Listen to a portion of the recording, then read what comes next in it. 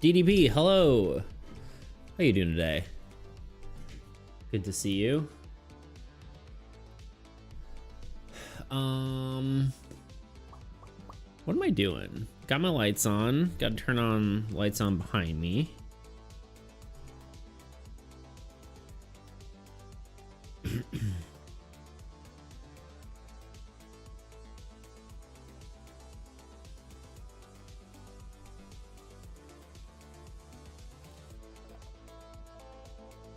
Testification, Dingus Mortimus, my dude. How you doing? Doing all right. How about you? I think I'm doing pretty good. I think I've, as my voice cracks. I think I'm, I was feeling crappy the past few whatevers. Like few streams, I feel like, and maybe like a few days even. And now I feel like I'm feeling a lot better. I don't know why. I don't know what changed, but I think I'm doing good. I think I'm excited for my in-person playtest on Thursday. I think that's gonna be fun. Hopefully. Assuming people show up. Imagine just no one shows up. And I'm just sitting there alone. I think at the very least, the event coordinator people have to be there, so. And they are, in theory, people from Break My Game, so. Almost no matter what, it'll be fine. Well, hello there. Hello, Toonie Wan Kenobi.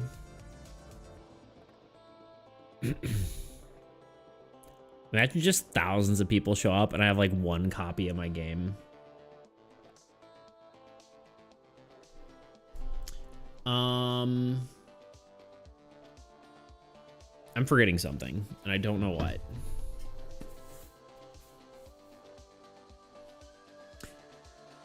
Imagine the building is packed as sardines as it can. Yeah, I don't think the venue would hold thousands of people. Like, what can you even do if 1 million people decide to play AAE in real life that day? Nothing. Send them my digital version that I'm vibe coding and be like, play this game and tell me what you think. Except it's not mobile optimized, so that wouldn't even work. All just stacked on top of each other. I mean, we have enough experience from our little guys. We can do this. I don't think that'd be fire code. Yeah. Especially because the entire building would just be surrounded. It's like probably handles like 50 people max. Like safely at least.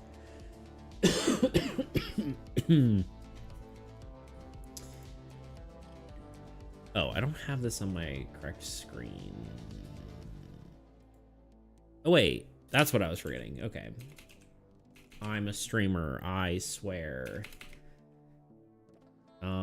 Social stream.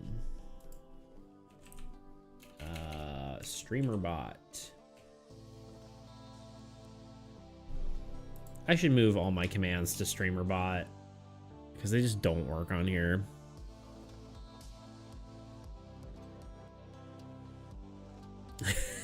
You're a vertical stacking pro, but horizontal stacking is where you lack experience. True, you're right.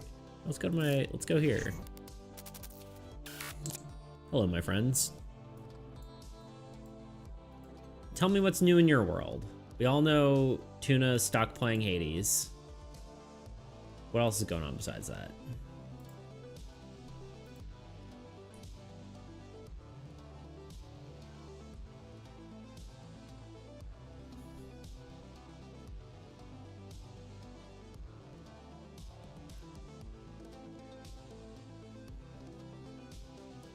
They can just play the water spell. True. Is that a spell? They can all, so they're all well stacked.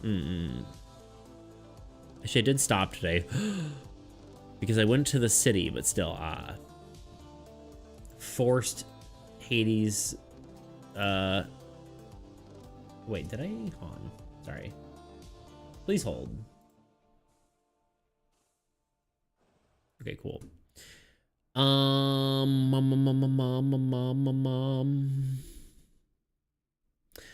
am doing basically nothing. Summer break. Yay! Hell yeah, dude. That's honestly, sometimes you need that, right?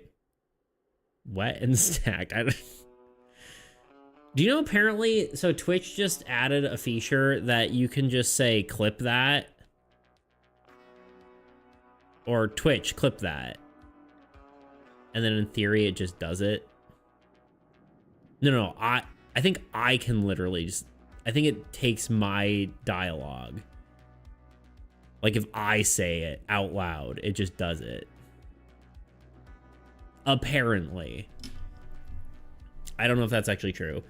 Is me or is the stream quiet? My mic is good. I think that's just you. I mean, maybe music's a smidge loud, which makes me sound quieter at the volume. I don't know. Well, music might be quiet. I mean, maybe. I don't know. The music usually is quiet, I feel like, but... I mean, I already said it, so I don't know if it actually worked. Oh. I don't know. We'll see. We'll try it when there's a...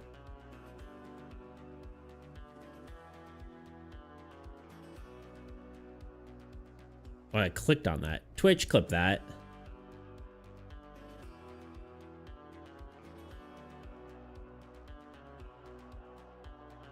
Nope. I don't know. There might be a cooldown on it as well.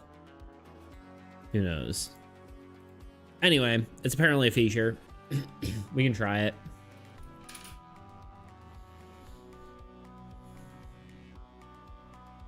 Kind of a cool idea, though. I do like that idea. Twitch is ghosting you. It sucks, bro. Yeah. Indeed it do.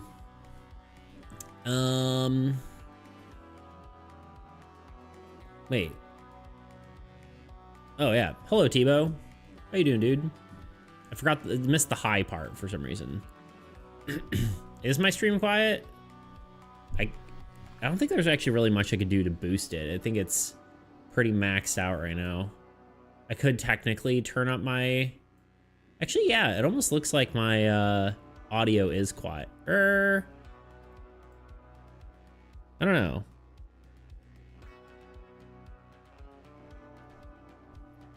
But my ers are broken. I mean, I can do like that. I don't know if that helps, but can put this closer to my face. Turn down my music here. Improve my audio quality. There we go.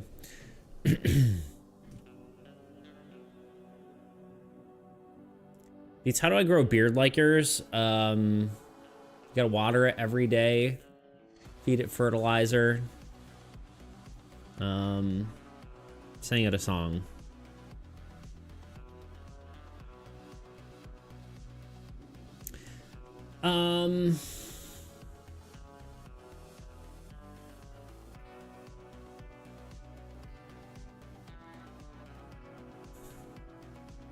I want that, and then just to shave the chin. It's gonna look whimsical. I have to like just like mutton chops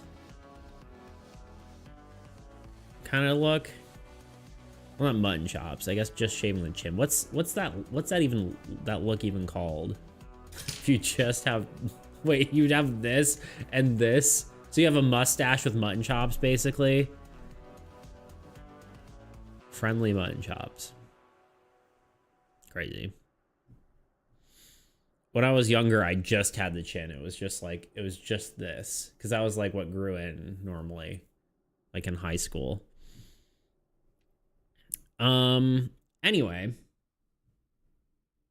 I didn't put out a schedule yet today. I meant to do that yesterday, but I don't know exactly what the plan is. Let's just go here, I suppose. Let's really quickly talk about that.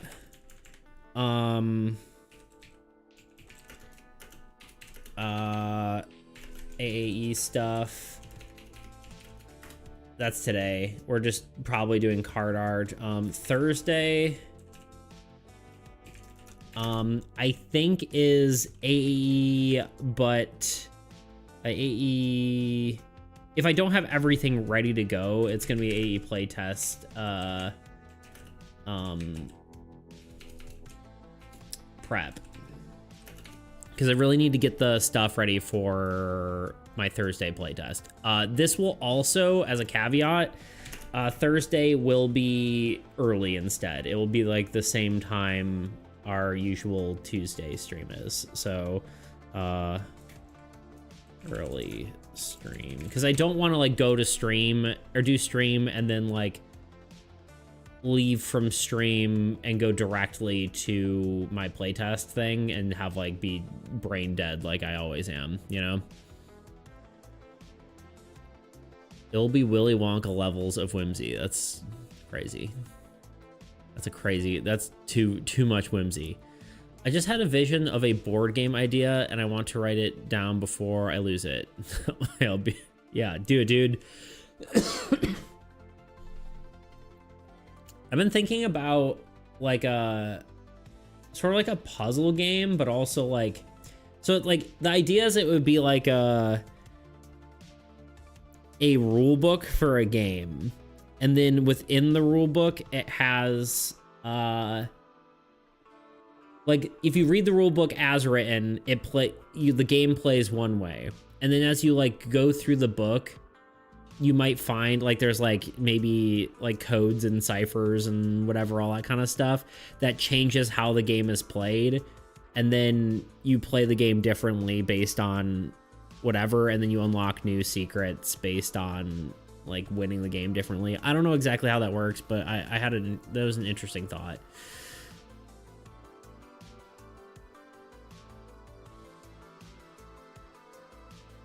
Also, you were all right last stream. I'm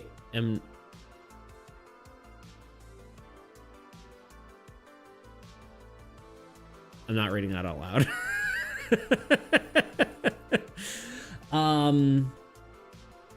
Yeah, no, last stream I actually was doing a lot better. I feel like it's just a mental thing.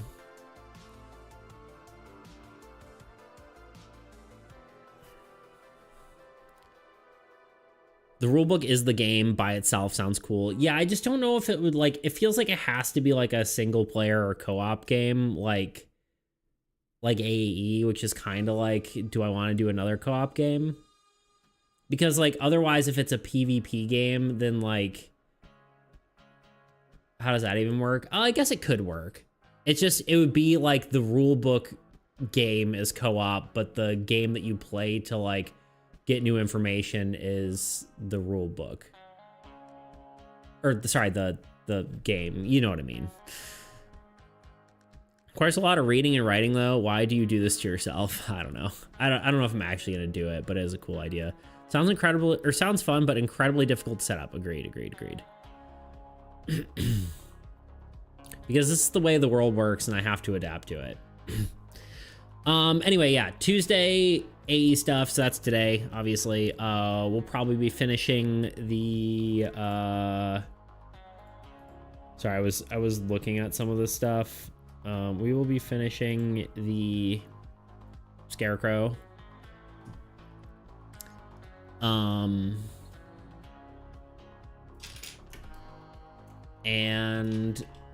yeah.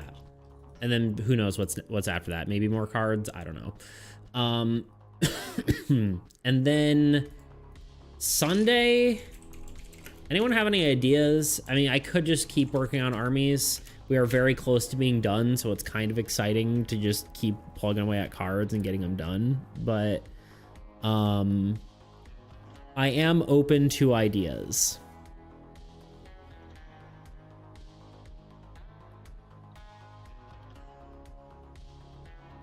Let me make sure I don't have anything going on this weekend. For some reason, all of a sudden, I'm like, wait, do I have something? Is something happening this weekend?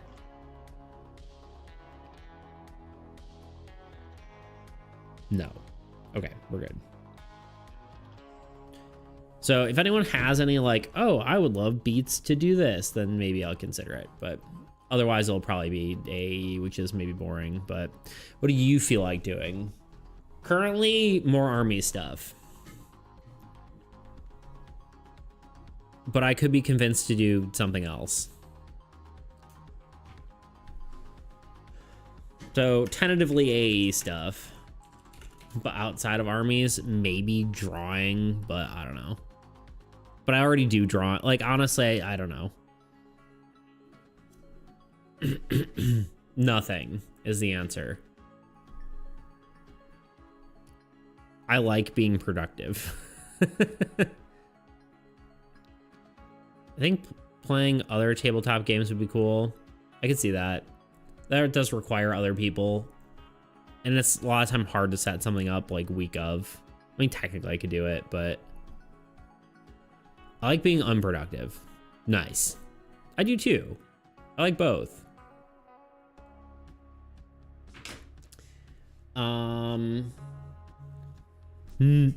Goes my phone. Sometimes it's nice to just lay the heck down. So you like both? So you like existing? No, I like both, but I like them at different times. When I am tired, I like not being productive. When I am not tired, I like being productive. Or at least I would like to like being not productive when I'm tired.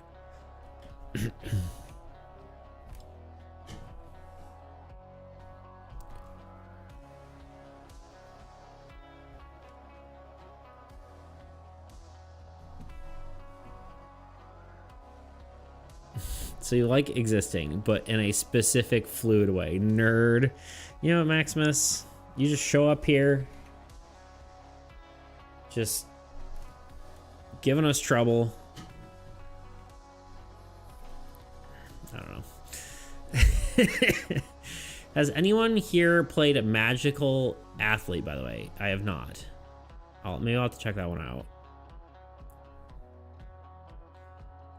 Look at this fellow over here. He says his mood and desires are always changing. What a nerd.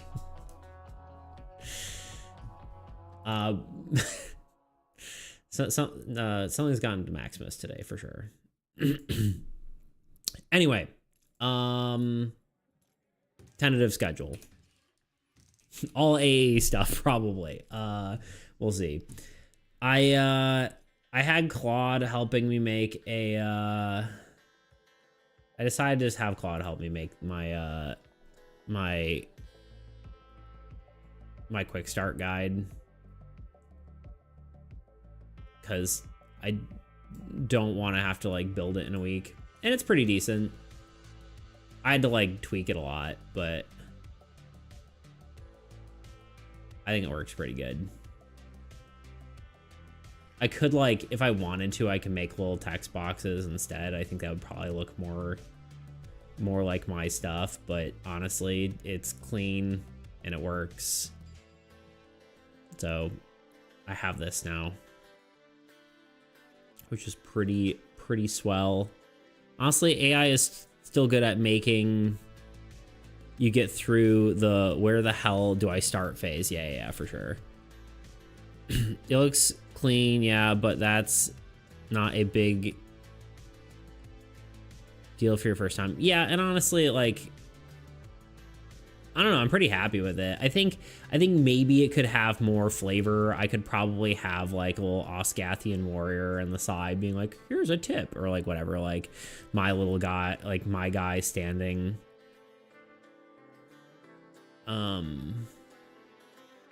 like somewhere on here, but for the most part, I think it looks pretty good.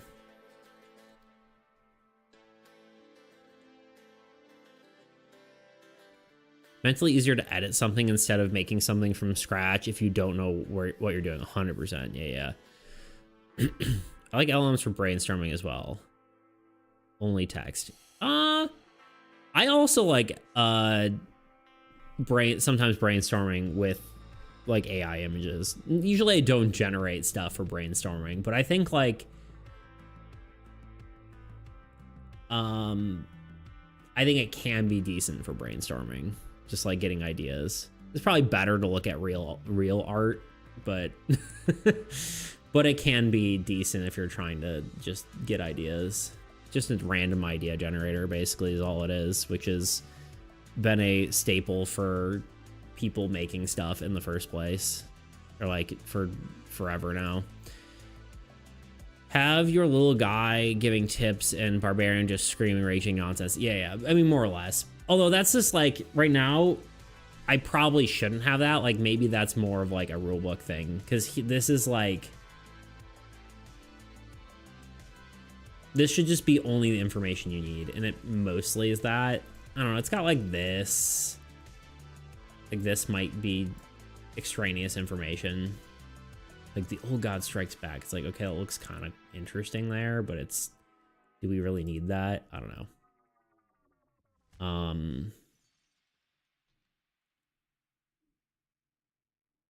I don't know. It's nice though. It's nice that it exists.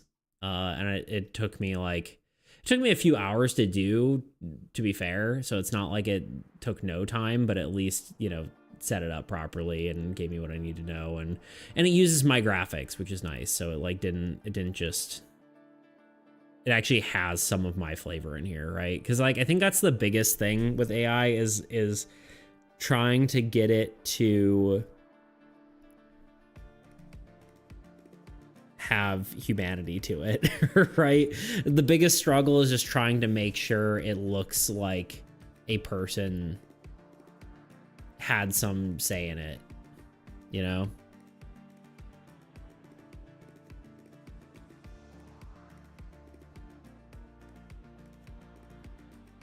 I use AI because building ideas through conversations is more fun, agreed. But that said, 99% of the time it spews complete circular garbage. Not this, yeah. It's not trash, it's discarded properly. Yes, indeed. And then you ask it if it's wrong and it goes, sorry, I wasn't, it wasn't that, it's this. Pretty much. Yeah, it definitely can be wrong, for sure. But yeah, anyway, it's nice to have that. I'll probably add this somewhere onto the Discord and stuff like that too for people to use if they want it. But it's nice to have. So actually, I want to make sure. Let me export this as a PDF.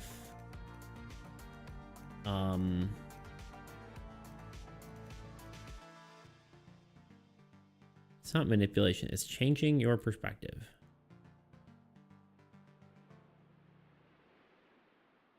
I read this as an AI man voice, dude. That's too good. So I'll do that. And then, yeah, past that though, haven't done really much else since last stream, so I think we're gonna go ahead and plug away at our scarecrow guy here.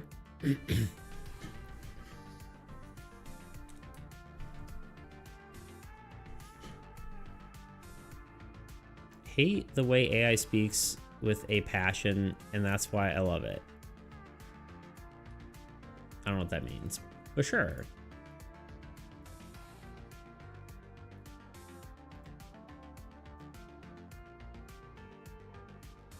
Like you hate that it has, like, it doesn't act like a robot.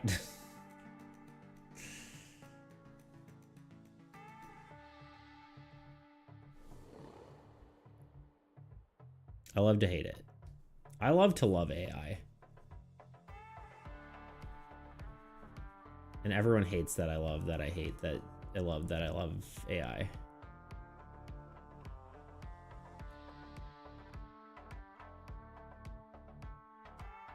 AI companies want their AI to be a free human slave so bad. It's true. Okay, lover boy. You know what? I don't even care.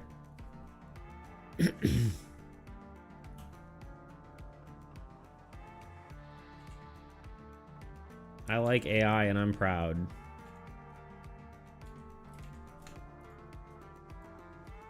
I've always liked robots though, so.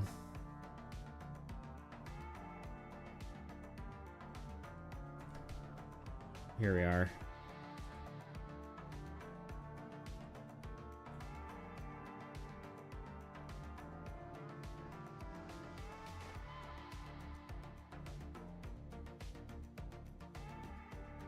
I think it's incredibly useful, honestly. It's just the biggest thing.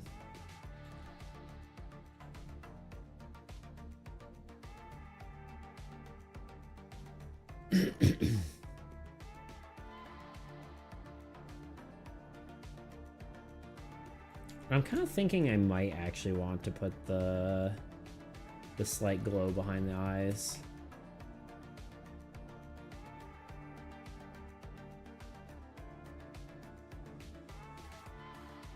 Also, hate how when I say AI, it's automatically assumed that it's an LLM and not literally anything else. Or on the flip side, people assume it's generative AI.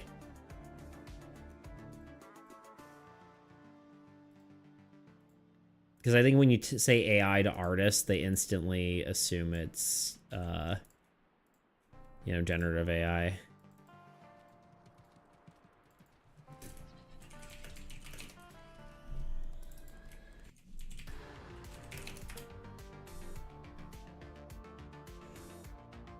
Saw a good video recently on irredeemable D&D villains. Broch, I don't know, the the hill giant king. Interesting. Yeah, but like, dude, AI I'm working on could be some enemies in a video game. True. Yeah, I didn't even think about that.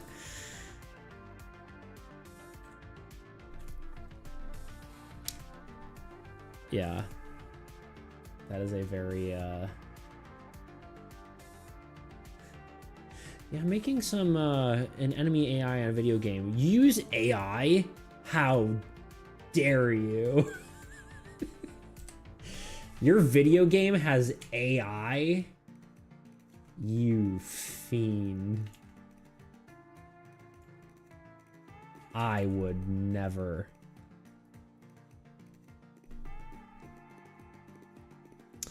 He kills purely because he loves watching people suffer. And I fell in love with that concept. I feel like that's not necessarily a new concept, I would say.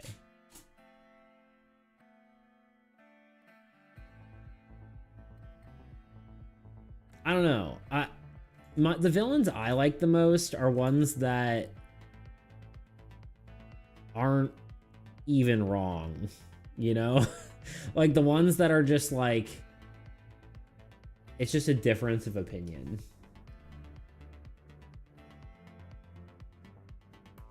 I think those are probably the best villains. Then again, I do like villains that are just pure evil for no reason, and it's just, you can shut your brain off and don't have to think about it as well.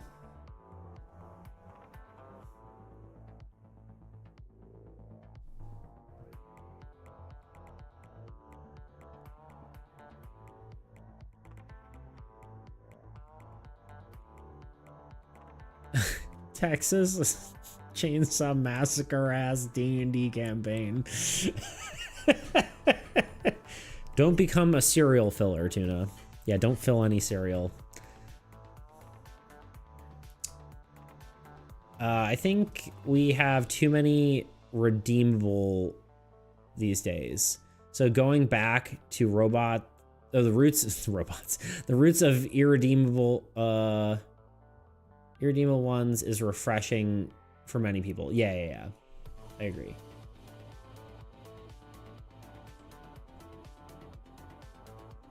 I think someone with a difference of opinion can still be irredeemable, though. Like, it's just as long as their logic checks out, right?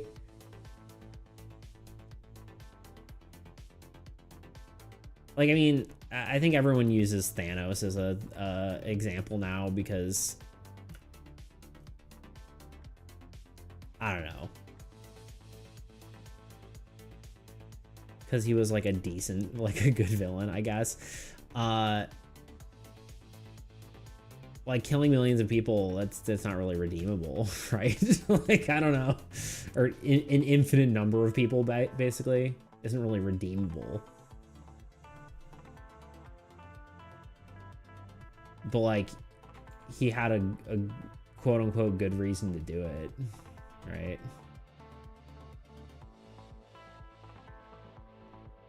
You know, my favorite part about that was there was like the Thanos was right subreddit, and it like nuked half its users. I thought that was funny.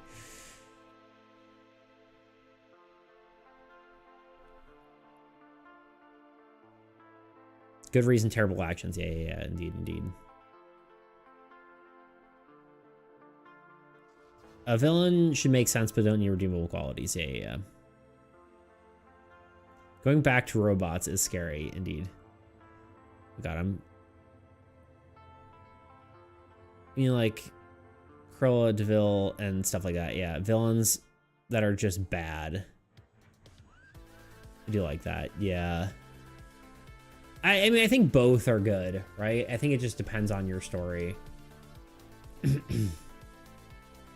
I think you probably should have potentially a mix, you know? What's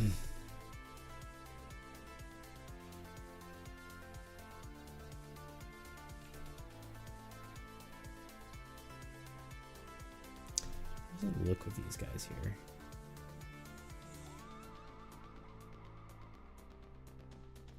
Okay, I'm trying to decide if I probably should just color in this whole spot as if it were hey. I'm probably gonna mute all these colors or make them darker later. I just kind of want a base of what they should look like and then go back and fix it.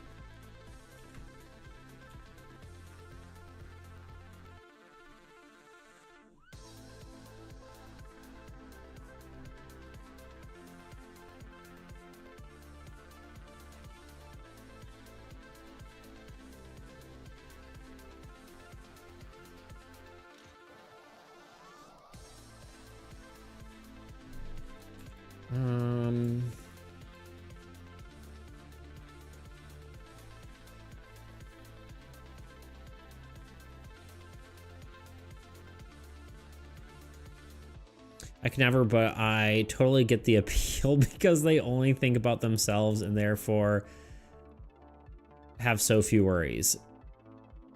I suppose. Narcissism. I feel like that's not true though. I feel like you still have worries even if you're a narcissist. It's just, I guess, about yourself, which is probably worse.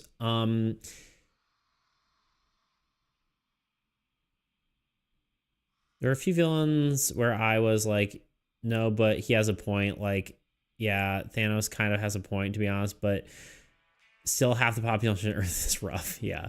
Or everywhere. The entire universe is even rougher. Thanos was dumb AF. He could have just built better infrastructure to support life. True.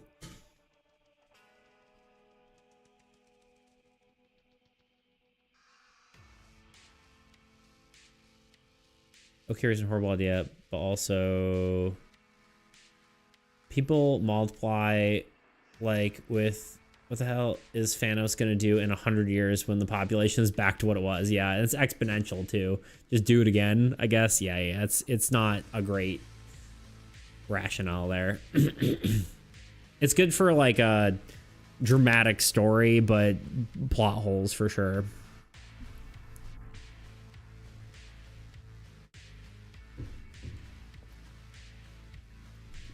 If this is easy as snapping once, I think it would, yeah. That's why I love Go Do Dolken from Gen or from I was about to read Genshin Impact from Gen V. His motivation is to get people to live up to their fullest potential, but if they break while he's challenging them, he's like they just didn't have it in them, and that's a lazy perspective that takes accountability for himself. Yeah. But his motivation at its core is very relatable to me. Yeah, that makes sense. Also, never really thought about it, but how extremely strong and of an item Infinity is it Infinity Gauntlet? Yeah, it is actually truly infinitely strong. Or could he make it so that fertility rates go down proportionally to the population count? Yeah, there you go. Oh yeah, I like that show as well, but if I had powers, I'd be the one like, oh, or how much can I do? I got frustrated like, but just try it. I'm out of the context of the show, but yeah, you ain't got that dog in you, shoots you in the head. You ain't got that dog in you. To raise people up, you need to look at everyone at an individualistic level and think about what will work for them specifically, hence why we have therapists. True. Yeah, it's not a universal answer, unfortunately. I feel like maybe this color. Yeah. I guess it's kind of skin tone, which is maybe creepy, but again, this will all be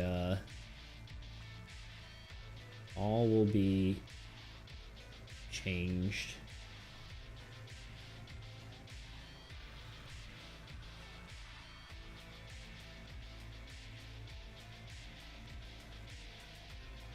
It'll all be much darker.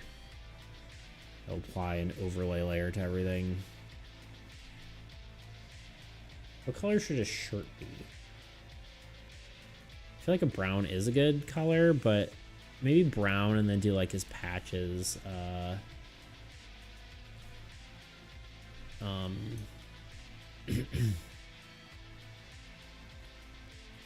His patches can be like maybe green or something. Or maybe a color that fits the palette better, because the guys are purple right now. I don't know, we'll see.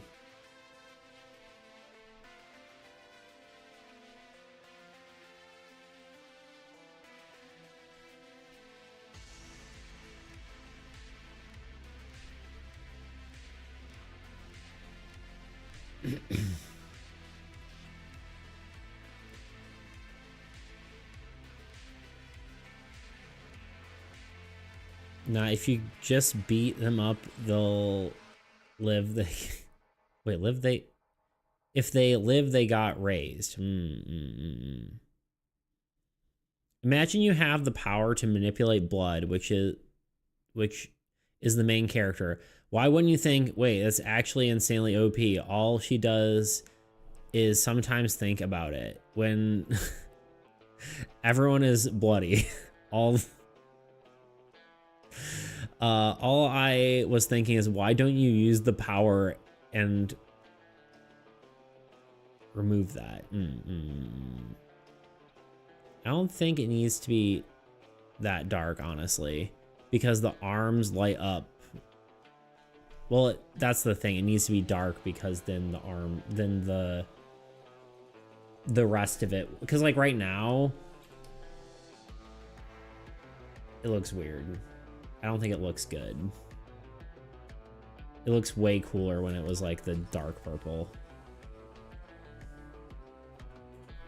But just you wait and see, my fair feathered friend.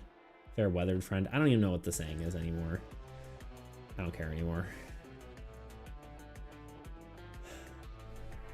It's gonna be hard to read chat all day. I need to, honestly, I think I really probably should do something like a, text to speech, but I just feel like it like removes so much personality from just like streaming. It's just like, if I'm just listening to a thing going, oh yeah, yeah, unless you guys hear it, but I feel like it'd be annoying for you guys to hear it all the time. So it's just like, I don't know the solution there.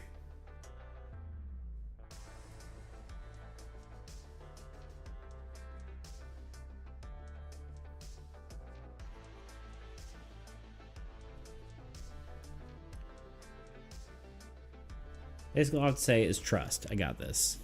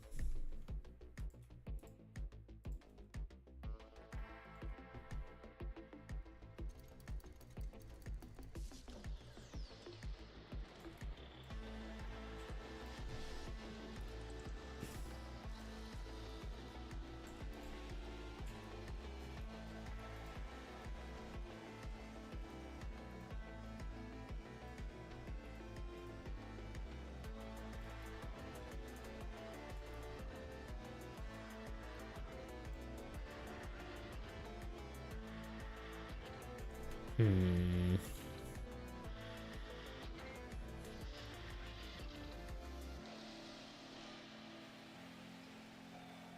mean, you can just give anyone a heart attack at any time. Fair.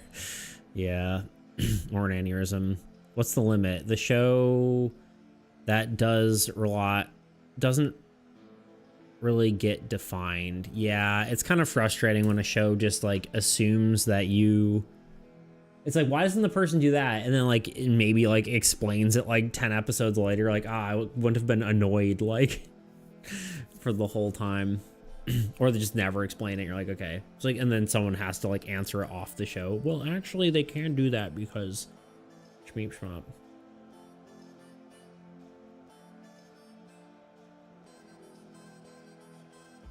Just break them in medulla oblongata on the spine and kill them instantly. Yes. Murder. I think it's mostly because Marie is just a regular kid who has these powers forced upon her.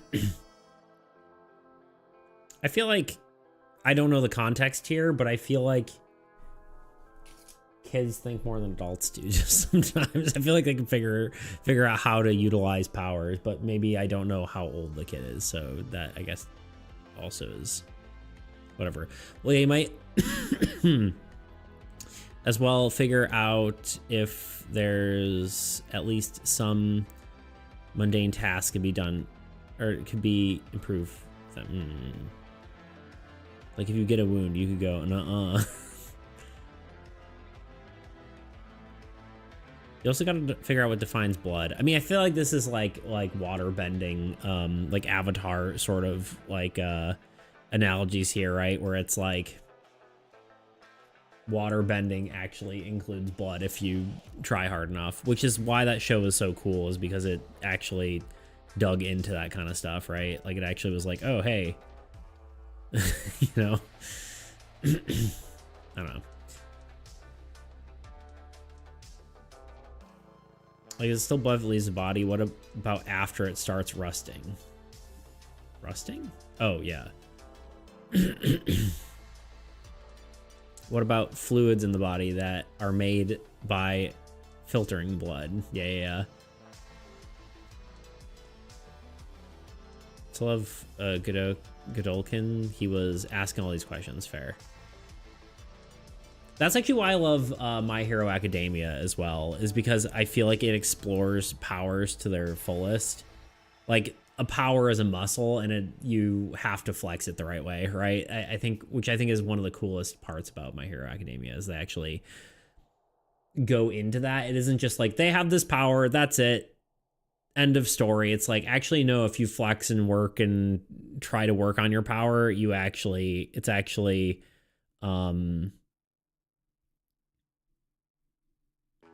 it actually, you can improve it and change it. If it's filter fluid isn't blood, it's the leftover stuff blood. The character and the twist as well. He's controlling red blood cells. If so, what cells that haven't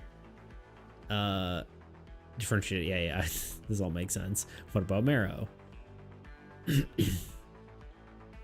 gonna read these, but I'm not gonna read them out loud. I'm gonna skim so I can catch up. There's a dude who I think near the start of the show went, someone burnt himself using his power. Like, that's just the kind of thing that makes me like the show, when superpowers aren't just seen as fighting powers, they're part of the character. Yeah. I mean, Avatar had clearly defined rules about what it's controlling, and it's controlling water and blood. We don't know what this kid is controlling here. We just know that the blood included somehow. Yeah. Yeah, for sure. Yeah, that's something that should be explored if it can be, or like at least defined. Sometimes you don't need to define it either. Harry Potter is great. Yeah, I guess that's true. Example that J.K. Rowling did not make a cohesive magic system if you really look at it. Yeah, it's a light magic system. It's not like actually super well defined, which is fine. I think, yeah, this is literally what Dingus is probably about to explain. There's basically two ways to make a magic system. Either you explain how everything works and you explore those themes, or you make it mystical and wondrous. Both can be good. Yeah. Toph's invents metal bending. Firebenders invent lightning.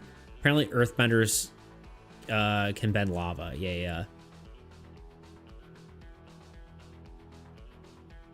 That was the cool part about Korra's. They actually really explored that, but I didn't really like the show otherwise. Very unfortunately.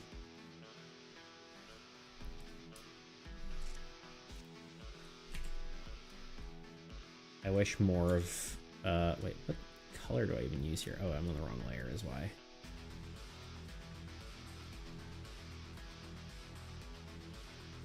Oh yeah, it doesn't show up then, does it?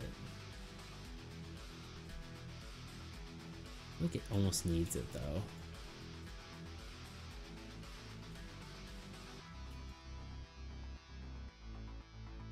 Maybe it just needs it here.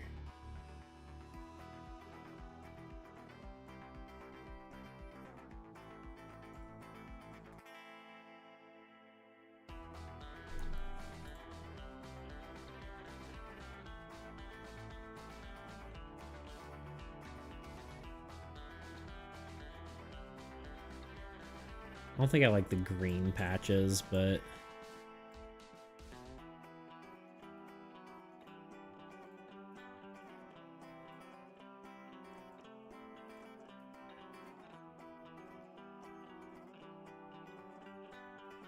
I also feel like I want to do like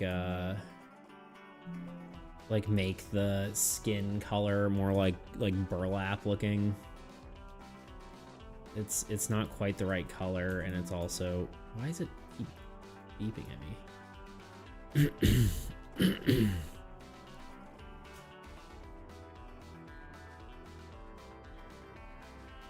One leaves you trying to design the anatomy of a dragon, while the other gives you a weird, mysterious elf magic. Yeah.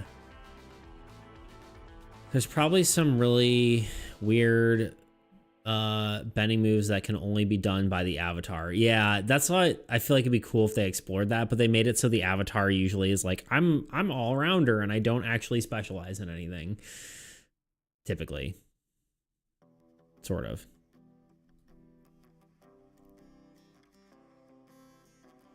How close are we to add 14 minutes? We are not focused, am I?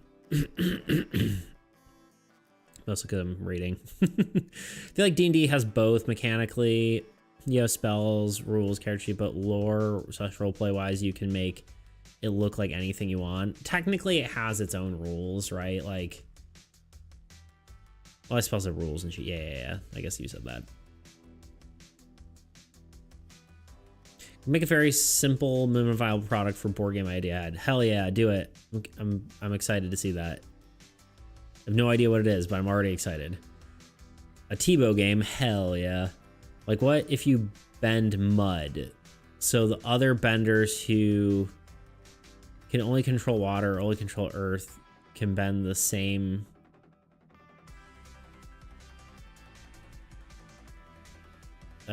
Can't bend it at the same efficiency, therefore the struggle defending against you. Yeah, right?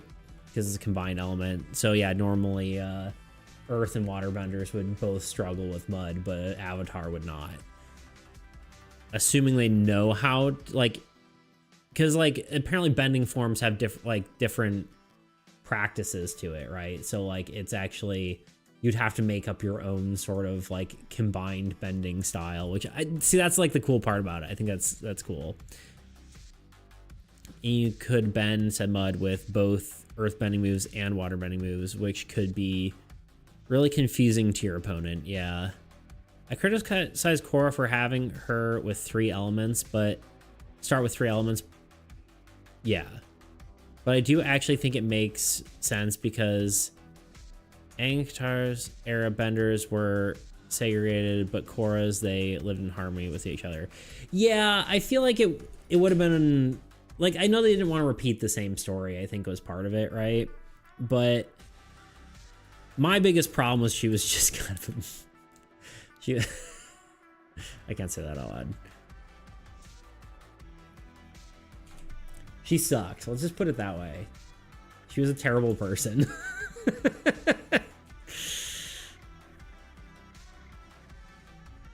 It's gonna use more, I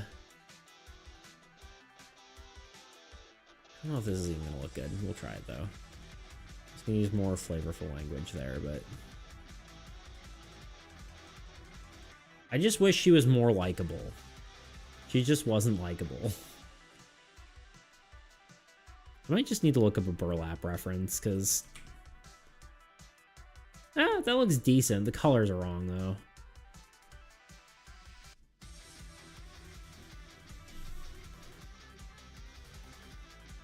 Best thing about Avatar is the animals, though. Yeah, they're cool. Yeah, I really wanted to like Korra more, but okay, this looks terrifying. But not in a good way. Burlap.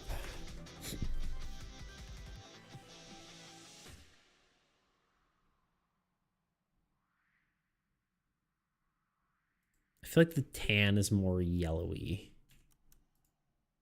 Maybe I just color picker it. Whoop.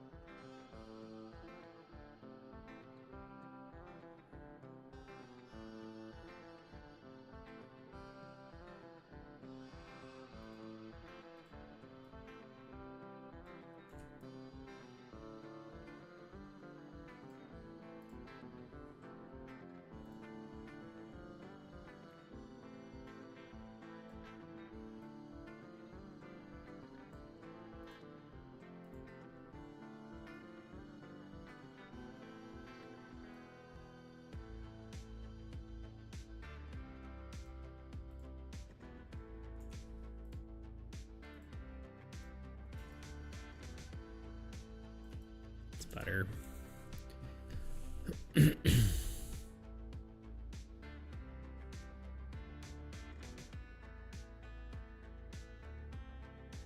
Best thing about Avatar, or I started watching the new live action season, but forgot to continue. Oh, isn't there the new animated one's coming out, right? You didn't like her because she was a woman? I always think people are gonna be like, what, because she was gay? Or bi, I guess, technically. But no, because she's just insufferable. Why aren't you helping me? Because you told me not to help you. God, you never support me. Okay. Maybe. I don't know, it's like that kind of stuff. I'm like, I can't handle this. Why is she so unlikable? I don't know. That was like the whole show.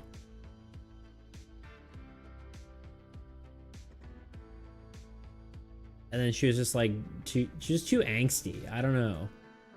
Like, there's something like, yeah, maybe like an actual, like, there's a funny thing I find in storytelling is like, there's characters who are,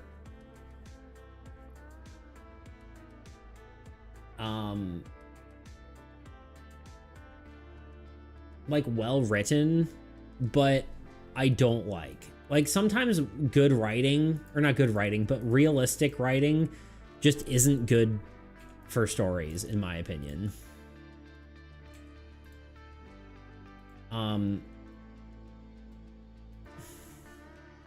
Misogyny sounds like a classic woman ally. It's funny.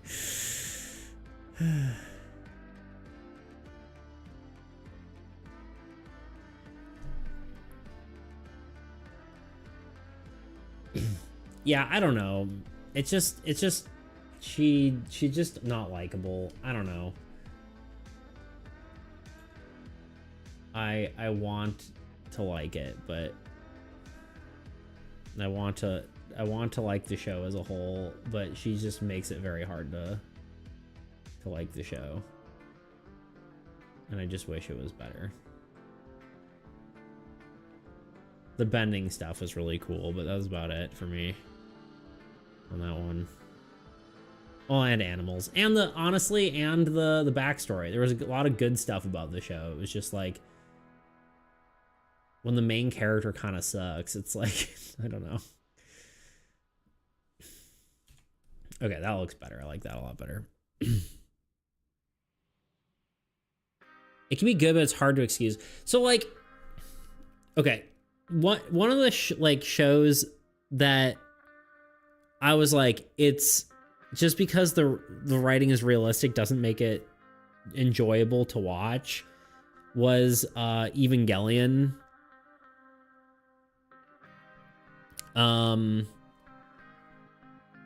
Because it's like a well-written show in the sense that like a human person will continue to go through the same struggles over and over and over again. Just because you overcome your struggles does not mean you have, like, just because you're like, oh, I did the thing one time, right? Like, I overcame my struggles this one time. I'm good now. It's like, that's not how life works, right? You're like, okay, I overcame once. Okay, now I have to do it again and again and again. But the problem with that as like a show you watch is that it is incredibly painful. It's like, I don't actually enjoy watching this. Maybe that's my perspective. I don't know, but I also don't understand. I don't know. I don't know.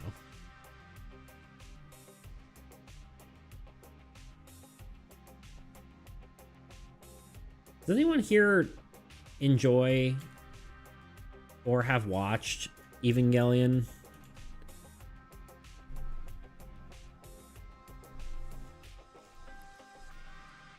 Because personally, I don't fully understand it. I don't know what layer I put that on. Oh, it's just on that layer. Watch not finished. And your thoughts?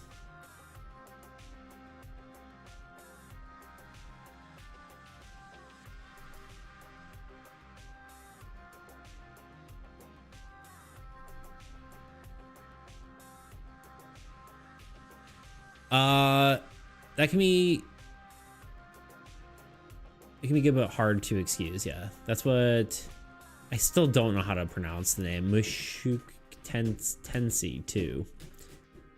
But it's even worse. Yeah, 100%. Right. There's like enjoyable qualities, but it's hard to overcome the shit. There we go. I'm liking this better. We also need to just do individual shadows. Like, that's probably the first thing to do. Well, actually, first thing is probably light. Because, like, I don't know. Hey, hey, hey, hey! All right, it's just scratching my thing. Probably shouldn't yell at my cat like that. People are gonna think I'm a terrible person. Hi, love. Where are you going? Where do you think you're going? Hey, that's my carpet. Yeah, we're gonna need to cut your nails because you keep attacking my stuff. And believe it or not, I don't like it.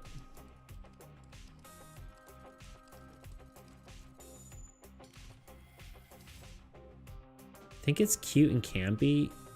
Wait. In nice ways, like episode where Sona and Shinji learn to work together, but it shifts into more dark and realistic beats, which is hit or miss. I also didn't watch, I watched the old version of it. I don't know if that's any different than like the new version of it. I think that's part of like why I liked it, is because there was like, it got way too dark for me though. It was kind of like, it did some of like some anime really love the like the tone shift, and then like it just keeps getting worse and worse. I like I don't deny I like a good tone shift sometimes, but it can't stay there. And a lot of anime do that. It's like, oh, here's this nice, happy, peaceful show, and then all of a sudden it gets like dark and depressing. It's like, I can't do it. It like stays that way. It's like, okay, you've set my expectation by the beginning of the show, and then you continue to devolve it into something much more horrific, and that I don't like. I think a tone is setting an expectation for a viewer to watch, and then the more you betray that tone, the less good it is, like as far as like what you're doing. I know some people like it, clearly they do, but I don't know, I hate it. New version of Evangelion? I think there's different versions. Am I mistaken? I thought they like redid it.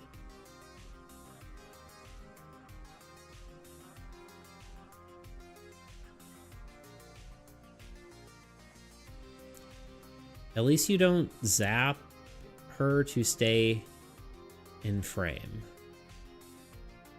I don't understand this reference. I don't know. Dude, the more you talk about your preference, the more I'm motivated to get you watch JoJo. I feel like I probably would like it, to be honest.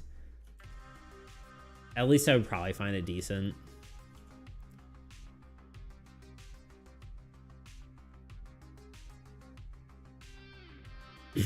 Although you go like, yeah, I liked it, and then I'd be like, I live for it and love it with all my heart and change my life, and it's peak and I can't get enough of it. Yeah, more or less.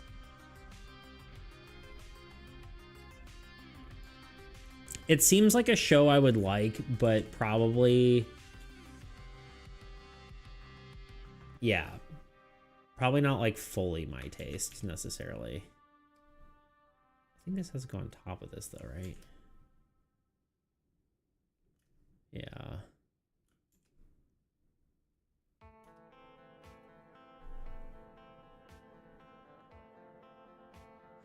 Oh, Zach. Okay, sorry. Okay, I was thinking that reference too. I'll come back and we'll talk about that. Okay, I gotcha. Sorry, I forgot I lost the context window on that. Let me, I'll be right back.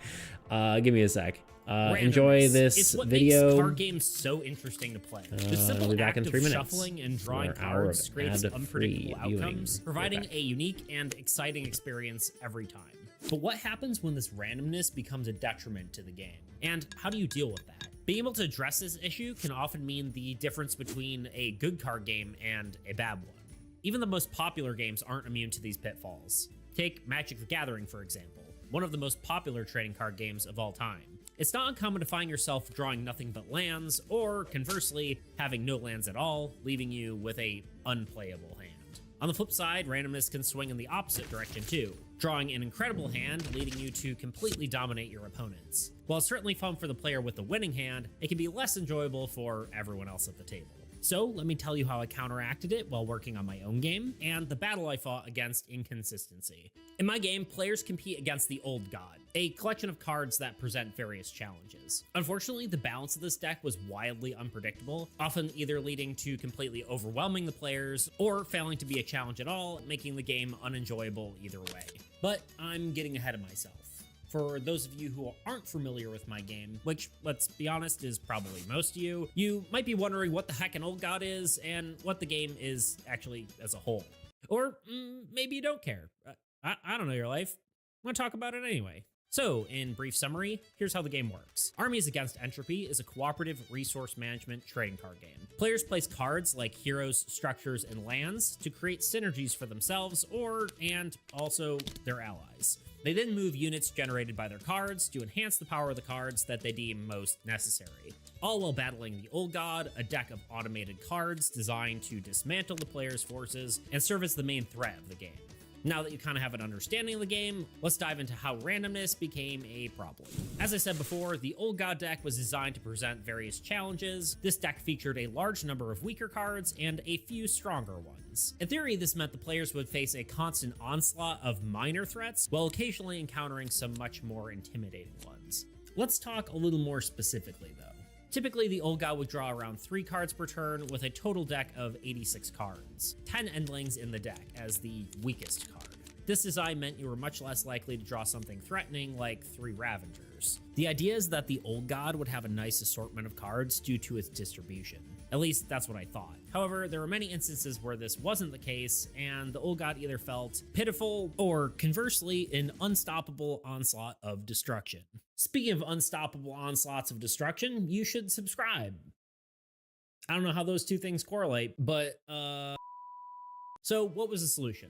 Well, this came to me while I was trying to fix an entirely different problem, and that problem was the Abyssal Horde card. This card was a hell of my own making, and the bane of my existence for so many different reasons. But the main one that we'll be focusing on today was trying to solve an issue where it would gain in power every attack. Units were how the player gained power, but we didn't really want a similar mechanic for the Old God because we didn't really want to figure out how these units would be allocated each turn. The Abyssal Horde was somewhat of an exception to this rule, as it stole units from player cards. While this is a cool idea, it kind of fundamentally broke the game. Instead, we wanted to find another way for this card to gain in power using a different mechanic, while still sort of keeping the same identity. We had considered making the Abyssal Horde card duplicate itself with every attack, which could work well. However, that mechanic felt a little more suited to a digital version of the game rather than a physical one. And while I do have aspirations to make a digital version of this game down the line, I really want to make this game more functional for both formats. So the solution was a drastic one. Remember the Endling I mentioned earlier, the weakest card in the deck? Well, we removed it from the main deck completely and put it in its own entirely new deck called the Minion deck. Are you kidding me? Did you ever consider how the Endling would feel about this? Being displaced from its home? What? No, it's a good thing. It helps. Wait, did you gain sentience? Yeah. What of it, Nathaniel? What? No, it's nothing. It's just how? How? Oh, yeah. I don't know. I can also do this. Yeah. Honestly, I'm not sure whether I should be impressed or terrified. You should be afraid after what you did to those Endlings. Oh, come on. You've literally read the script yourself. Like, you know what's going to happen. I just prefer to live in the moment, actually. So, whatever. Can I just keep reading? Fine, whatever. Okay, anyway, moving the Endlings to its own deck allowed the Abyssal Horde to spawn these cards every time it attacked, enabling the Old God's forces to gain in power with each strike. But the best part about adding minions this way was it meant that it could be used in other applications as well, fixing the overarching problem of the game, allowing the Endlings to be with all their other minion friends. All right, Nathaniel. Stop saying that like it's not your name too. Is it? Yeah. Well, I think. Yeah. I don't care. Let's just keep reading. Of course, the main one was addressing randomness in the game by introducing a separate minion deck. The old guy could draw from. Look what I found.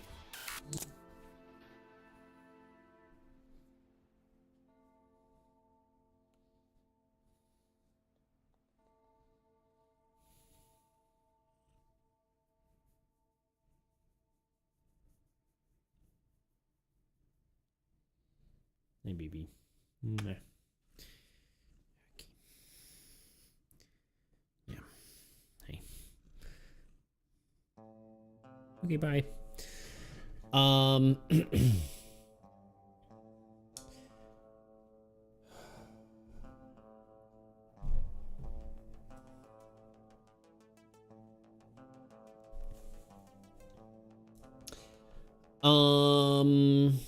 Think you're doing some sure. Oh, Hassan. Yeah. No. Yeah. No, I know the reference. I actually watched like some of the drama videos because I was curious what it was. But I just lost the context when you mentioned the Zap thing. I was like, what? I thought we were talking about anime for a second. I was like, huh? What? No, but yeah. I watched the drama on that, and it basically just seems like the only real issue with it. I mean, obviously, like, I don't know, you may have your take on shock collars, whatever it may be, but the real problem was he was just lying about it. It was the real problem. JoJo's extremely me-coded. Yeah, for sure, it seems like it. Cars is one of the hottest characters in fiction, period. Change my mind. I'm scared. Nah, that's fair. Fair enough. I could see it.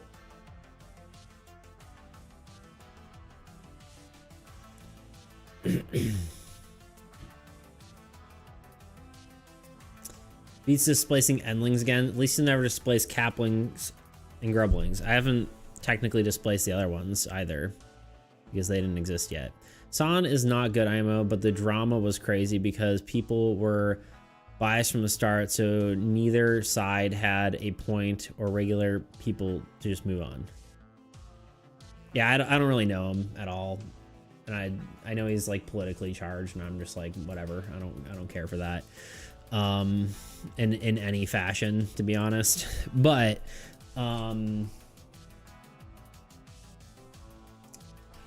yeah, it most of the drama just honestly seemed like it stemmed from him just lying. It's like, you should just told the truth. Yeah, I was using a shock collar. The end. End of drama.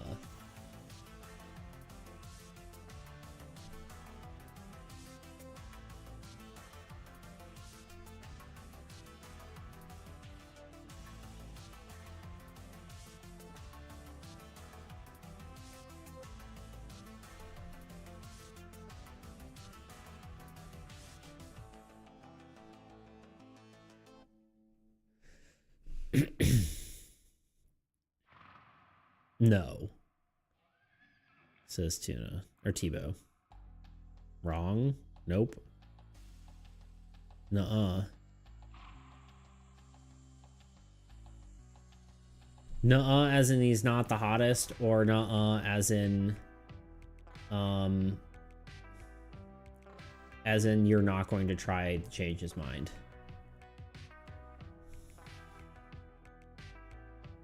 So because his dog was literally posted on a profile of a trainer who uses shock collars with a shock collar around her neck weeks later. No, he was just lying about it, and that's literally the only reason the drama was a thing. He was like, no, it's not, and it's like there was so much evidence against him, and everyone's like, why are you lying? He's like, I'm not lying. It's not whatever. Blah blah. And it's like, okay. Honestly, no one would have cared when like, Yeah, no, I trained my dog with a shock collar. Yeah, I probably shouldn't have used it at that time because she was literally doing nothing. Drama over. But instead he had to drag it out for forever. But at the point, like, he could have told the truth, it was too late. So here we are. Anyway, I don't really care. It was interesting to watch. I was like, drama frog, cereal. Or whatever you eat while watching drama.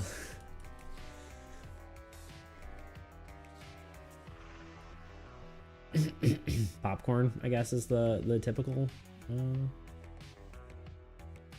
typical food to eat while watching drama. But I was eating like with a spoon, so I feel like that's, you know. Anyway, here we are. Now I think the problem I'm having with this right now is this is just not any sort of blend mode. Add is gonna be too much. I think probably like a soft light. It doesn't really do too much, but it's enough to give it some flavor there. That's looking a lot better. I think the background needs to change too. Not the hottest character ever in fiction. All right, Tebow, let's hear it. Let's hear your counter argument. He's the hottest, protects animals, loves his family, fights Nazis. Although Nazis are the good guys in JoJo. What? Okay. Huh?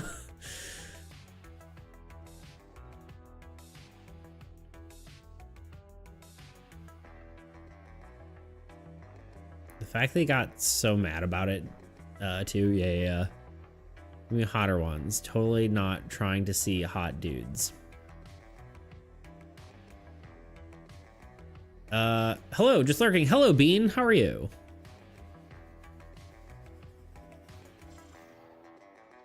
It's good to see you. Bean! What are you doing? You guys seen that video? We haven't really actually talked about this in a while.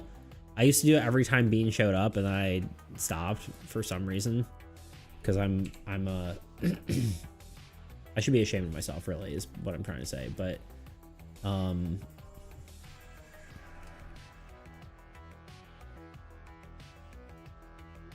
basically anyone from Vox Machina or Mighty Nine. Fair, yeah.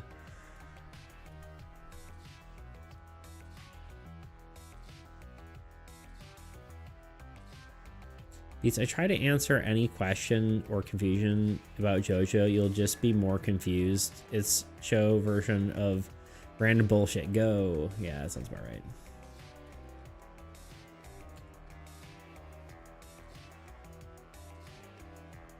I feel like there needs to just be more contrast here. Maybe we'll just do one more like large.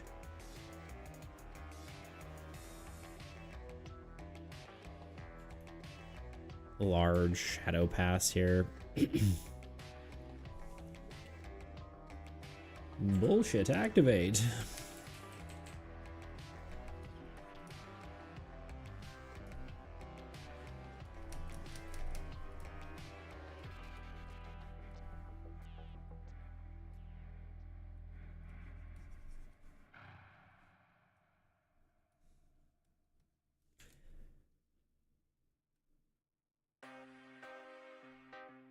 There we go. I think I like that.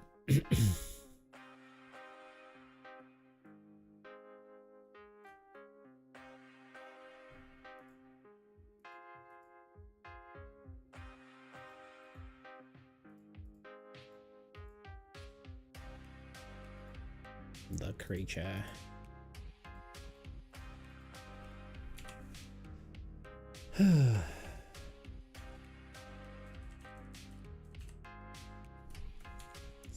Oh, honestly, that kind of looks cool.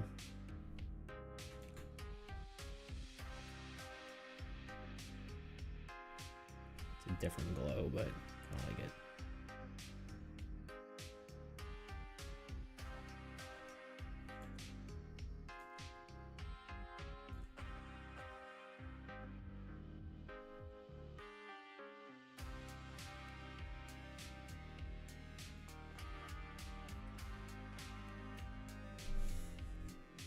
It's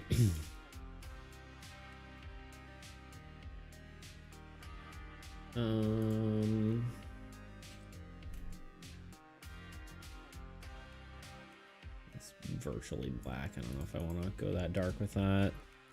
What do you guys think? Do you think I should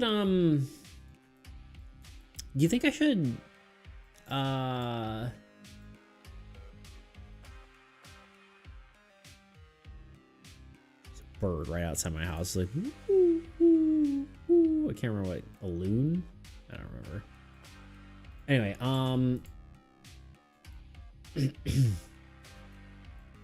Zach, what was I just saying? Oh, what do you think I should bring to my playtest? What do you guys think? I've got, I think you should, but maybe, what do you think I should bring to my playtest? Bring me, okay. I'll fly you out. It'll be super worth it for me, money-wise.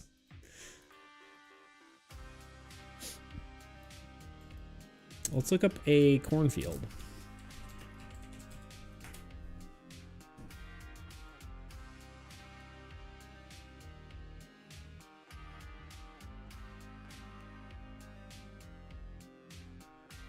What do you mean bring? I am going to a in-person playtest.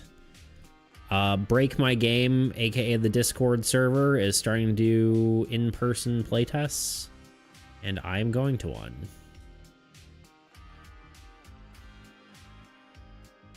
So. Oh, heck yeah. Yeah, right? The foil cards for sure. So, I mean, I did make Han.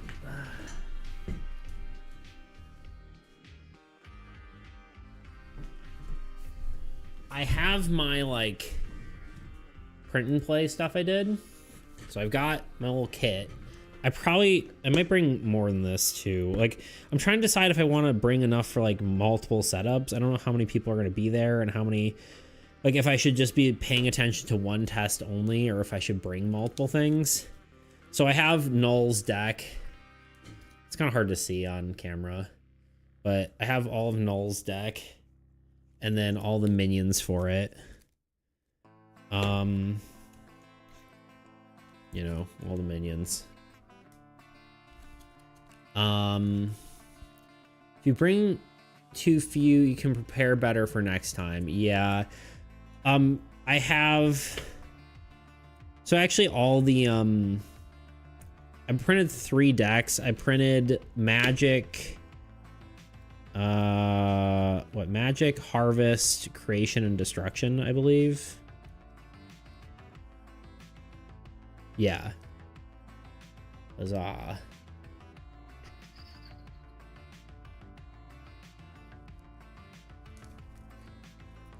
That's 4 decks. Well, I printed 4 of my decks and then, or 4 of my decks, 4 player decks, and I only have 1 Old God deck. What did I say? Did I say Null? I was tempted to also print out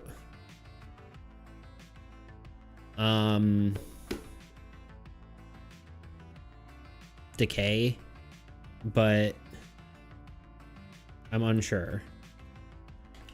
I've got extra card sleeves. Oh yeah, and these decks also have, like, the player decks also have like a few choice cards that are hollow. I don't know.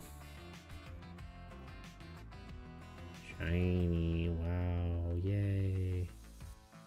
You said 3 decks, but I'm messing with you, whatever. Ah, okay, gotcha. I don't know what I said, to be honest. The cool part about this kit, or like this deck, is I actually have the unit counters, or just chips in here. But I do also have like full-size poker chips because they're a little easier to play with, so I'll probably bring those too. Should bring 2 Inui to... wait. You should bring 2 Inui, the Pennsylvanians. Yeah, they are not near me. They are not close.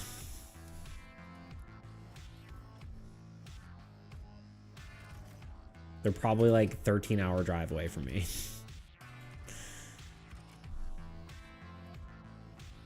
Quick, triangulate his location. I'm just kidding, that's just a general guess. I don't actually know.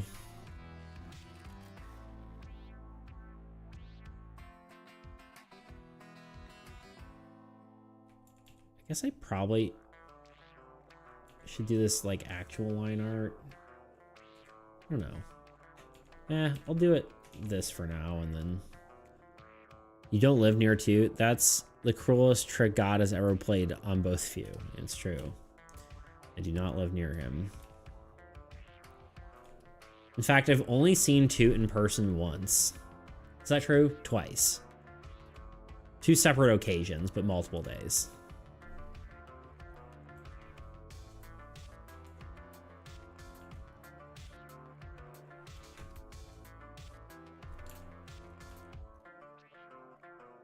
It was for the sake of his marriage, I guess. He was practically already married by the time I met him. If he wasn't already. Was he married? I don't know. That's unacceptable. This castle is in unacceptable condition. Okay. Corn stalks are relatively straight, it seems. It's a little sushi's at the top. And then sort of this shaped leaf. I should know because I grew up on corn. And I kind of do know. It's just nice to see a reference.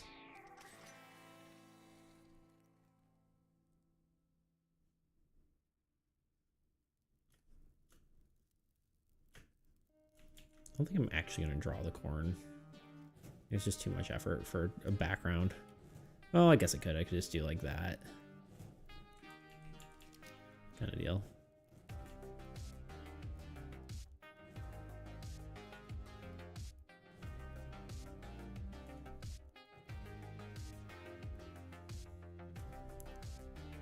Because of course you grew up on corn. Dude, you don't even understand.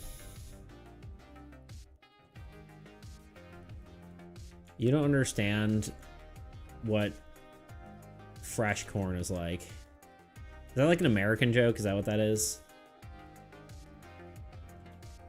America, fresh corn. Sorry, we're good at agriculture. I don't know.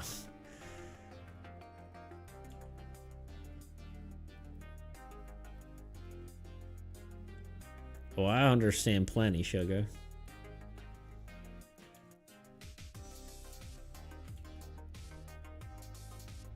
Here had like truly like fresh corn, like right off the stalk. Cause man, I tell you what.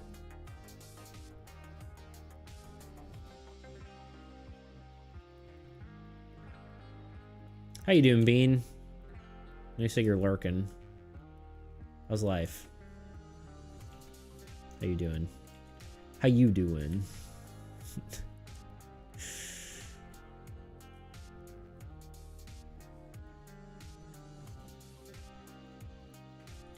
It's like these are all in like the same plane, which is probably bad to draw it this way, but I think that's kind of how corn is planted, so it's kind of okay. And we'll just do variations in the distance as well. I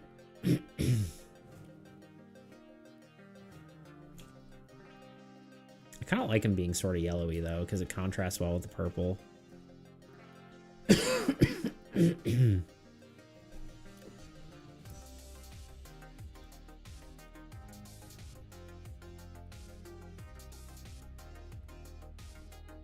Okay, anyway, yeah, I bring my cards. Should I bring two Old God decks though? I'm tempted to print Decay and just have it.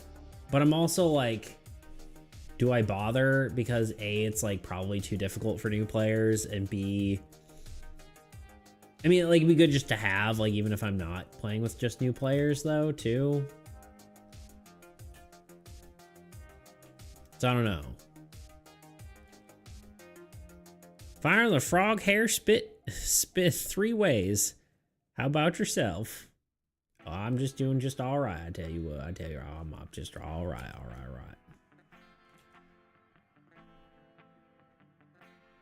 I'm doing pretty good.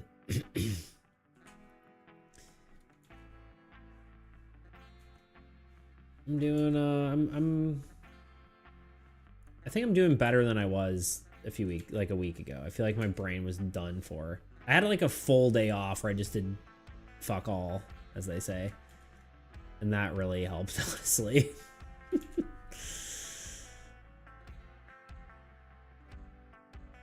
You know who you could be? Beats. Stinky Pete. Thanks, dude. I appreciate you saying that about me. Appreciate you calling me stinky.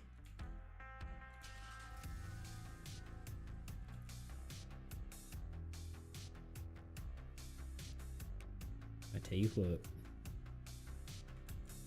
Darn tootin'. Like that kind of voice, right? Is that? I can't remember how Stinky Pete sounds.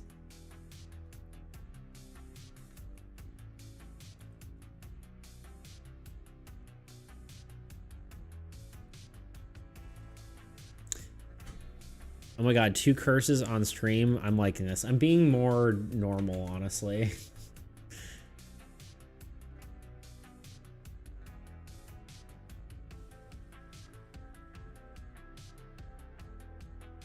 Not, oh god. Patua? You stinky? Fua?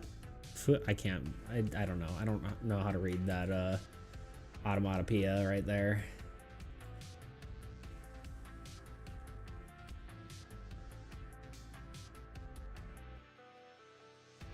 I'd say let your hair down, but you can force me to do the closest thing if you really want to.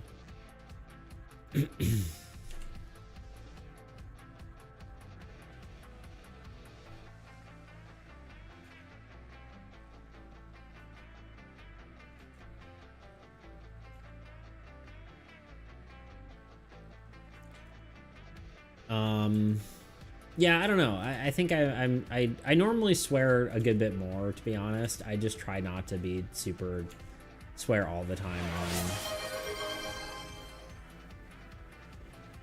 Still pretty shaveded. I'm trying to be well groomed. I've got to do stuff in person, you know.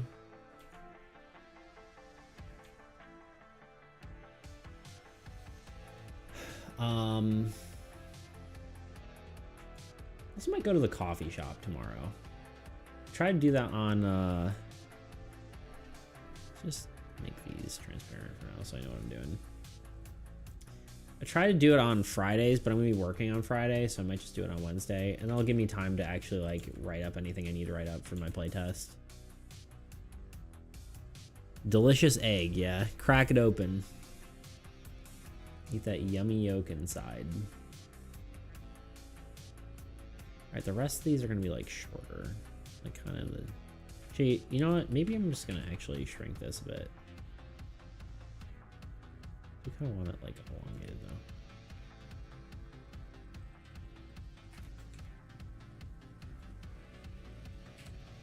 Shrink my pen size one. Yeah. Which I guess it should be kind of... I'll do it like that. Yeah, normally I swear honestly a lot more, and I'm kind of more unhinged, I would say. But I try to be more tame on stream, to be honest. I kind of act a little bit more like how I would around like strangers or people I'm trying to not like offend. Or I don't know, I'm just being more polite, I guess, is how I act on stream.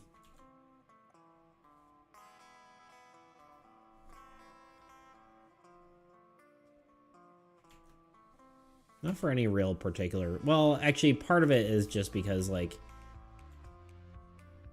YouTube censorship and all that kind of stuff, but And also, like, we don't really as much anymore, but we used to have, like, younger kids on here, which was both annoying and good. Like, it was cool because, like, you know, it feels, like, accessible, but also at the same time, there were definitely some stinkers, you know?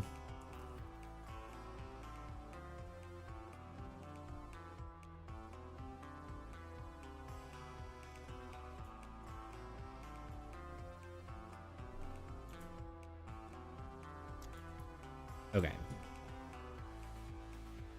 Honestly, I think I might just leave these this color. I'll probably fill them in, I guess.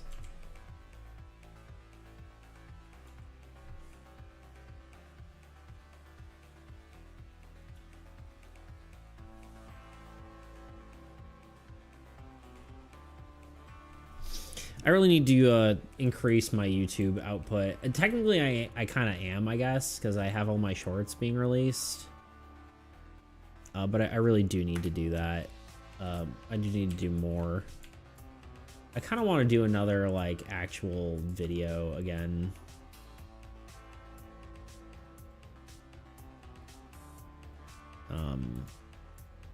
Like a real full actual Beats Creations video. I'm starting to gain the confidence to try again. There's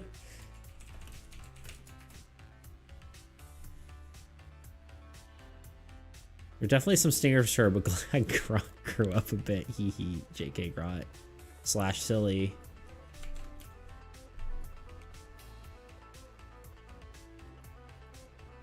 I mean, Grot is the youngest. Grot just has a flair for the dramatic, okay?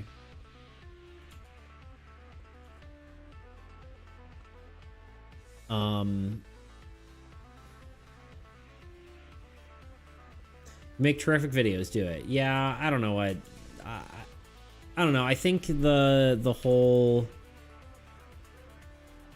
Just like the stress of making a video and then oh, there's a lot of elements, honestly, because it was very stressful because I'd release a video and then I'd feel like horrible if it performed poorly and all that kind of dumb stuff, and it was like super, like I would not get much sleep and it was just not great. Maybe like this. Why does it look the same? Probably is the same. Maybe like but that's not right. Sorry, wrong button. Have I literally been on this camera the whole time? How come nobody told me? I'm drawing. I've been drawing.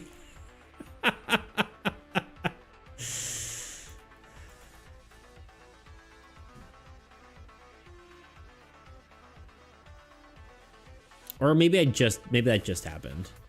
That just happened. Maybe I accidentally hit a command that did that. I don't know what's happening anymore. Everyone's just lurking anyway, probably. Damn. Oh, you just wanted to see my bald head for a while. I was enjoying your face. Aw. I appreciate it.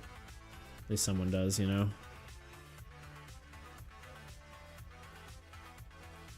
Okay, I think I just need this color, but like darker.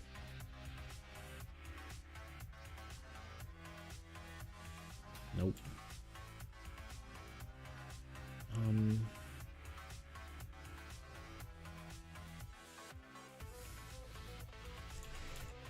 But yeah, it was very stressful, and I let my self-worth be deemed by my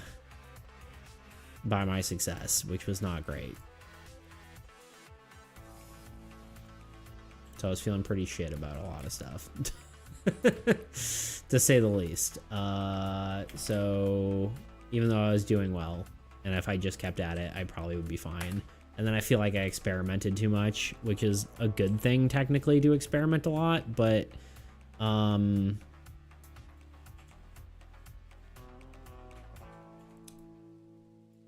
it also can be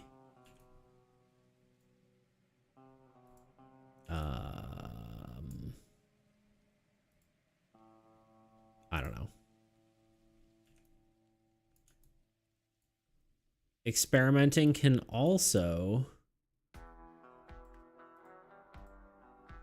What am I even trying to say? Sometimes you can experiment too much. And then you just don't have any consistency, I guess, is the issue with too much experimentation.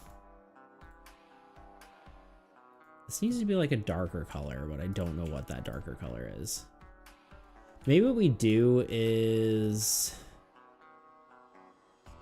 we leave this as is, and I actually do make this color overlay.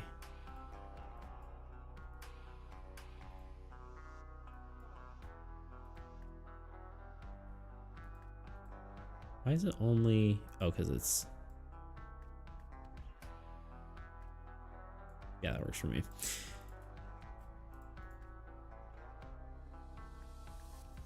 I've been doing my own thing, so I didn't even see.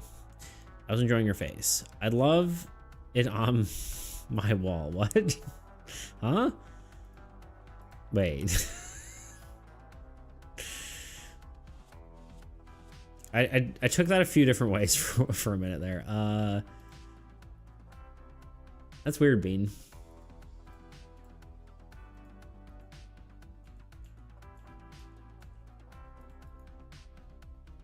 Bean is a serial killer. That's what I'm getting out of this. Ah.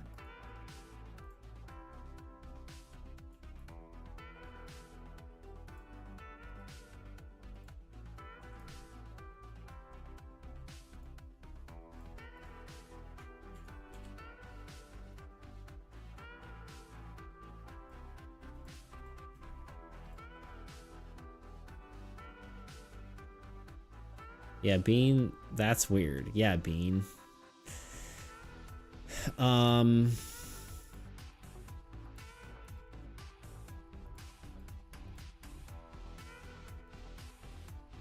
Speaking of Bean, where's Toot, you know?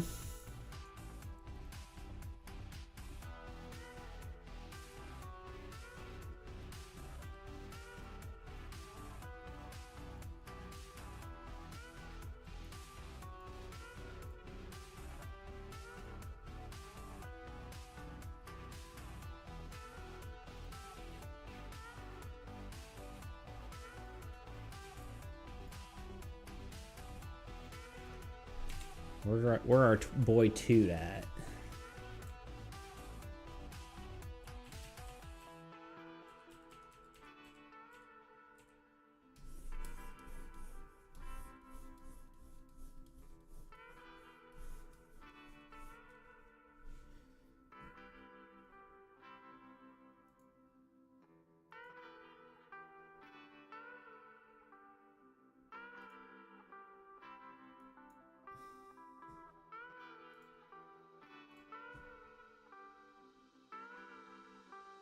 I have a feeling I need to actually even do more stocks of whatever in the background.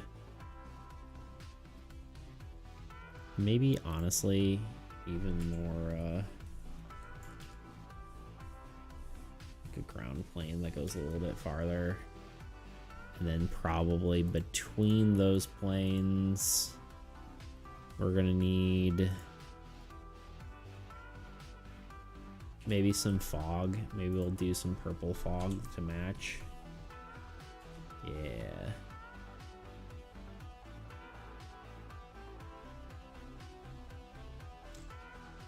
Bean is weird,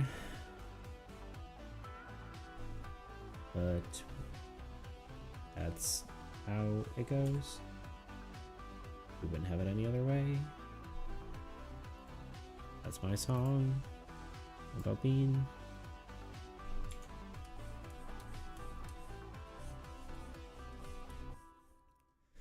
When in doubt, add a vignette. I want the vignette to be dark purple.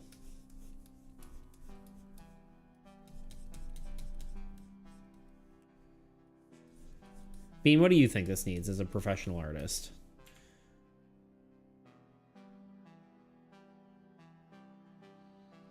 I think I need to shade the stuff in the background. I also need to clean it up a little bit. Maybe some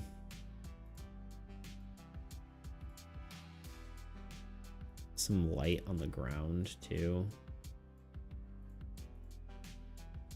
And then maybe actually some lighting on top of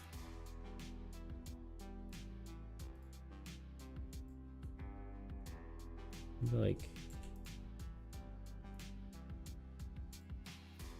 ooh, yeah.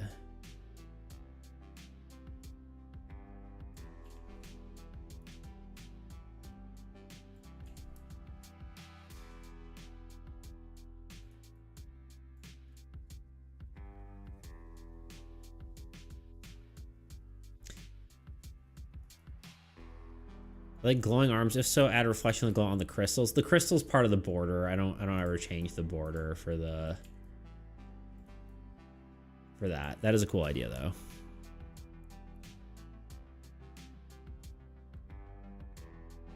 But you got to call and you do the entire thing in a second. Yeah, and you weren't even here to tell me to stop freaking. I literally wasn't even on the drawing screen for half the time because no one told me. I was just sitting on my face screen for hours. Hours and weeks and months. Nobody told me.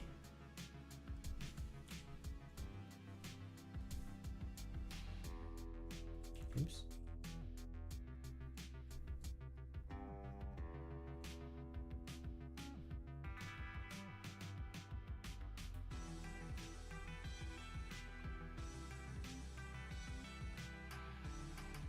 Dean was just enjoying looking at my face, apparently.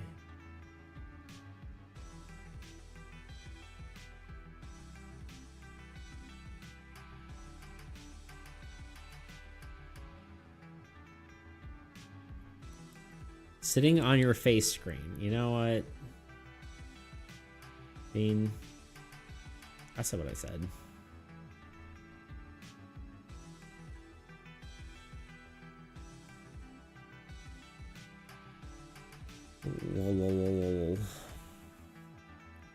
Guess we just look at your face anyways. Fair. I love that I constantly live in the gutter. Yes.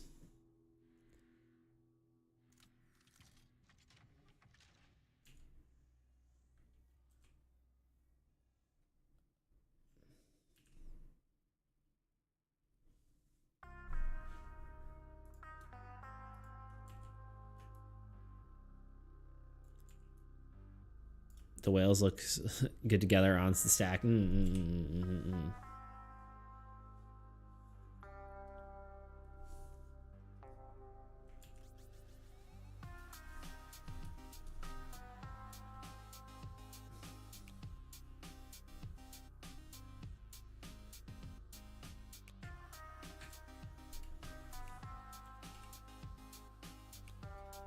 just do this quickly.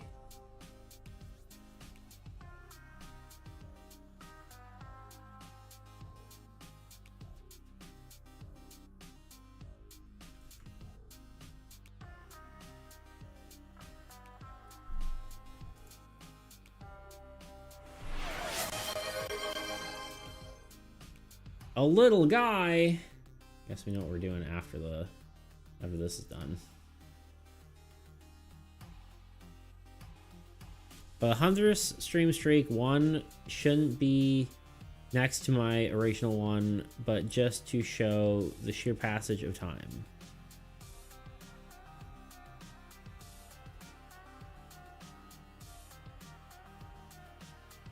Here, even though it's 6 streams away. No, you gotta wait 6 streams to do it. Oh, okay. I'm pre-ordering. Okay. What are you pre-ordering? What is it gonna be? Do you even know?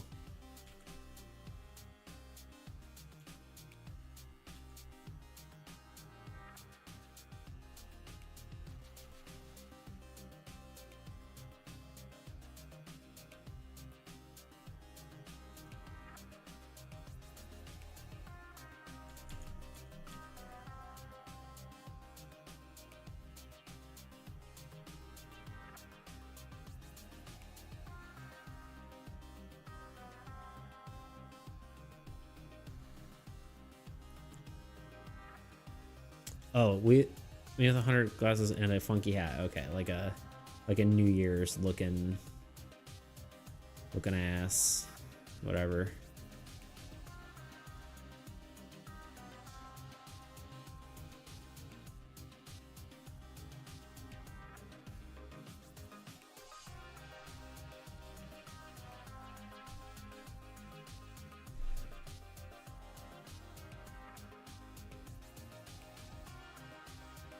I was thinking a color scheme accessories be white and yellow, but I think orange and blue are more fitting. Ah, could be, yeah.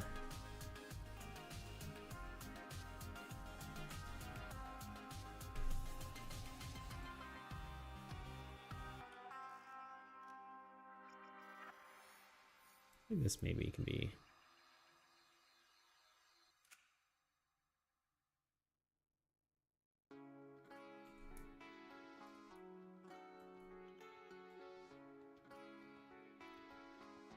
A little darker.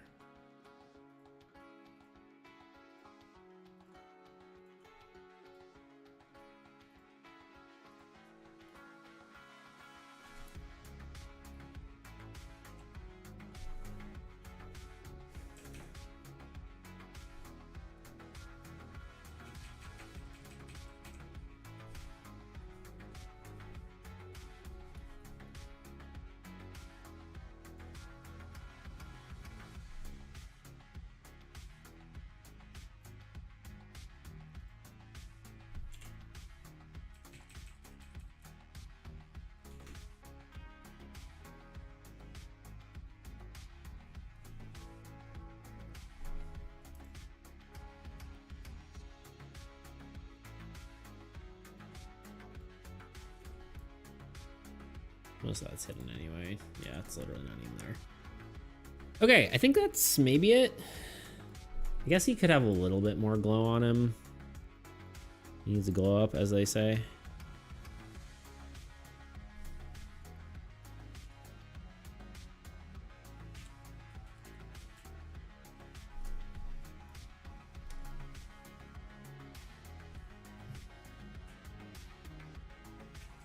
And then I think I'm done.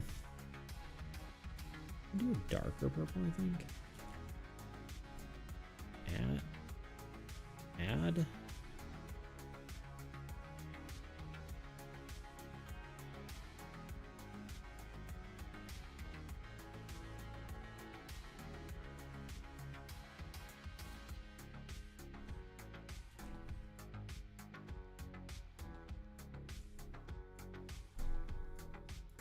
I'm actually kind of confused just what I thought I had.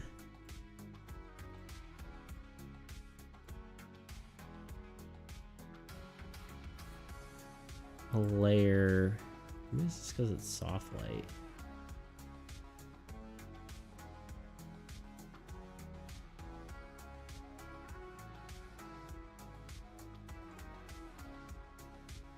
No. Oh, was it the... What's that? This one? No. I'm confused now.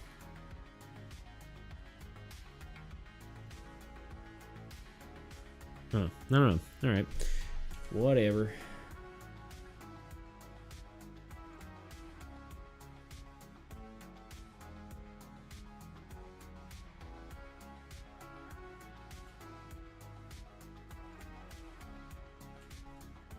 I think that's good enough.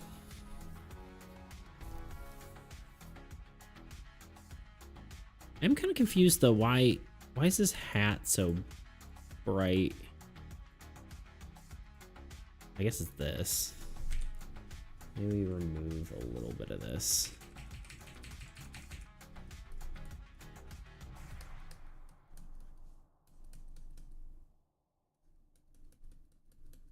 So the colors bleed through only where it's bright. There we go. I think that's good. I'm happy with that.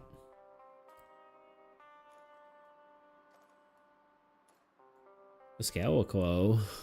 So spooky.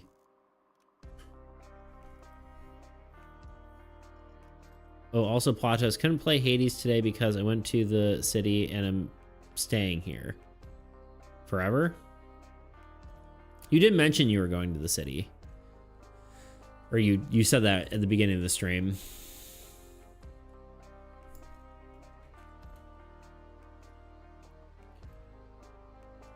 Doing anything fun in the city? Someone stop me. Someone save me. No one can save you.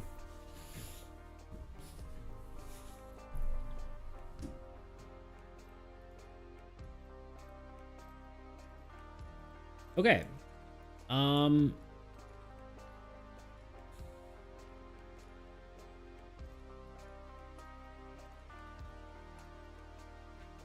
Ooh. My neck.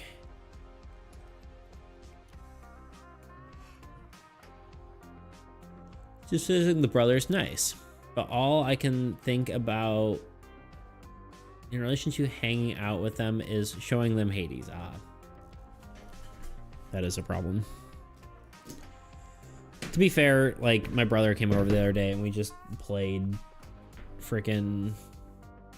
We hung out for a bit and then we just ended up playing separate games, but together.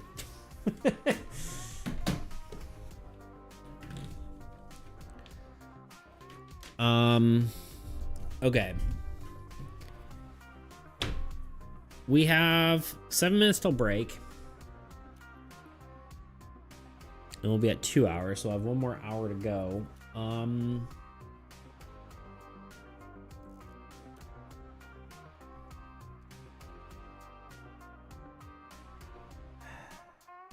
I could, like, take time today to make, like, a questionnaire for, my playtest, but I think I'll probably just do that at the coffee shop tomorrow. I'll probably go get coffee and just, like, hang out and write a questionnaire, because I feel like that's probably more interesting on stream, or than doing it on stream. We could do much more interesting stream content.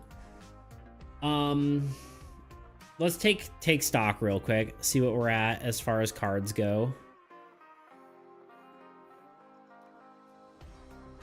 Yeah, the only other thing I would think of doing for Sunday is, like, playing a game if we're not doing normal AE stuff. But honestly, like, I don't know. I don't know, maybe it'd be cool to do a collab or something. Maybe I should reach out to, like, one of my friends and see if they want to do something Sunday, but usually they don't stream on Sunday, so I don't know.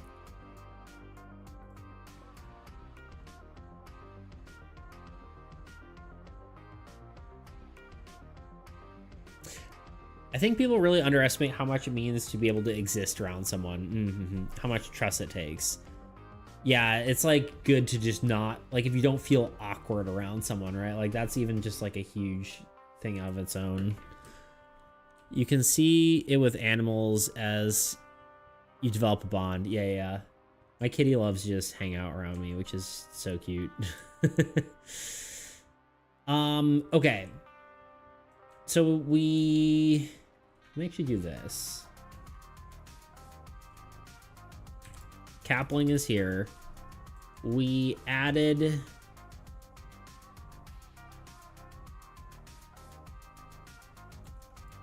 the Scarecrow is going to be in the game there. I can't help but think we added one more since I've updated this, though. Scarecrow is part of this deck. No, maybe not. Maybe that's it. Maybe that's not it. Yeah, I guess not.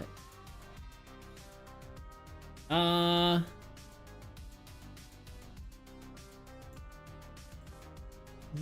2, 3. Okay, yeah.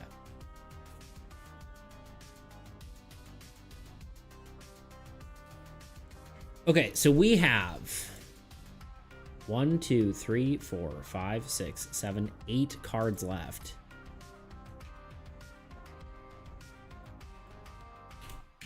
We haven't updated that in a minute. 1 and 7. We did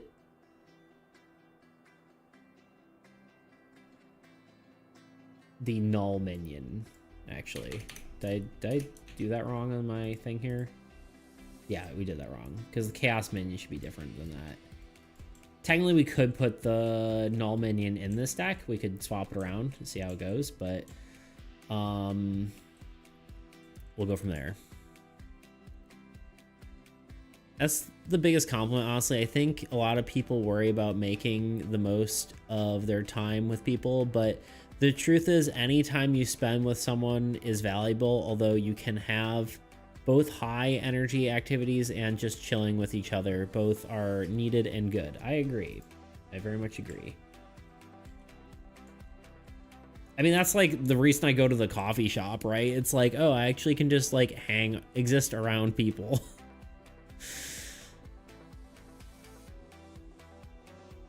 And that is, like you said, needed. Like me just being isolated in my house all the time is not healthy for me. 1, 2, 3, 4, 5, 6, 7, 8. Wait, is that right? Wait, hold on. 1, 2, 3, 4, 5, 6, 7, 8, 9. 1, 2, 3, 4, 5, 6, 7, 8, 9. 1, 2, 3, 4, 5, 6, 7, 8, 9. Why do I have one extra here? 2 structures, or 2 ruins. Oh, I should only have 1 land. That's why. Okay. It's comforting, like turning on random stuff in the background while you're home, just not to feel alone. Yeah, I did that yesterday. I was hanging out on Nez's stream, just watching her play Pal World while I worked on my freaking on the quick start guide. I was like, this is nice. Nice just to have someone on in the background.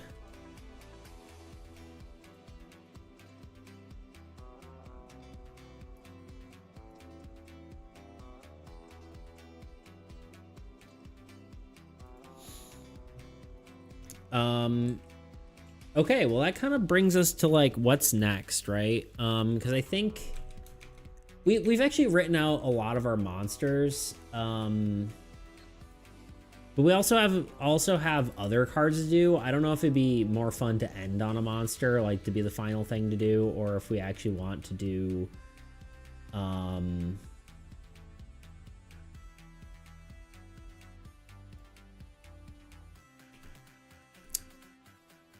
if we want to end on that or what. I think it'd probably be more fun to end on a monster, but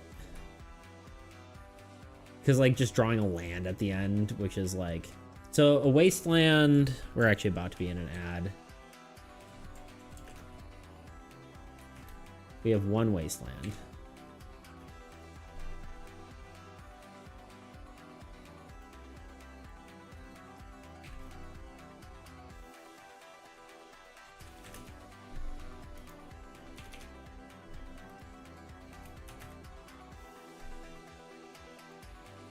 Stop doing that. Sorry, don't mind me.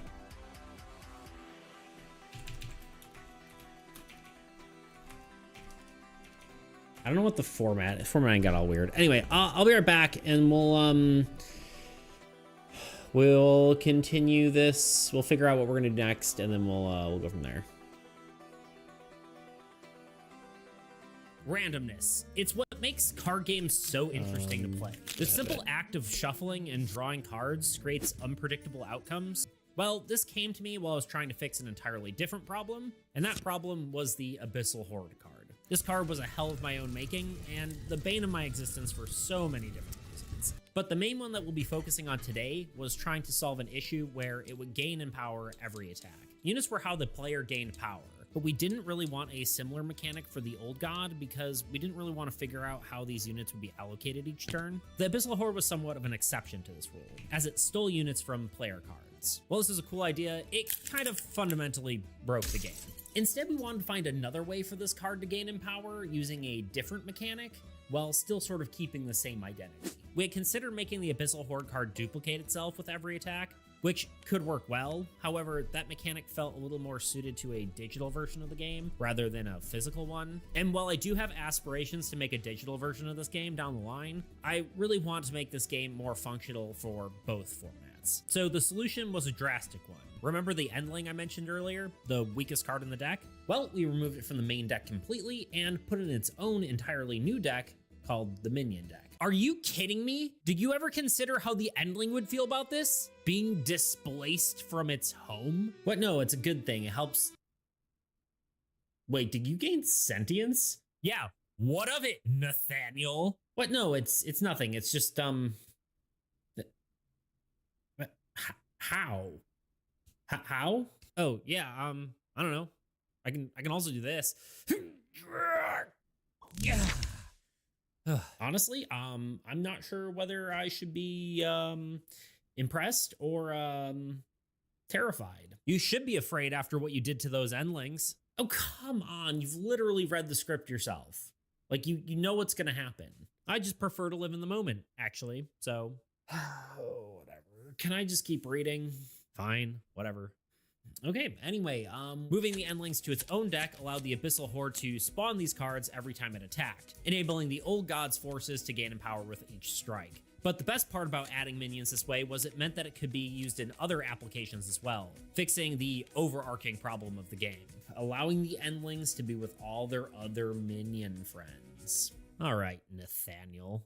Stop saying that like it's not your name too. Is it? Yeah, well, I think, yeah, I don't care. Let's just keep reading. Of course, the main one was addressing randomness in the game. By introducing a separate minion deck, the Old God could draw from both its main deck and the new deck, providing consistency in its challenges it presented to the player. If you're doing the math at home, the old system offered an approximate 20% chance of drawing a weaker card, like an Endling or Shade, from a main deck of 86 cards. In contrast, the dual deck system guarantees a weaker card is drawn every turn.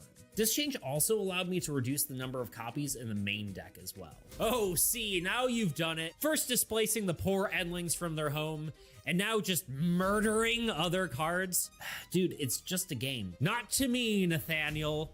Not to me. But it helps to make the game better. Like, literally, just give me 2 seconds to, like, explain, please? Fine, whatever, just keep reading your dumb script. Reducing cards actually resulted in a greater variety of cards seen each game, with having fewer duplicates. As a result, players consistently faced interesting challenges drawn by the main deck, while still receiving a steady stream of minions every turn.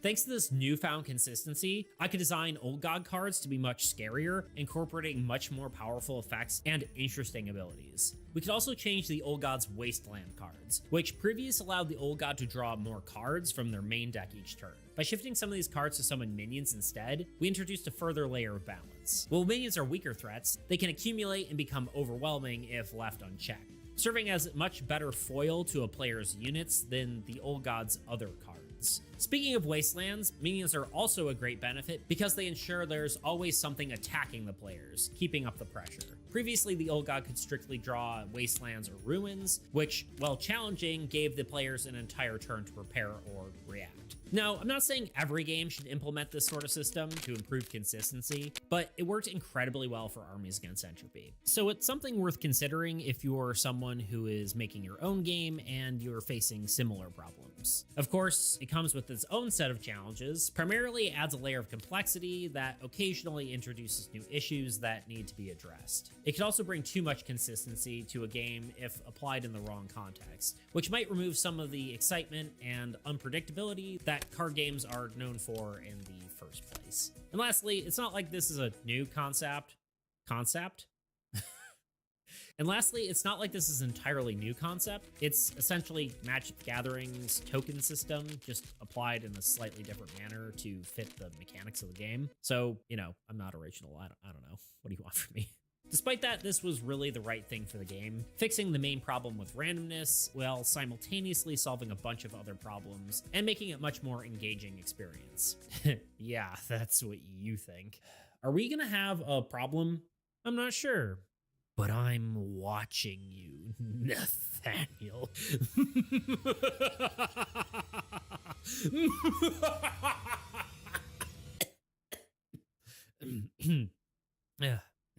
okay?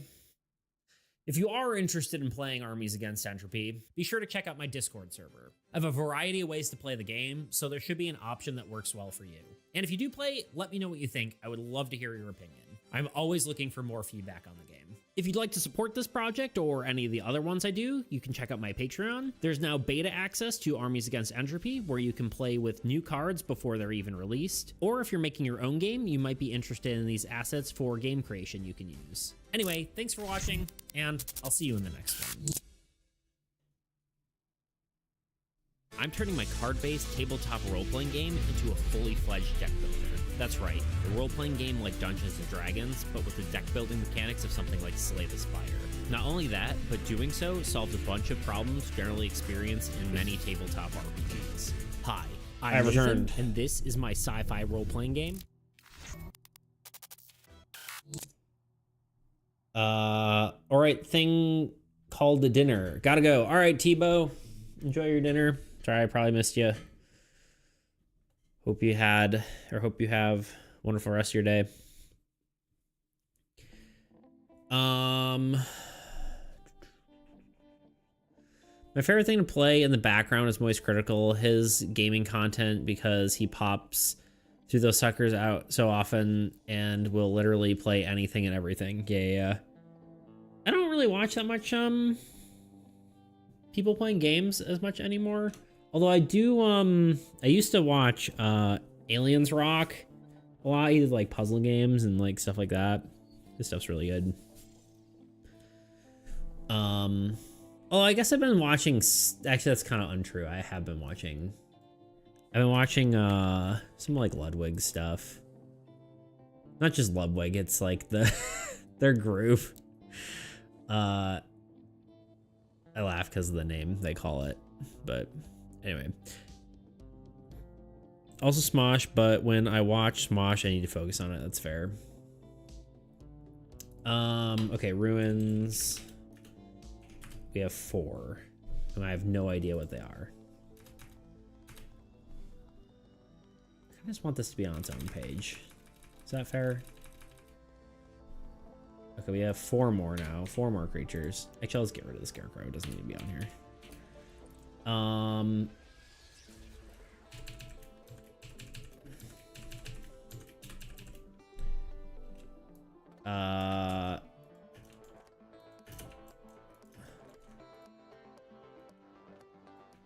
This is all I know. Questions, do we want to quickly talk about what these things will be? Or do we want to start drawing something we already know? I kind of feel like talking about stuff, honestly. I think it would be good to just kind of discuss and figure out what we're doing. We also could implement, we actually do need to implement the Scarecrow and name it. Wraithlings? I do like Wraithlings.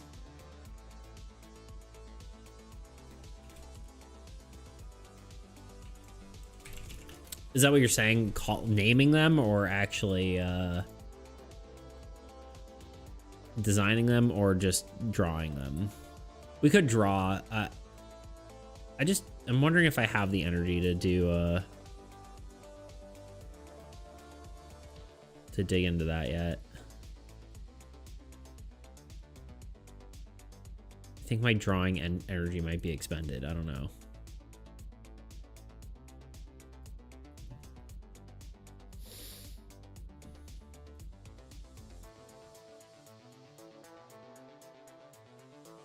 We do actually need to implement the Scarecrow, though.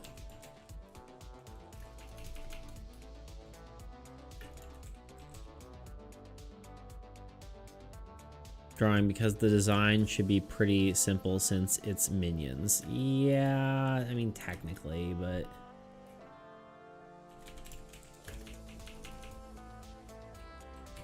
But technically not. Monsters are just, or minions are just as hard to draw as monsters, potentially, to be honest. But let's take a break from drawing for a second and let's get the Scarecrow implemented, and then I'll see how I feel. How about that? And then we'll look at whatever. Okay, so Scarecrow attacks lands. That is the biggest thing, right?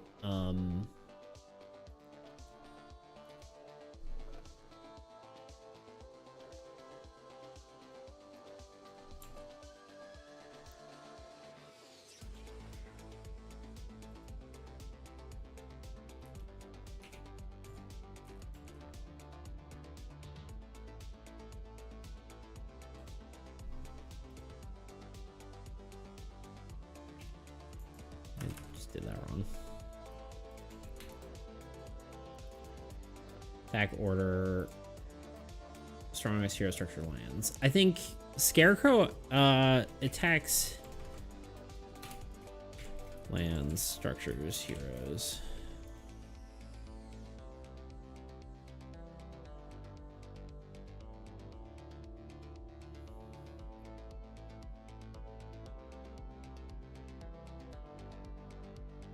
True, but I also still like the idea of them being skulls on a bone arm. Yeah, I do. Yeah.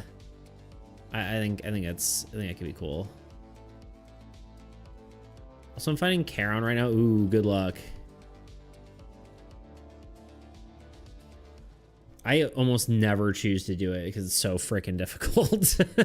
It's like fight an extra boss. I don't know about that.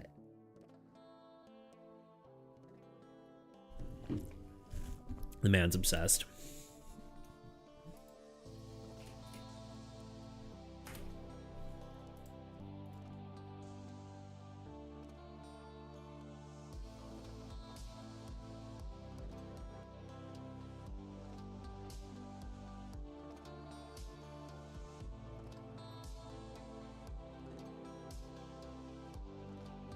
Sorry, I just got lost in my own head for a second there. Scarecrow has to attack lands first. Honestly,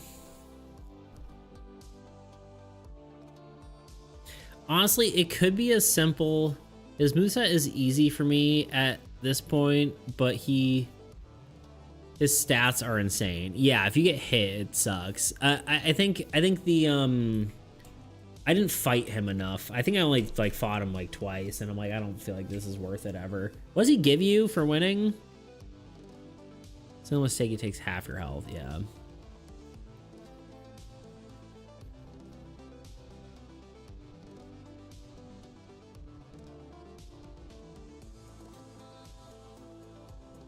See, here's the weird thing about Blightmite right now is it takes out your... We bumped Blightmite to 3 power level.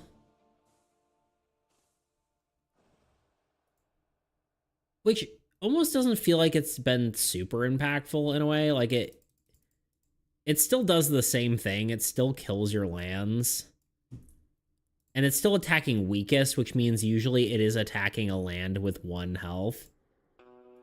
But unless you bump all your lands up to 4, I guess if you just put... It basically means if you put a unit on a land, it invalidates it as a target for Blightmite, which is interesting.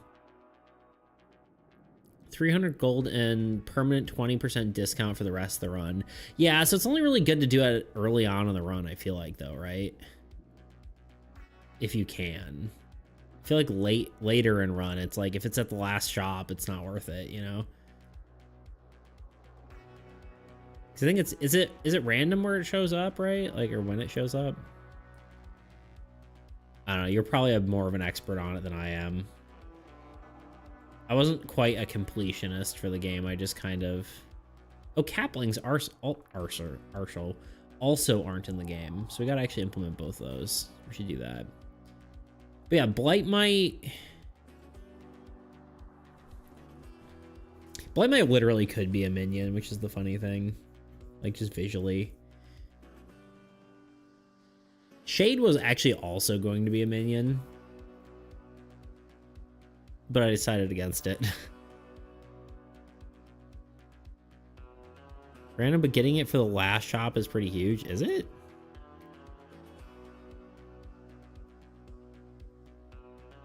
%20 discount seems not great. I mean, 300 gold is decent because you get an extra boon. The later the fight shows up, the more prepared you are for it, so it's the balance factor. Ah, I guess that's true. It's easy to do. Yeah, I'm just not sure how I feel about Blightmite being 3 power level. I almost want to make Blightmite only deal 1 damage, but be like 3 power level. I know we talked about that, like a higher strength, a high strength, higher or lower damage dealing card. And I think that might be Blightmite.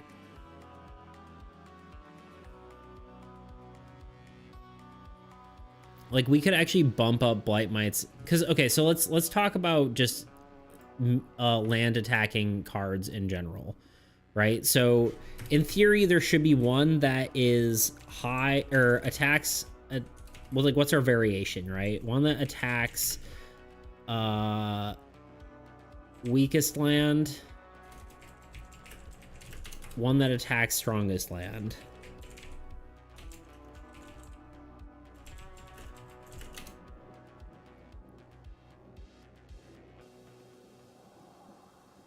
That can be Blightmite for sure, but I think 2 damage would be better.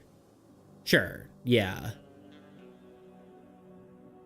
So it's already attacking the lowest, which is already overkill. Yeah, that's kind of what I'm thinking, right? Because usually you don't, like most players I find don't just stack units on lands. So right now, it mostly only attacks weak lands, and your lands with higher units on them just become ineligible to be attacked, which is like,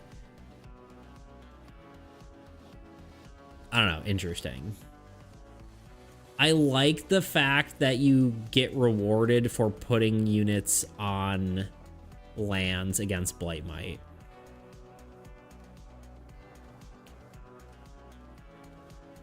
I like that you can kind of plan for counteracting Blightmite. I think that's a good... Honestly, what I might do... I think I actually might take Blightmite, and I might take Blightmite and put it in Null's deck and then swap, and we might make a monster that is meant for Decay or one of these other ones. We might actually put it in their deck instead, because I really do like the idea that Blightmite kind of teaches you to count cards. If you know that Blightmite might come up at some point and just destroy a land, then you know that until Blightmite is gone and they'll never show up again, it is good to have 2 units on your lands. I think that's just like a good... It really teaches how to count cards.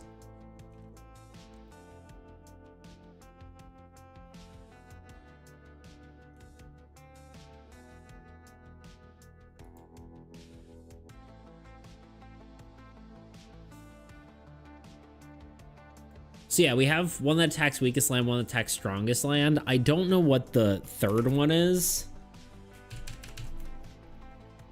Probably somewhere in between, like a medium, like, so like, I guess the other thing is like talk about other variables here. So one that attacks weakest land should, I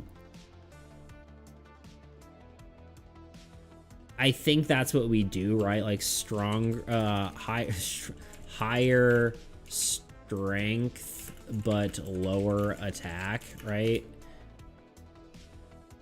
The interesting thing about Blightmite is what it used to do is, because lands couldn't be destroyed if a structure was on them because we didn't have disabling, it originally dealt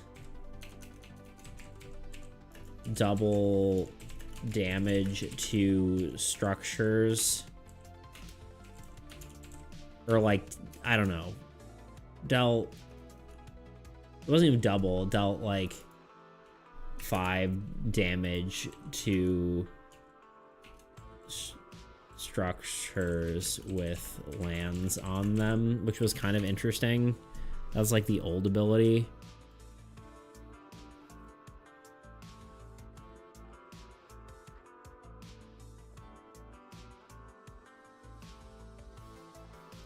That's true, but then Crockmire Land Gobbler will be a dream. No. I don't think so. I think it'll just be different. Because then there's one that's attacks strongest land. I don't even remember what your... I mean, the visual I don't think is. Because we still do have a card that attacks land, and we do have a third one, which will be I don't know what yet. So we have multiple design philosophies, right? Is kind of what I'm trying to think here. So one is high strength but low attack. I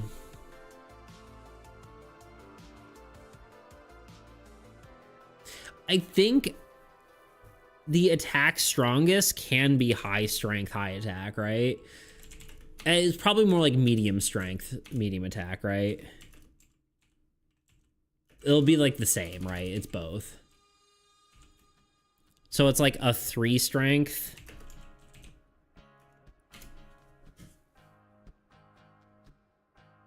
Or maybe, yeah, probably 3 strength, right? So it'll attack your lands, but of course it's attacking your highest strength lands, which means you have to keep, like, usually you'll put, this honestly probably will be scarier than the Blightmite, to be honest. The Scarecrow. Your point is very compelling, though. Yeah, but, and then we have, like, another... Oh, wait, sorry, I missed some of your stuff, so that's probably the part of the problem. Oh, I missed a lot of your stuff. Hold on.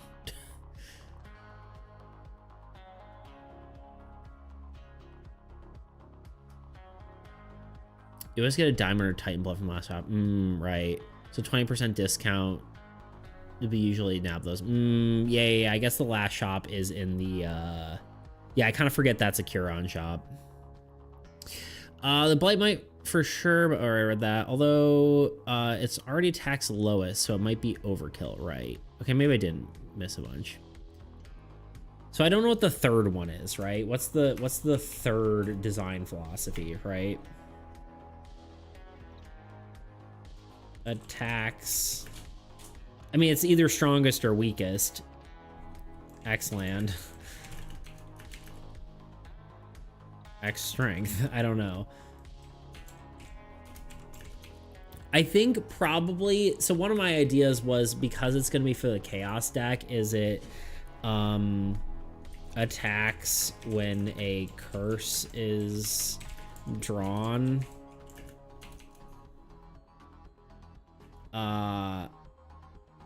But has no attack?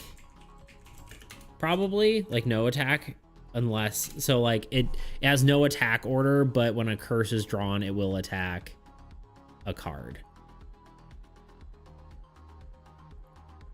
Remember that my proposition of a monster that switches attack priority, because that one you can do high damage. Yeah, I do like your idea. I just think it's too complicated to put on a single monster.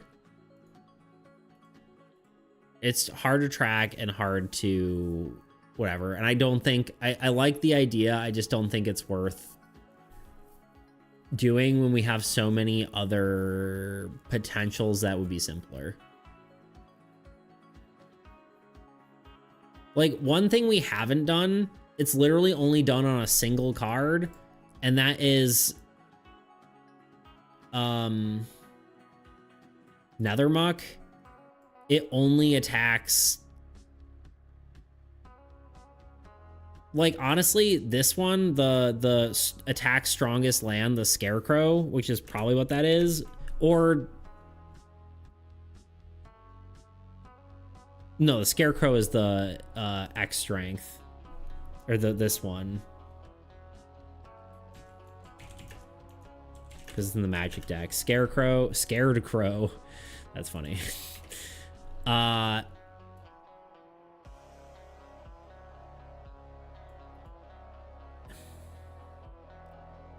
Sorry, the Land Eater, whatever we want to call it, whatever it will end up being, probably should only attack lands, right? That'd be kind of fun.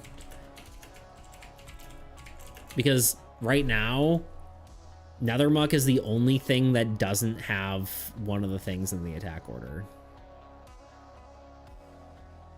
Wouldn't change zones be confusing because it ruins wastelands can attack? Yeah. I do like the idea, and tracking it that's a good way to track it, but just think of how many words on a card that is.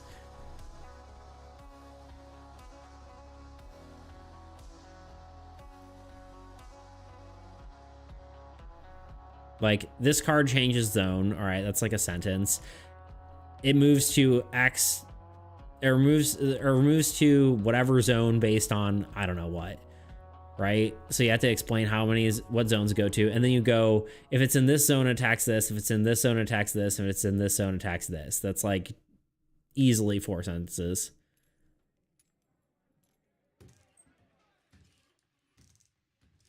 It's not complicated, Tuna. It just takes... Make it a fan card. Make it a fan card. I think it's too complicated. I'm shutting you down. I'm sorry.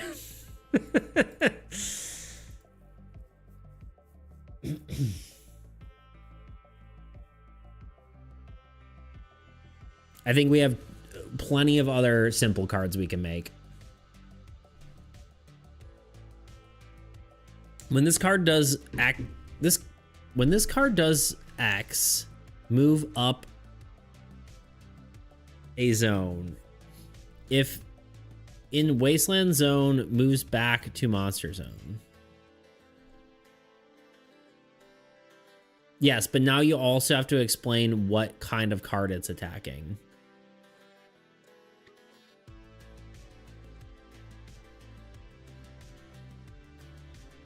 Like, moving zones doesn't do anything on its own, right? Because now it has to say, if in Monster Zone, attack heroes. If in Ruin Zone, attack structures. If in whatever, attack monsters. Or if in lands or Wasteland Zone, attack lands. I don't mind if it isn't implemented. I just have a certain vision I want to explore if it's viable. Yeah, that's fair. But do it. Make it a fan card.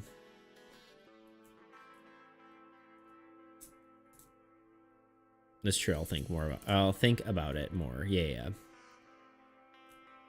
I mean, the nice thing you could do is just like, you could just show icons like, if this, then this, if this, then this, if this, then this, right? Like, I don't have the artistic sauce. Bullshit. I said it. Tuna, I think that's you. I don't know. I think you can. You clearly do with your pixel art that you're showing. You 100% have the skill.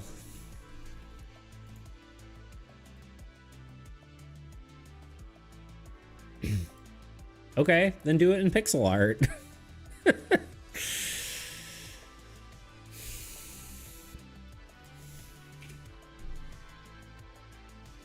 I mean, it's cool if it's in my style, but I don't want to do pixel art cards though. Well, then attempt. Try it. My style's relatively easy. It might not be like, to draw in my style, all you literally need to do is like, I mean, obviously you're doing a monster, but like the hero characters are pretty simple. I tried, it was bad. Show.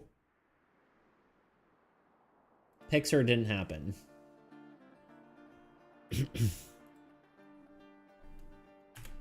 Okay.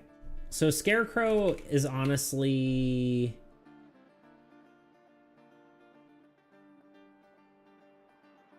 I'm trying to think how much strength it should be.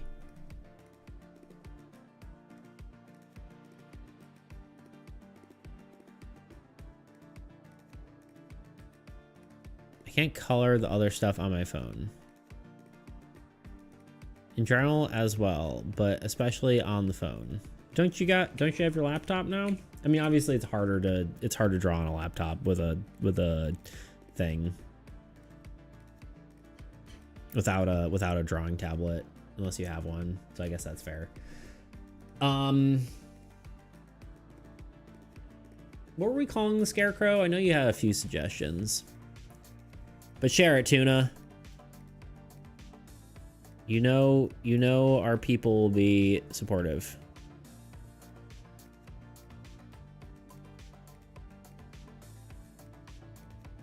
Message held. Is it Tuna saying something obscene again? No. Scare Scourge was one. Scare Scourge. Maybe. I'm still open to more options, but Scare Scourge is decent.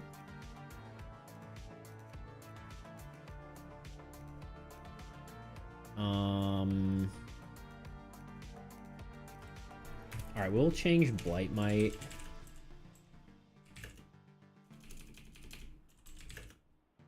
To be 5 strength, but only might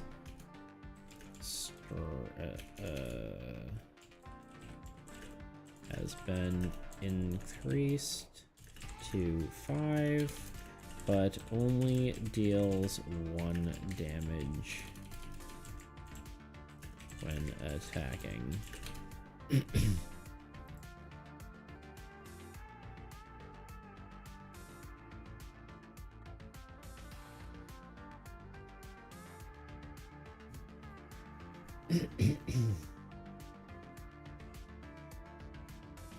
The SS Ann.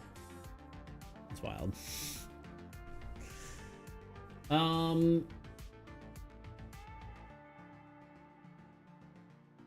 Okay, let me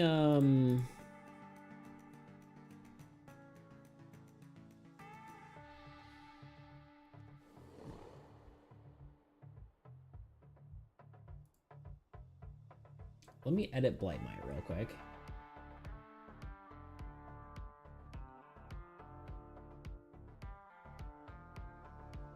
Blight Might. So how should I word that? This monster only deals 1 damage when attacking.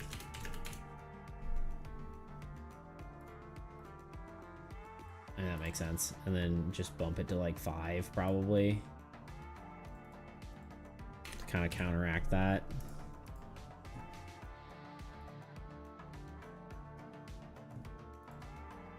Okay. Straw Horror. The Straw Scourge. No. Dead Invaders. Nah.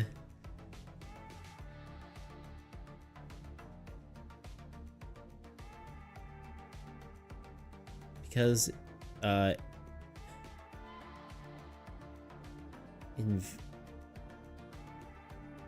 invasive dead, but I'm not sure it's clear, but sounds better. Yeah, I see.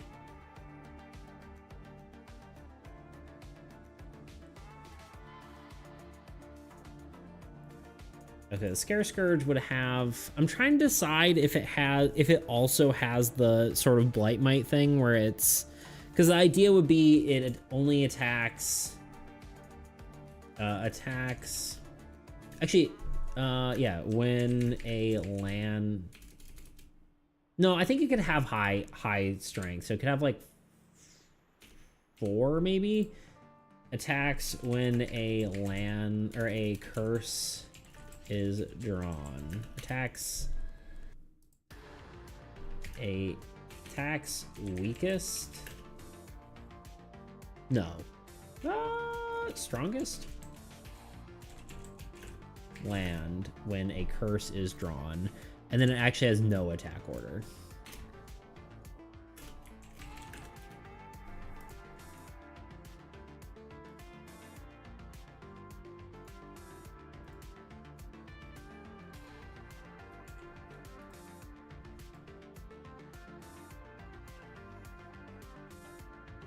Hollowed Horrors. Ooh. Hollowed Scourge.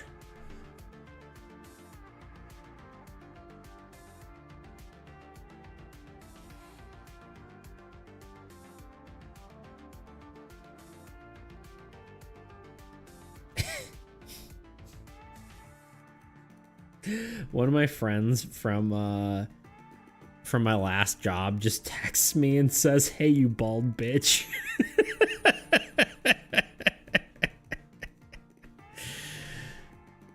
Oh man, that's funny.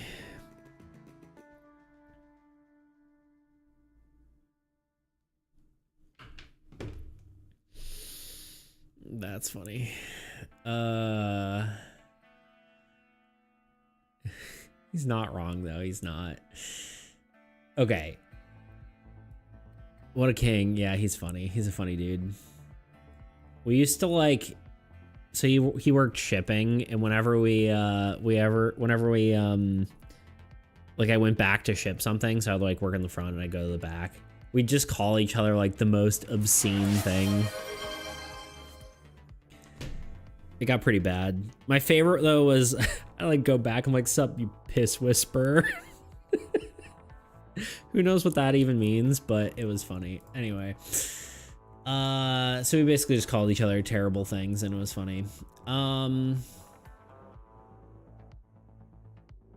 Okay, so we edited Blightmite.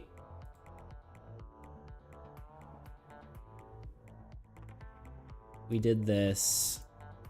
This is gonna be whatever the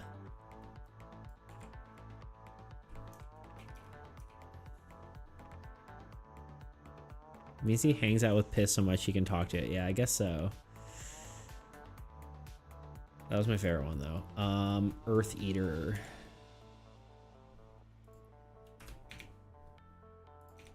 Okay. Hollowed Horror. Hollowed Horror is good, but I feel like it's also like kind of like just very too Halloween coded. Right?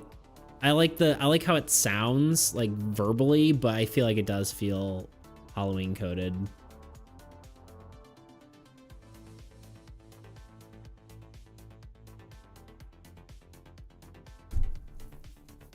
Sam Proudball, man, yes indeed.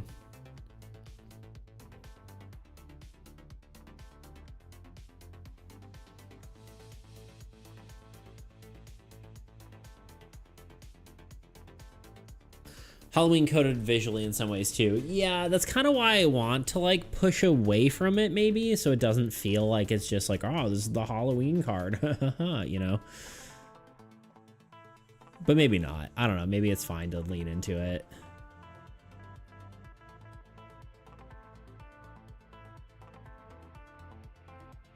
I agree.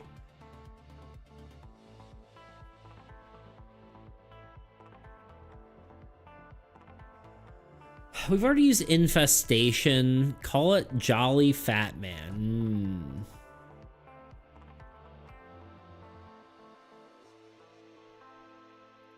What do you call a what do you call a scarecrow infested with ghosts?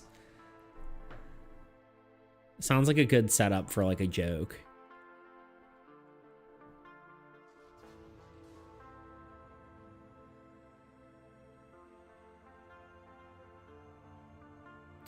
The egg hiders of Jesus's rebirth. What the? Hello?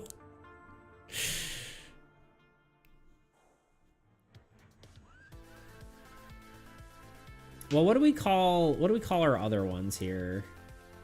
Arcane Abomination and Spell Siphoner. Can we play with the magic sort of name?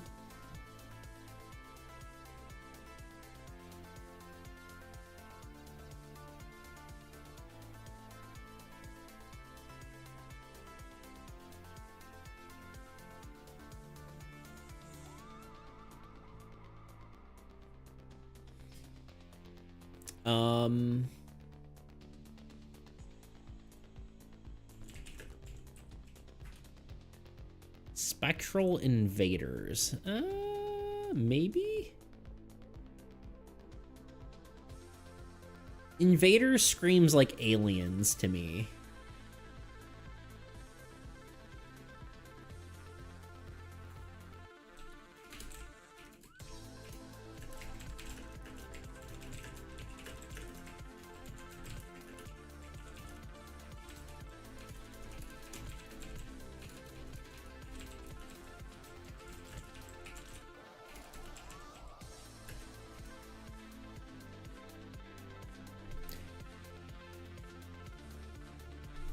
Possession might be a good word to potentially use, but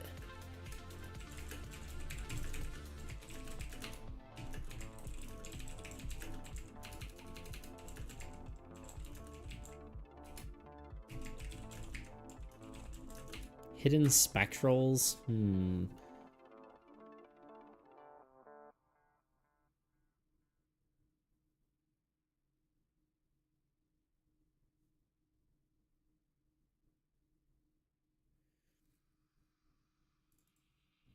ChatGPT suggests effigy. What's effigy mean? A sculpture modeled to represent one specific person or creature. No, it's not really an effigy. Well, I guess an effigy, a scarecrow is an effigy in a sense, right? Because it's not specific, but it's meant to emulate a person. Possessed scarecrow is simple. Yeah. I like possessed. Possessed is interesting. The scarecrow is the focus of the name. Yeah, I kind of almost don't want scarecrow to be the focus of the name. It's the creatures hiding inside of it, right?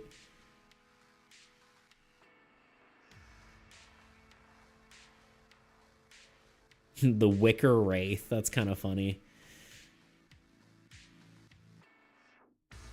Husk of 100 Souls. That's wild. The Hollowed Harvest.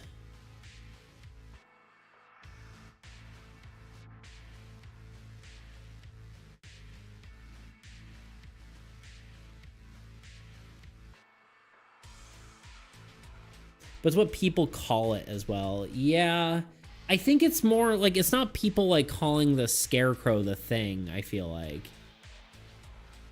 Because I would imagine these things don't only possess scarecrows, right?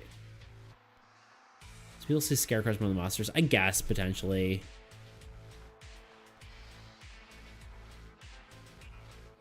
Cursebound Effigy.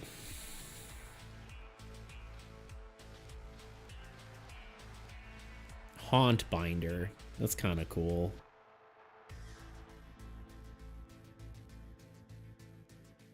More unique name. The Thousand Whispers. That's wild. Spirit Vessel. That's actually kind of cool. Vessel is a good word. I like Spirit Vessel to an extent.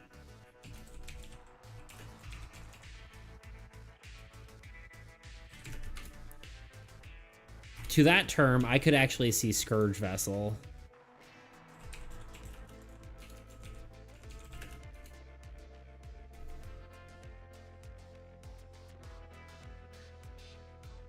These guys are kind of like ninjas in function. Yeah, actually.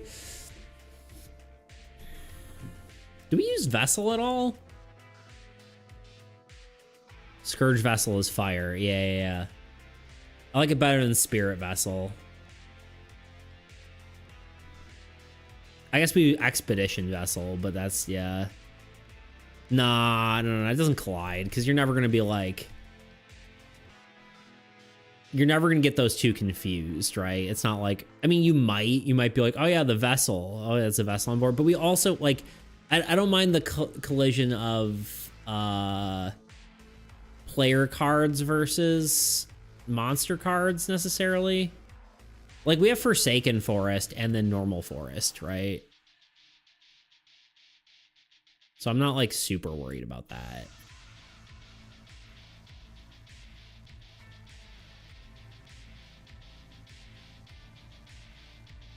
I like Scourge Vessel. Let's go with that.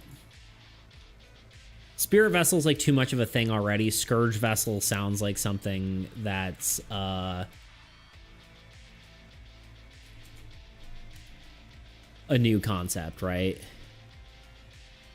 People will call Expedition Vessel the ship anyways. Yeah, probably, yeah.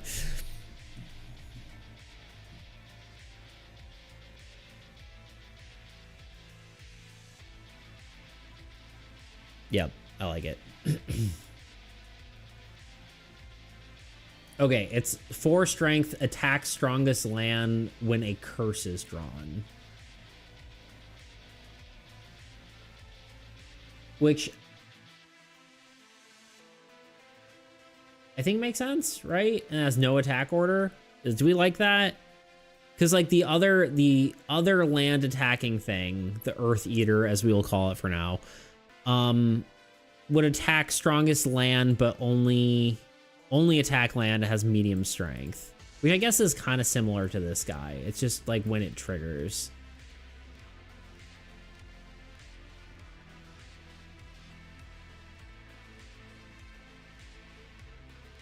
Earth Eater would... Honestly, I don't think it's null deck anymore, because I think I like the Blight Might in its own deck. This would be Decay deck. So we would be editing Decay's deck a smidge.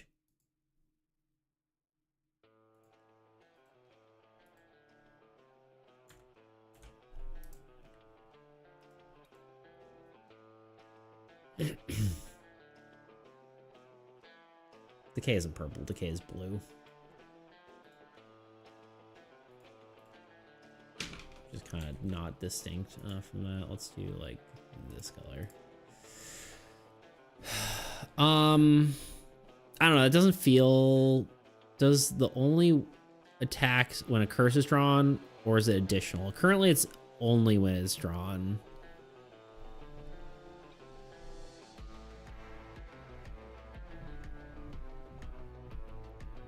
We could kind of put it like a medium level of attack and then maybe make it only attack land. Yeah, but you forget how much the... Yeah, actually, maybe that's what we do. Maybe we do it... Hold on.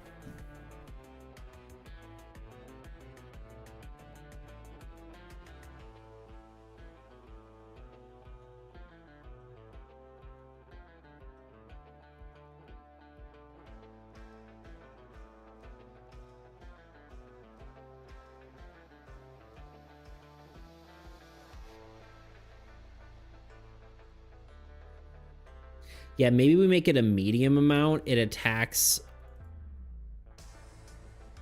Okay, here's what we do. This only attacks lands. It attacks for 2.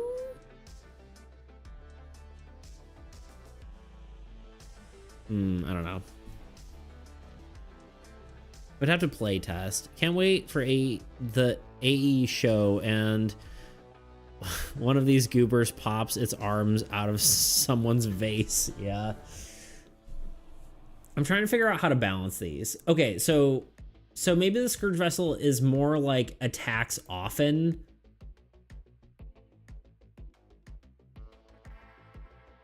So it attacks normally and then it'll attack additional times. Attacks strongest land. And that's it. It doesn't attack anything else, but it will attack more often. Attacks...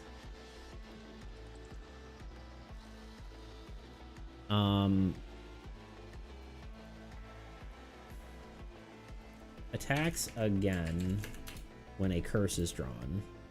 And then, honestly, I'm just going to start building this one because it makes sense to just kind of figure all these out at once. Earth Eater, aka your crocodile looking guy, if we do that. I'm still like not that I'm not sold on the concept, but I am, you know, I'm just not even gonna. I'm trying to figure out. We'll see how it looks in practice. I don't want to necessarily, obviously, like, it'll be my own thing by the time it's done, I guess, is all I'm getting at. This one will have. This one will be more basic. 3 strength, attack strongest. Here, land structure hero.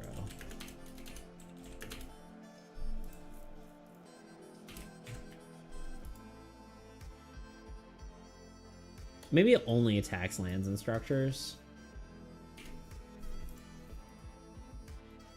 I don't know, something like that. I don't think it doesn't need to have any relation to curses. The Scourge Vessel? I just think it's easy to do that, though.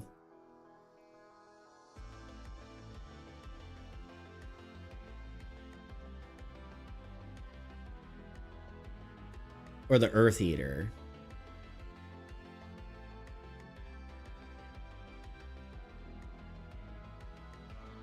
It makes it more synergistic for the deck, but too much synergy can be a bad thing.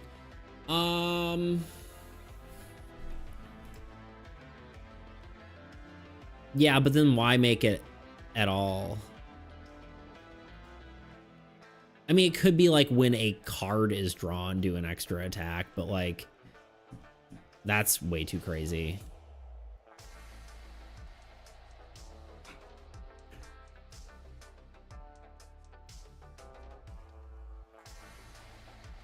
I mean, I guess you're right. Like, technically, So Cool only has 1, 2, 3, 4, 5. Actually, I would argue that Orchard doesn't really synergize necessarily with its ability directly. So it's like 1, 2, 3, 4, 4. 1, 2, 3, 4, 5.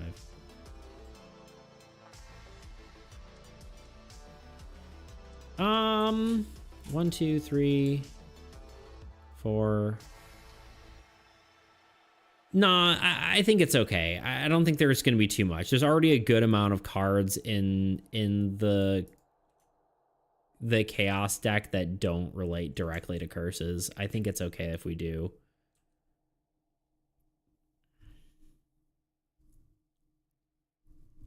I think the land attacker for null is going to be a mini boss, so you can make it. No. Land attacker is different for null. In fact, though, I think we're swapping Blight Might for here. I think this is what we're doing. And then this one's going to be something different. This one's going to be for decay. Because I like Blight Might for teaching the game. I like that it teaches card counting.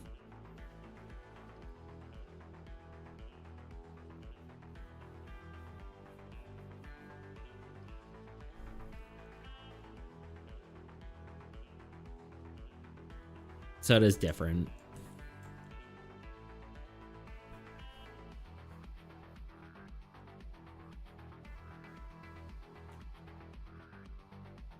Well, it's terrifying in every deck. Yeah, I mean, it's true. We can make cards more generic. But the point is, this sort of line of the decay one can just be a third evolution of Grubbling. Could be, yeah. But then it would probably, I'd want it to synergize more. I think it should be something different. I think the ones that look, well,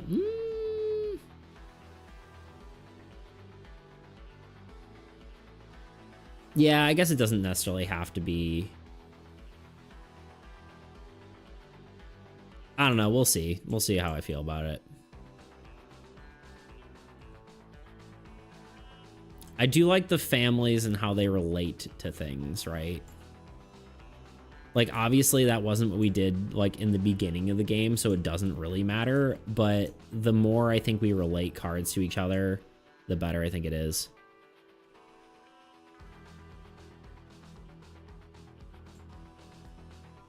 So I don't know. I might just make it a separate creature. Unless it has some sort of disable strategies. Like, we could make something that just disables lands in the back, but I don't think that's going to be...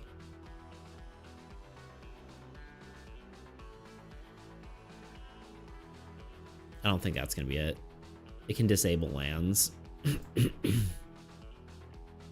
could. That's pretty cool. Yeah, I mean, that is interesting, but, like, how is that different than...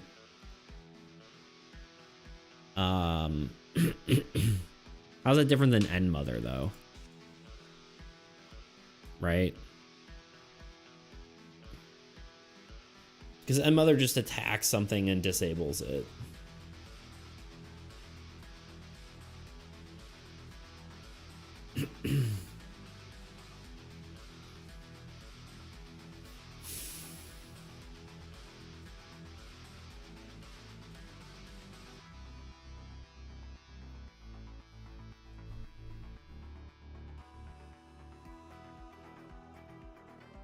I mean, yeah, attack priority, but if it's just disabling, I don't know.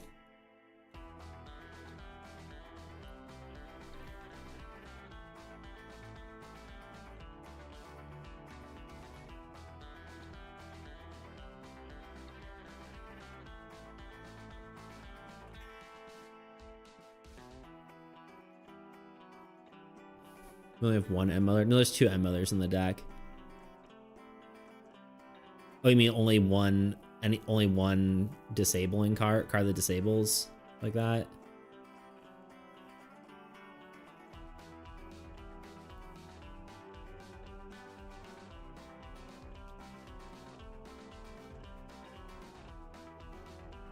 I gotta give that some thought.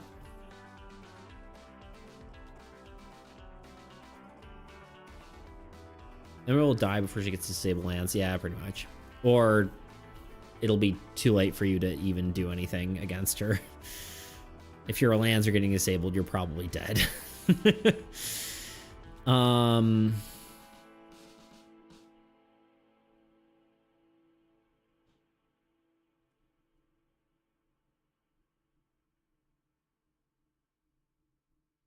I'm trying to think that through because we only have the only reason I'm thinking about it so hard is we only have so many more. We only have 4 total slots left of things we can do. So doing that, so you can give it more power and damage. We won't do any damage, right? Unless it also disables. Oh, that's what you said. It can deal damage to lands, but if damage would destroy... I'm going to assume it wouldn't destroy the land. It disables instead. Or wait. Oh, you're saying if it wouldn't. So it's like if it...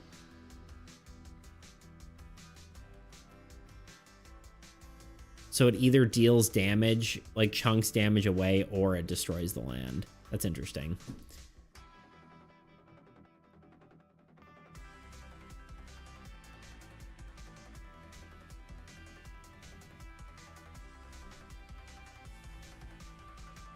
But it would, because then So Cool kills it and disables.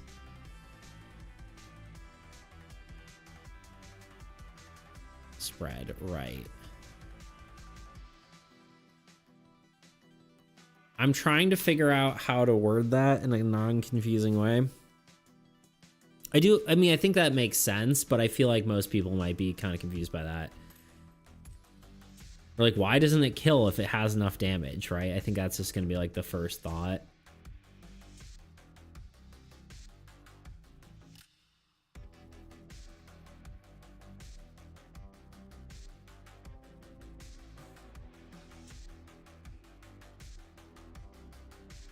Yeah. Okay, I like that. Earth Eater monster attacks strongest land and structure. Strength 2. If the card would be destroyed by this monster, then it is disabled instead.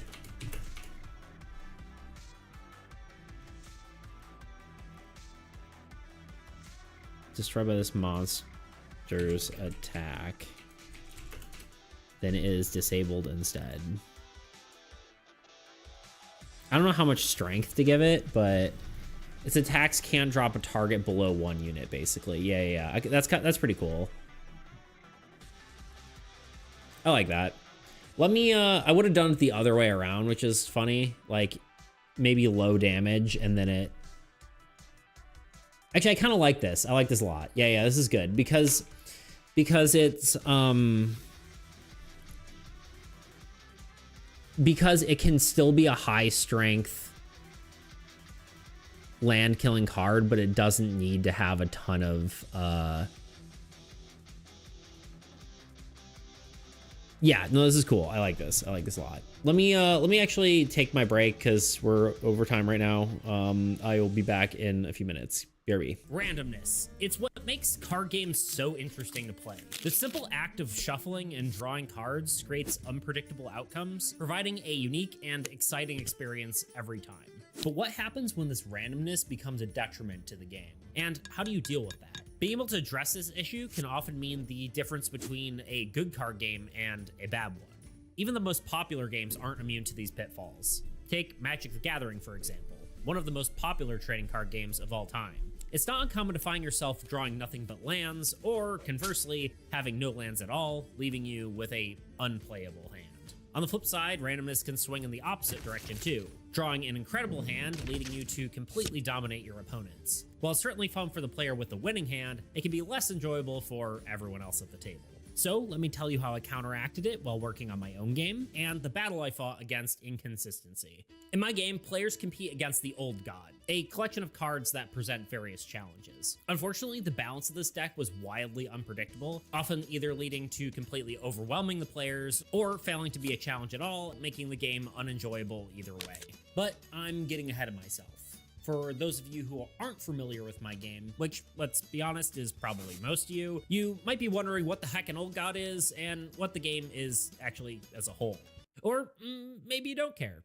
I don't know your life. I'm going to talk about it anyway. So, in brief summary, here's how the game works. Armies Against Entropy is a cooperative resource management trading card game. Players place cards like heroes, structures, and lands to create synergies for themselves and also their allies. They then move units generated by their cards to enhance the power of the cards that they deem most necessary, all while battling the Old God, a deck of automated cards designed to dismantle the player's forces and serve as the main threat of the game. Now that you kind of have an understanding of the game, let's dive into how randomness became a problem. As I said before, the Old God deck was designed to present various challenges. This deck featured a large number of weaker cards and a few stronger ones. In theory, this meant the players would face a constant onslaught of minor threats, while occasionally encountering some much more intimidating ones. Let's talk a little more specifically, though. Typically, the Old God would draw around 3 cards per turn with a total deck of 86 cards, 10 endlings in the deck as the weakest card. This design meant you were much less likely to draw something threatening like 3 Ravengers. The idea is that the Old God would have a nice assortment of cards due to its distribution. At least that's what I thought. However, there were many instances where this wasn't the case, and the Old God either felt pitiful or, conversely, an unstoppable onslaught of destruction. Speaking of unstoppable onslaughts of destruction, you should subscribe. I don't know how those two things correlate, but, So what was the solution? Well, this came to me while I was trying to fix an entirely different problem, and that problem was the Abyssal Horde card. This card was a hell of my own making, and the bane of my existence for so many different reasons. But the main one that we'll be focusing on today was trying to solve an issue where it would gain in power every attack. Units were how the player gained power, but we didn't really want a similar mechanic for the Old God because we didn't really want to figure out how these units would be allocated each turn. The Abyssal Horde was somewhat of an exception to this rule, as it stole units from player cards. cards. While this is a cool idea, it kind of fundamentally broke the game. Instead, we wanted to find another way for this card to gain in power using a different mechanic, while still sort of keeping the same identity. We had considered making the Abyssal Horde card duplicate itself with every attack, which could work well. However, that mechanic felt a little more suited to a digital version of the game rather than a physical one. And while I do have aspirations to make a digital version of this game down the line, I really want to make this game more functional for both formats. So the solution was a drastic one. Remember the Endling I mentioned earlier, the weakest card in the deck? Well, we removed it from the main deck completely and put it in its own entirely new deck called the Minion deck. Are you kidding me? Did you ever consider how the Endling would feel about this? Being displaced from its home? What? No, it's a good thing. It helps. Wait, did you gain sentience? Yeah. What of it, Nathaniel? What? No, it's nothing. It's just okay, I'm back. This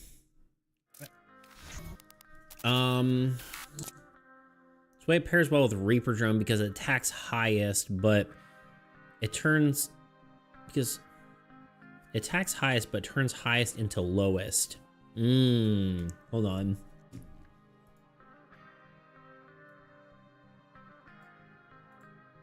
I mean, it is definitely cool. It only worked technically once everything else is dead, but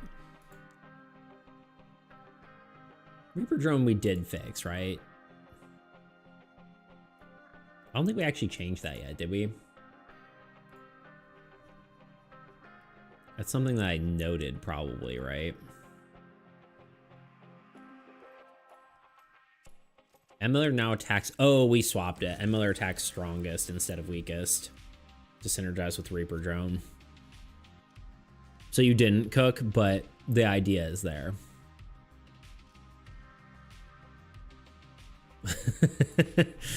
You would have cooked if we swapped it, but it is cool. It's cool either way.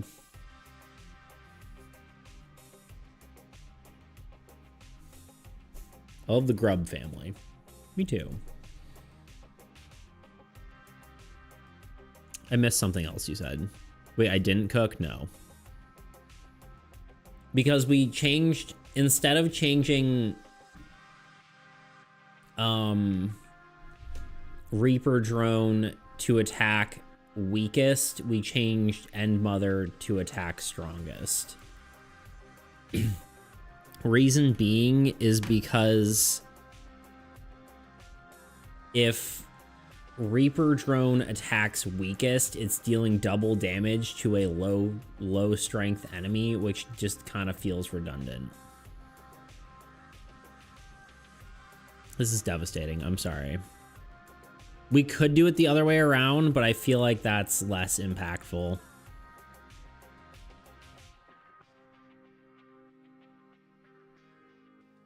What if the mini boss what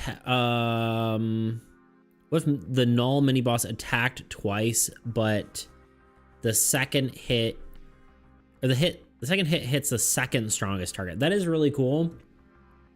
I do like that idea. I'm thinking it through for a second.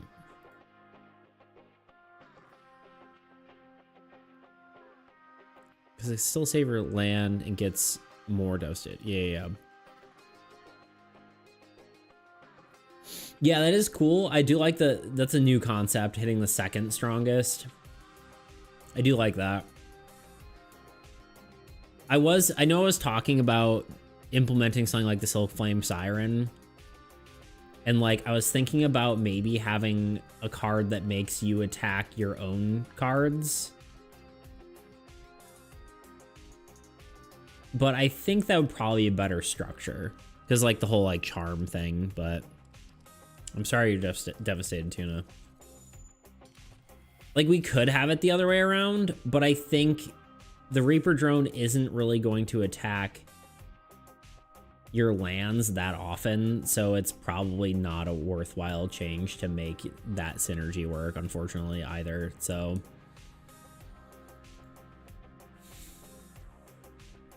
here we are.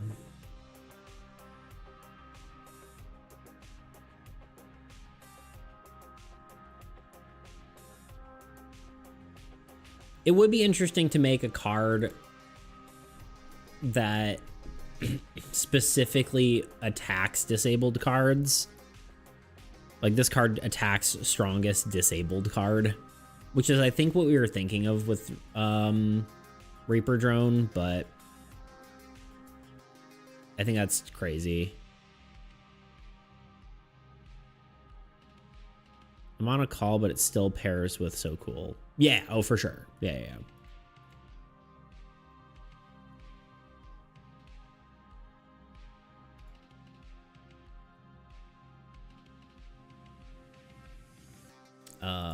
Where were we?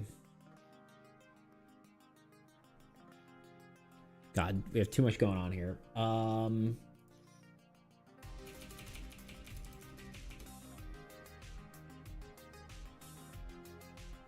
Yeah, agreed. That is what I said.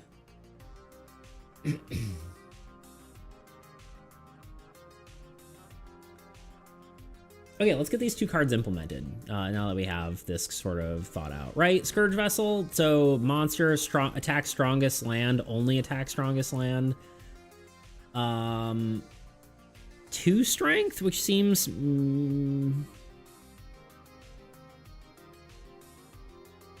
maybe 3 strength, and then attacks again when a curse is drawn. God, that could be way too powerful though. Nah, it should be 2. I mean, it's pretty easy to kill then, but like, we just give it a shitty negative death effect, right?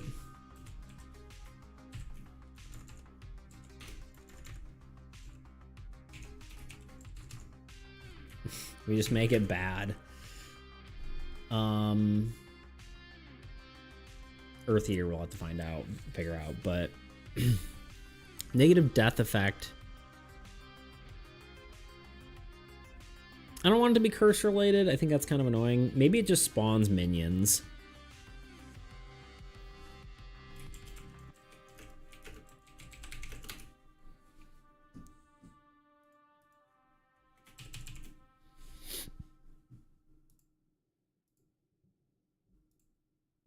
All right, let's get a Capling in here.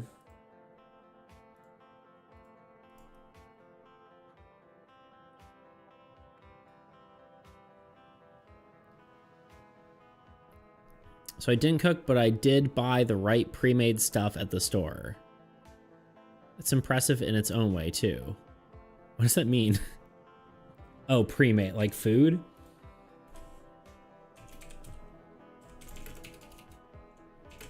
Coupling. It's coupling. Coupling with something. I don't know. Capling. It's not coupling. I got confused because we said that at one point. Capling.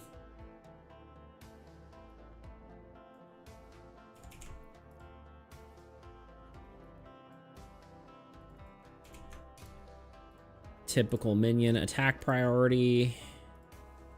Structure land. No. You know what could be interesting? Never mind. I was just thinking, I was like, what if a minion just didn't have an attack order and it just had a card draw? Like a minion that draws minions. But no. I also...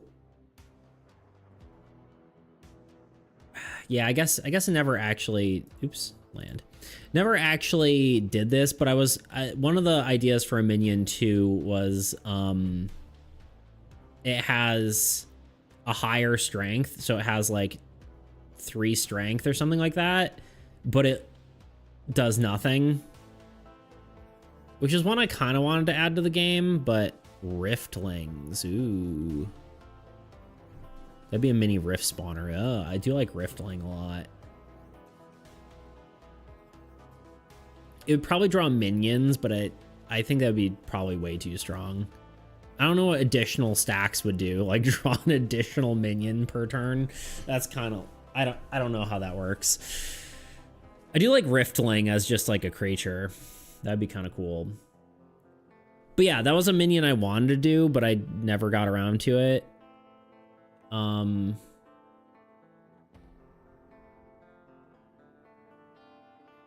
Not necessarily if it's an effect that happens at 3 stacks. That's just the Voidling.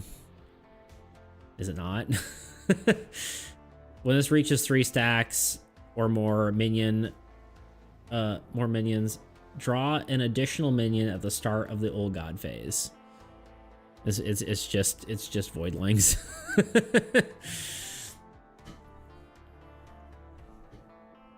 Yeah, it's already the Voidling.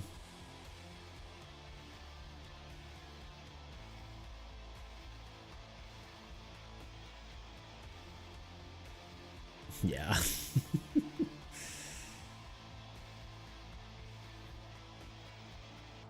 Yeah, if I'm crazy, I might add another minion and create the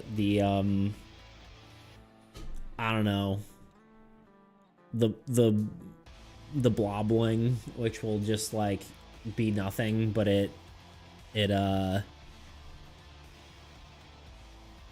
just tanky but does no attack. I think that'd be cool in the I think it would be interesting in maybe one of the decks, but I don't know. It's probably more than I need, because I thought it'd be interesting in Oblivion's deck, because it benefits a lot from, well, that's the old ability, but it benefits a lot from something, minions just staying alive. I got an idea. Okay.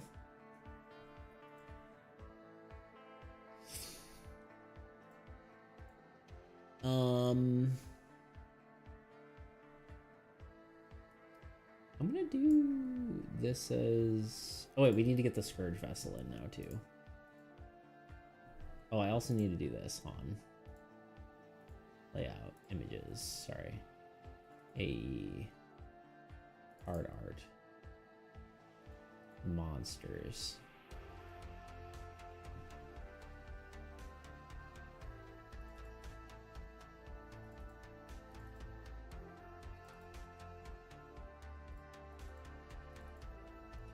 I need the... Oh, I didn't actually save that out on. Let's actually save it, close it, rename it, upgrade it. Scourge Vessel.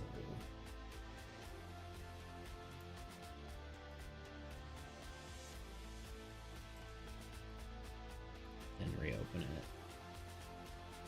Then turn off the border, save the card, and export PNG.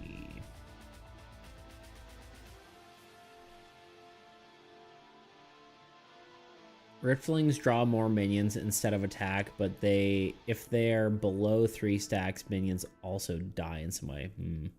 Well, if that works, maybe give the player a unit when they draw a minion.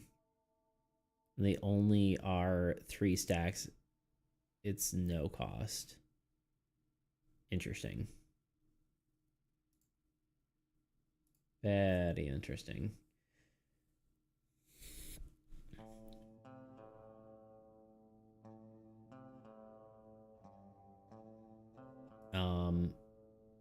Okay. Scourge Vessel and Caplings.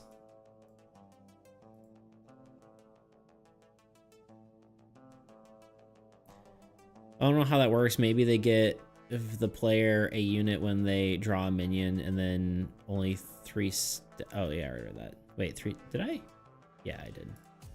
I think I read it better that time. I understood it more that time.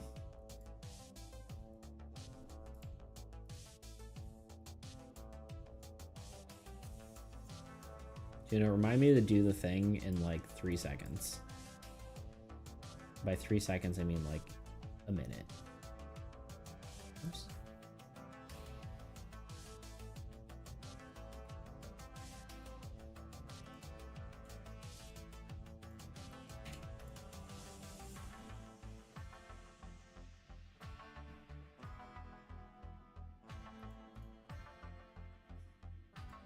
It's more like once I'm done with this other thing, but it's okay. Do the thing, Julie. Which would mean they enable the stacked effects of other minions faster, but they'd give you the unit to tank extra damage. Yeah, interesting. What's our negative death effect for the Scourge Vessel? Because it's clearly negative. It's gotta be, because it doesn't have much strength.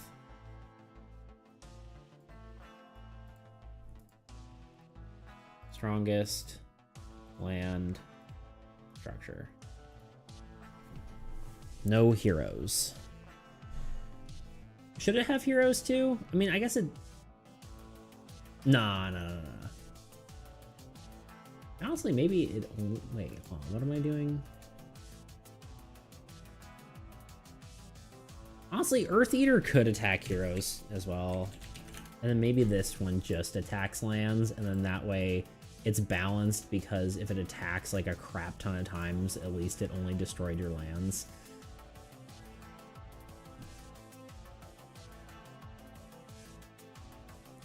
Attacks again when a curse is drawn. I said draw a minion, but it would be just draw a minion. Yeah. I don't think it's bad to recycle them. No. You can only have so many. Agreed. Draw a minion makes sense too, like lore-wise at least.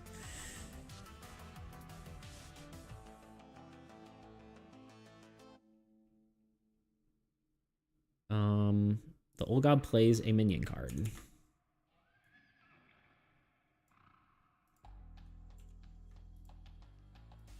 Negative.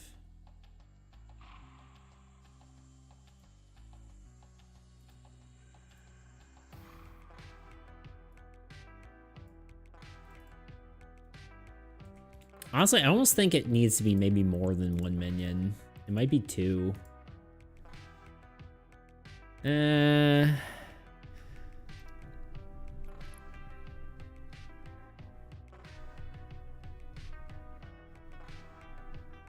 But that just starts to become a freaking Chaos Worm. I think it might need to be worse than drawing a minion, I think is the biggest thing.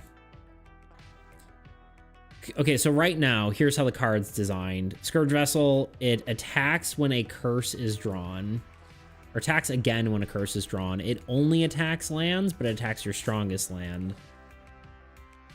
Currently, its strength is 2. I don't want to just completely knocking out every single land. I feel like if we give it a better negative death effect, that would be interesting. I don't necessarily want it to be related to curses.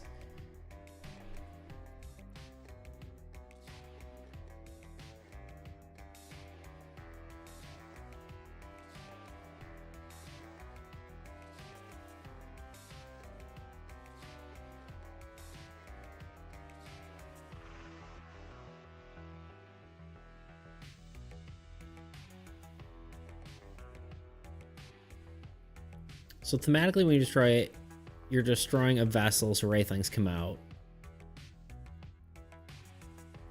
And behaves normally. So drawing minions makes a lot of sense with that. Yeah, lore-wise, it makes sense. Balance-wise, I think it needs to be scarier.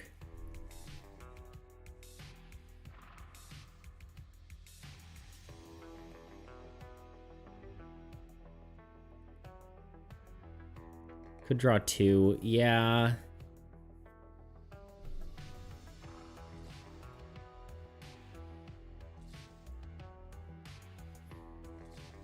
Is that like distinct enough from like Chaos Worm is just a... Well, Chaos Worm is actually a 2-cost creature that draws 3 minions. So it feels like we're kind of just encroaching on minions sort of, or Chaos Worm territory by giving it more minions. No, then it's just Chaos Worm that attacks lands. I don't want to steal that necessarily. We're encroaching on Chaos Worm's visual or identity in general.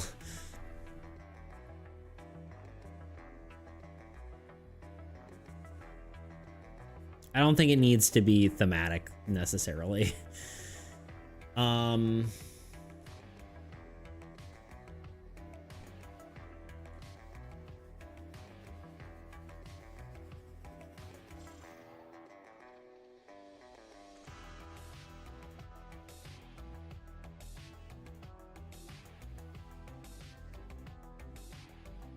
thinking real quick. What if it's the minion with the highest stacks attacks immediately?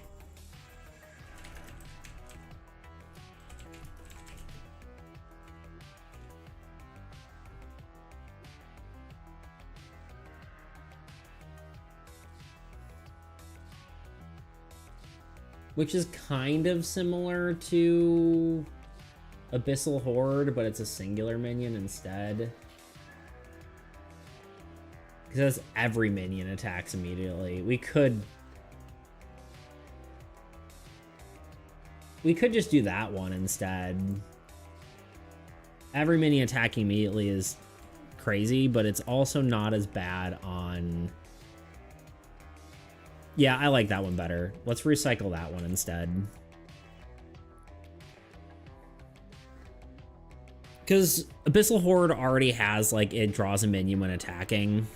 And then this effect is bad, but not as bad in the deck that it's in, right? Like, Abyssal Horde is, like, much worse because it attacks every minion attacks, right? Which is crazy.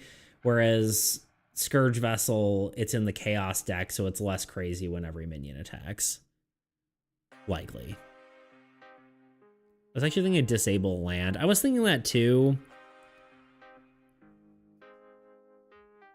But I kind of like every minion attacks immediately. I sometimes like that, like, the negative death effect isn't tied to the thing that it affects. That was, like, something we had talked about before, because it's like,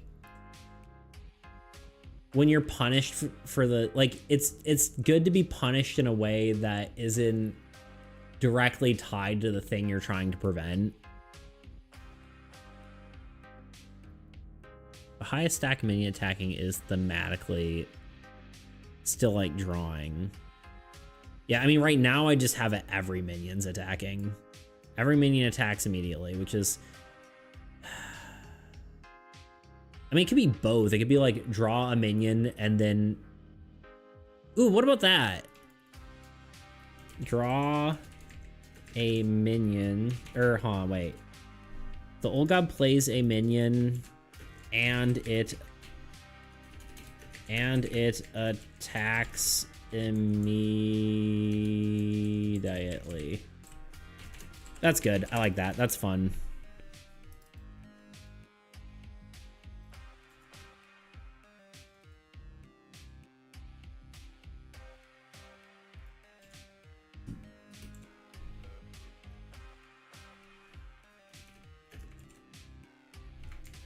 I like that. That's good.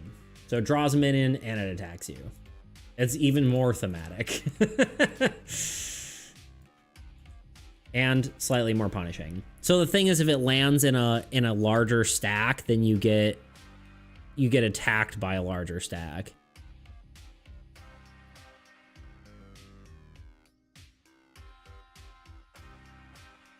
It's like the destruction of the vessel is signal for the invasion to start. Yeah. I like it best too. Oops, I replaced the wrong thing.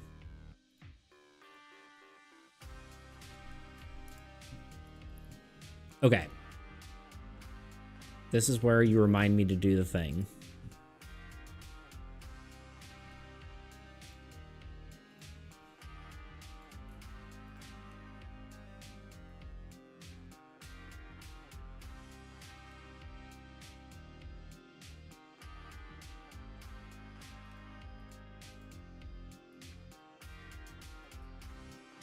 Honestly, I should just drag this out to...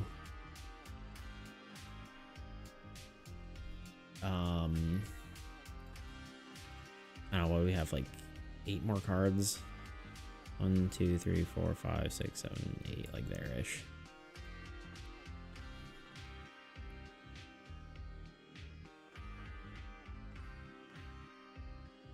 how do you feel about every deck right now and the unfinished ones where they're heading? Everything seems good so far. I am worried that some of the decks are going to be pretty damn difficult, but even Decay was doable when me and Nez played. Honestly, I think Nez even had like from my perspective, a good number of misplays. No offense to Nez. She did great. But like, obviously, like I see like, it wasn't even so much misplays. It was just like playing, like not attacking the things I would expect someone to attack. Nez, if you're watching, don't take offense. Just kidding. But yeah, I wasn't like, the fact that we beat it makes me less scared about it. Especially because I was like, oh, like there was a few things that we left on the board that like we really should have killed at some certain points.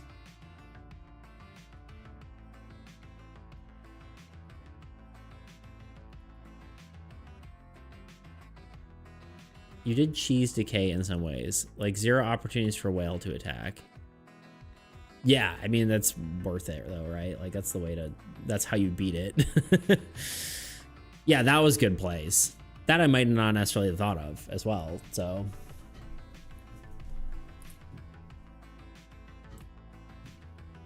But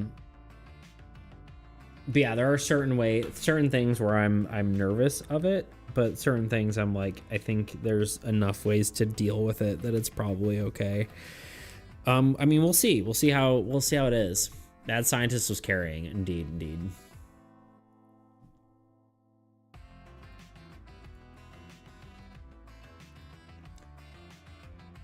How are we doing on time?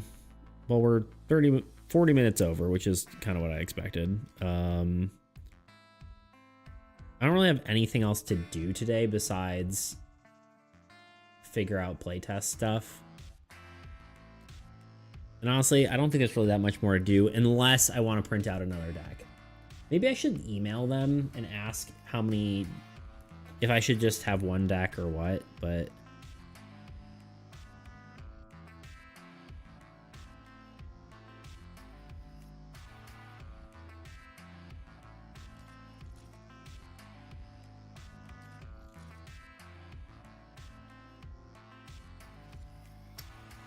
I was checking something.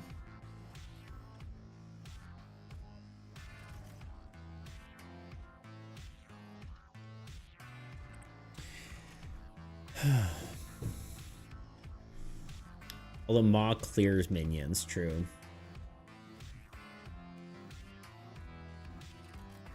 Yeah, so if you kill minions, it's not too bad. Yeah, actually, it's interesting because in a way, Maw can sometimes be anti-synergy with Oblivion, because Oblivion draws more cards if Maw's on the board. Though to be fair, it draws it. It would, if Maw dies, it gets drawn back from building up minions. So it's Oblivion could potentially be one of the hardest because you can't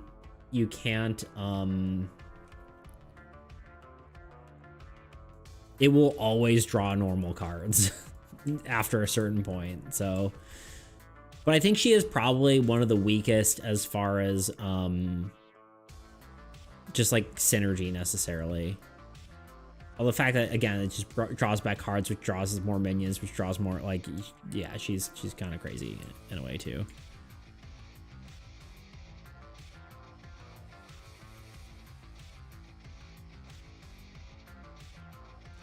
Mad Scientist might be even scarier into Oblivion.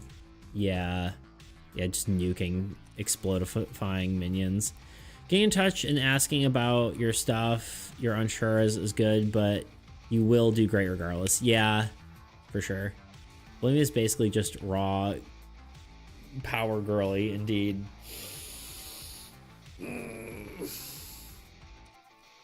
She's a girl boss.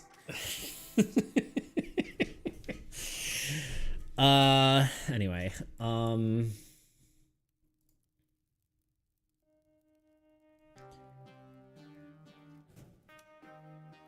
Okay, hold on.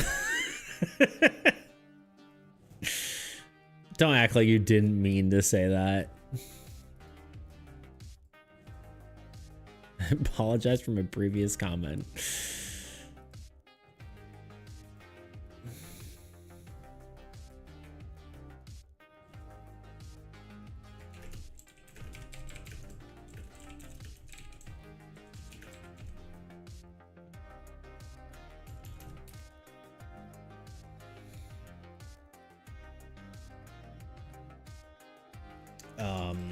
Sorry, I'm just checking a few things here.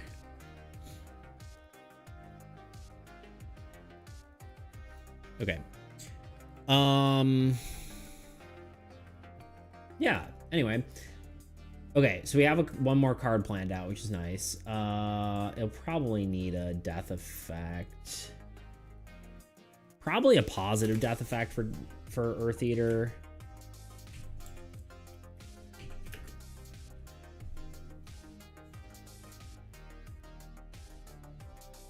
But I don't know what. But we'll get to that when we get to that.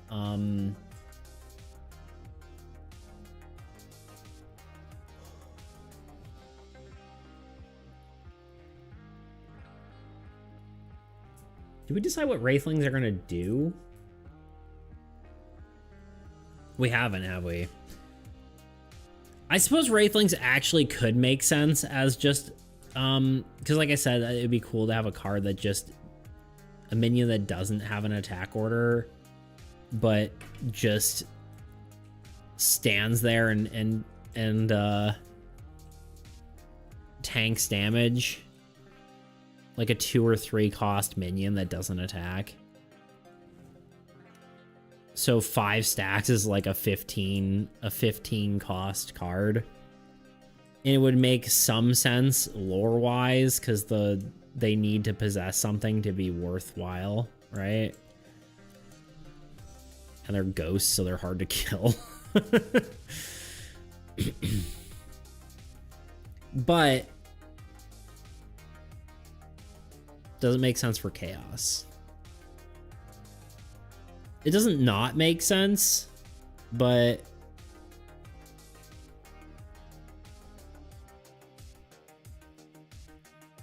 it also, well, I don't know, it kind of is chaos keep synergy, which is interesting, right? Because you have to attack a return and there's just like a beefy thing, and then I don't know. It's an interesting thing to put into the game, I think. I think we have enough curse synergy. Yeah. Well, we have this guy. Wait, no. This is the... Why am I confused again?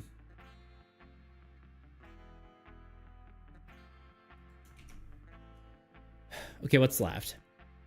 Wraithling. Oh, right. The magenta monster, whatever that is.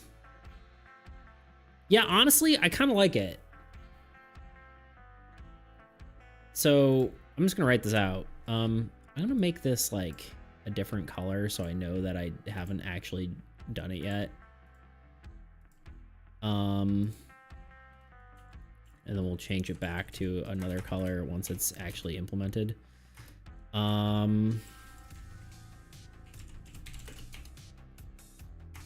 Wraithling, they would be minion. They attack order is none. Strength, I think 3. Especially if it does nothing, right? It could maybe have a negative death effect, maybe. I don't know.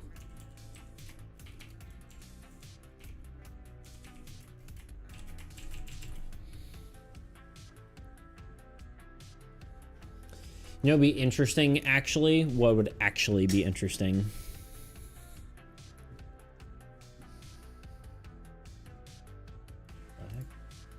What the hell? Oh, right. Forgot that I was doing that forever ago. I didn't want to lose my progress. Go away. Yes. Does this actually work right? Did, okay. Wraithlings always have extra power but can't attack. And then Magenta Monster we have uses the power of the highest power minion to attack. Ooh. That's pretty cool.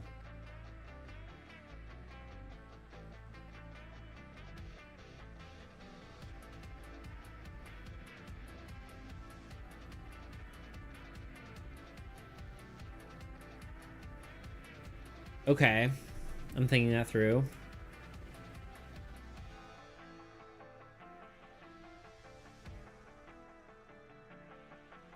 Okay, how much curse synergy do we actually have? Let's discuss that for a second, because I actually don't. We have a good amount, but we actually don't have that much.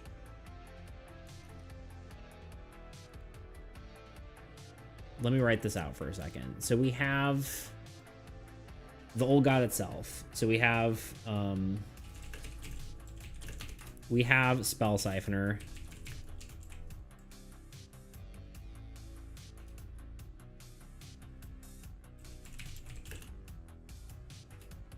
Did I spell that right? It doesn't look right. Let me actually take the abilities too real quick. Actually, let me do this. I want to see what the combo is currently and see how horrible it will be. Because I think that's something we should assess real quick. Okay. God of Chaos. He self-synergizes, which of course is... Goes Lina. At the start of each turn, draw the last played curse from your discard pile and place it into the draw pile and reshuffle. Additionally, if a curse is played, the old god plays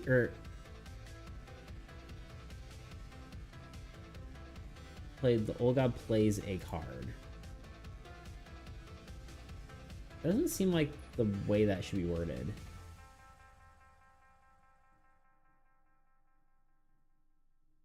Maybe it's fine. I don't know. There's probably a better way to do that. Yeah, I can make that way shorter. If a curse is played,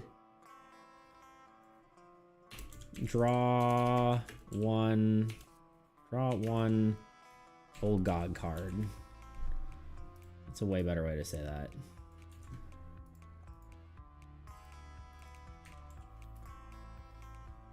Yeah, it's shorter.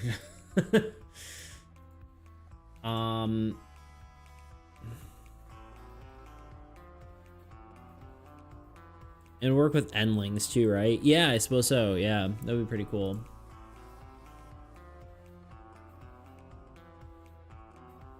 The only question then is like, is that a card that should actually be in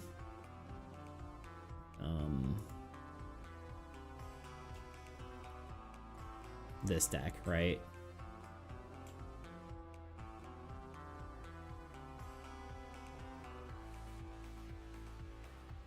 In which case, honestly,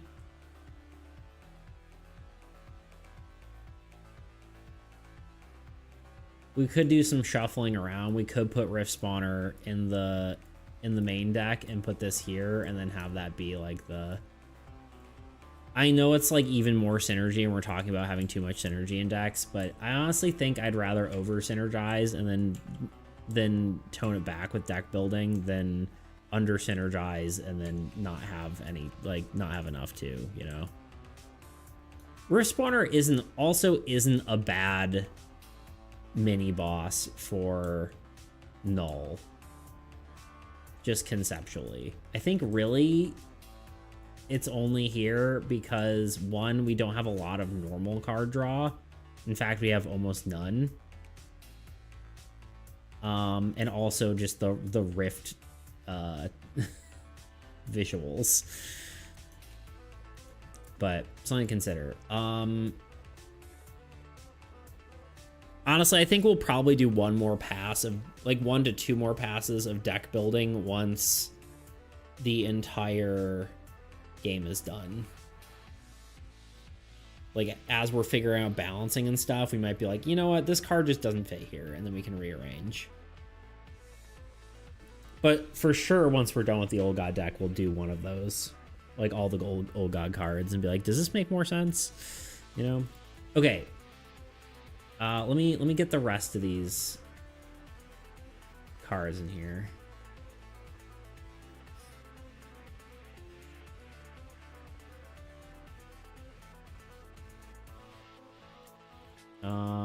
Okay, so we have Gozlina.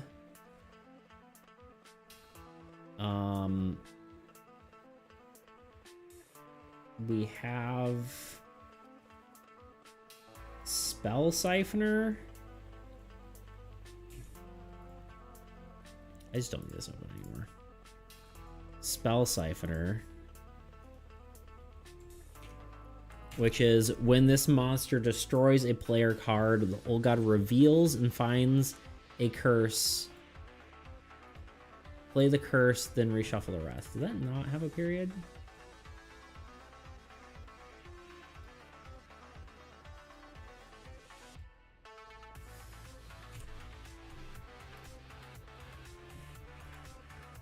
We're gonna have so many issues with that. Okay, and then we have Chaos Keep for sure. Not Chaos Keep. Well, we have Arcane Abomination.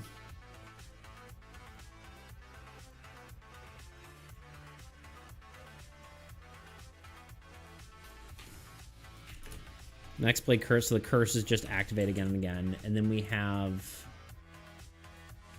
I think, just what is it called? Void Rift?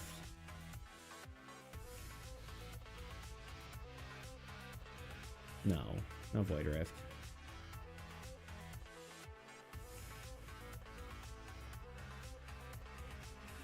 Can't think of the name. Chaos Gate. There we go. I mean, so really we only have 4 cards that are synergy. Right? I don't think there's any other ones. What I'm worried about is game blows up, Little Jimmy buys Old God deck, gifts his friends Little Timmy a card from the Old God deck, but then Little Timmy can't actually feel challenged by the cards because he doesn't have the rest of the deck. Wait. Game blows up, Little Jimmy buys an Old God deck, sure. Gifts his friend Little Timmy a card from the Old God deck, right? So one of the cards from his existing deck. Then he can't actually feel challenged by the card because he doesn't have the rest of the deck. Isn't that every, like, I mean, so you're saying if someone gets rid of a card from their deck, then the synergy isn't there anymore, and you'd prefer just strong cards rather than cards that are actually synergized. Rely so much on synergy. Yeah, I don't think people would necessarily trade. I mean, I do call it a trading card game. I don't know if someone, like, the way I'm currently selling it is I don't know if it would actually be traded that often, to be honest, because like all these are going to be card packs. It's not going to be like you rip a random card and then trade it. I feel like this game probably is going to be played a lot more like, I don't know, something like a game that has expansions, like Here to Slay, right? Little Jimmy and Little Timmy are idiots, you gotta consider. But they have big hearts, okay. I'm not worried about that. I'm gonna be honest. Because, like, I think deck building will exist within this, and that you can make more or less synergy depending on how hard the game is, or how hard you want the game to be. Hell, you could even add, like, instead of doing the exact number of cards that are like the deck building rules, you could be like, okay, well now the old god has 80 monsters and 1 ruins, you know, or like whatever. Because the point is you can deck build the old god. And if the synergy is too much, then it's too much. And if the synergy is too little, it's too little. But the idea would be that you be able to tweak your challenge based on the number of cards you have. I don't know. I'm really not worried about that, to be honest.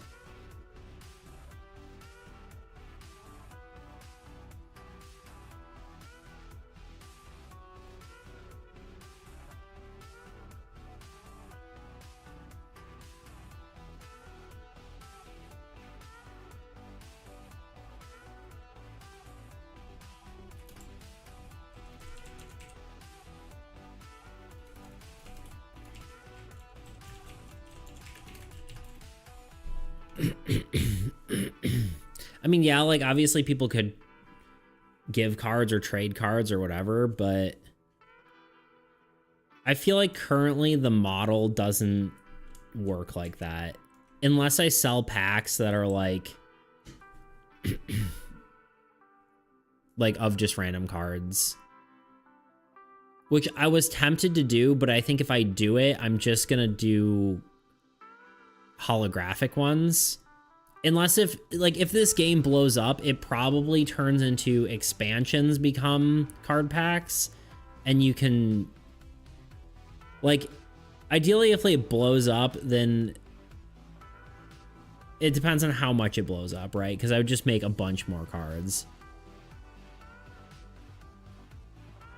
I think what I'm thinking about is just making a functional deck, but what you're thinking about is making the deck feel exciting and interconnected. And also a challenge, right? Because like if the synergy is what makes it more difficult. And your goal as the player is to stop that synergy. Because you have your own synergies that you need to worry about, but the goal is to like interrupt its synergies so it can't win. Whereas like Null is just like, it's just a bunch of decent cards, right? So the goal is just to get rid of the ones that are strong and not the ones that are like, and the ones that are weak you can deprioritize. Whereas the higher difficulty ones work based on their synergies together. Yes, I see that. Indeed.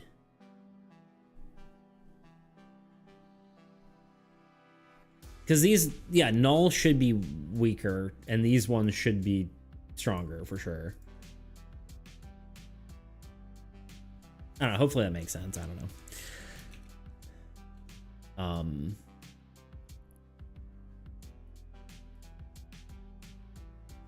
And again, I'd rather make it too challenging than not challenging enough. I don't even say it depends on, like, I think one of your worries is that it's, like, obviously, if it has these cards, it makes it more difficult. Or it makes it, like, the game more difficult, and if you want to be challenged, yeah, you have to have these cards. But at the same token, most of these gods are self-synergizing because they have powers that trigger themselves, right? Like when a card dies for decay, it disables any card, and then you lose, like, and then it triggers its own abilities. So I do also think what we can do is, or to connect cards, is curses is limited. Yeah, that's fair. But we only need to make one more, right? I don't necessarily think we need to make the Wraithling have that synergy. Maybe it could have a stacked effect that does it. I think the Wraithling being just kind of like a empty husk is fine, and then it takes something over, and then it has curse energy. But I think probably the other monsters and ruins maybe should at least have... We should at least have the land have some sort of, like... Maybe,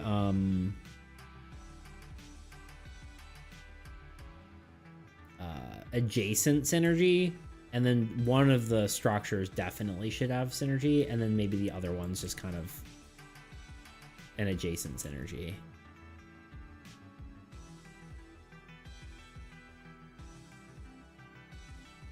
Wraithling's not having synergy makes sense because their whole thing is gaining that value. Sure, yeah. Another concern with Chaos. I'm very concerned with Chaos. Will draw and do so much. Will do so much with curses that it'll be unbeatable. Sure, yeah, but I'm okay. Again, I'm okay making it overpowered and broken. We can always pull it back. And like overthinking it isn't worth it, because if we make it too weak, then we have to buff it later. I'd rather make the abilities interesting and do that than, you know, have to go back to the drawing board. A lot of times it's easier to nerf things.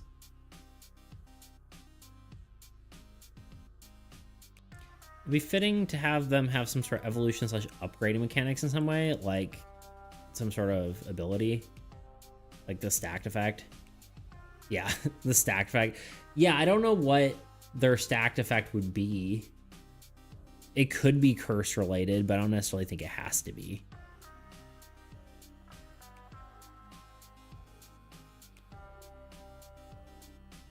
It could buff other cards, which would probably be a good one.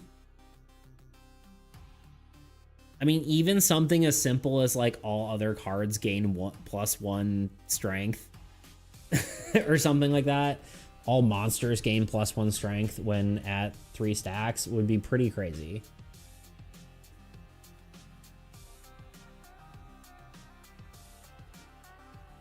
In fact, I kind of like that.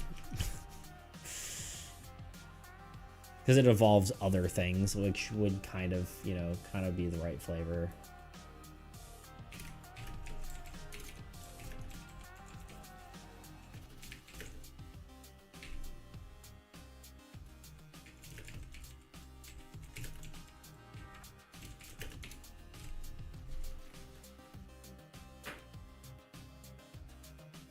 Oops.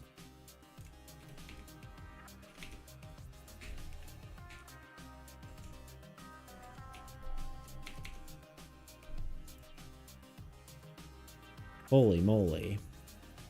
Indeed. I don't know, something like that. I don't know if it has, probably not. I don't know, that's tentatively what it can be.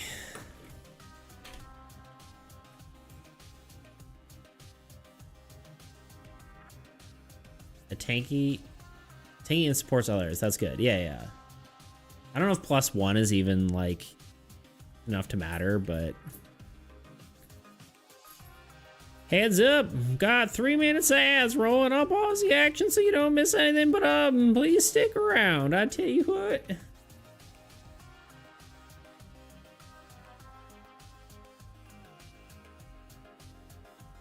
So excited to both playtest and see playtest for many of these cards. Yeah. That'll be the whole thing next time. Or next, whatever. Alright, so we've got Earth Eater and Wraithling. We'll have 2 more other monsters. One's the magenta monster, whatever that is, and one's X for the null deck.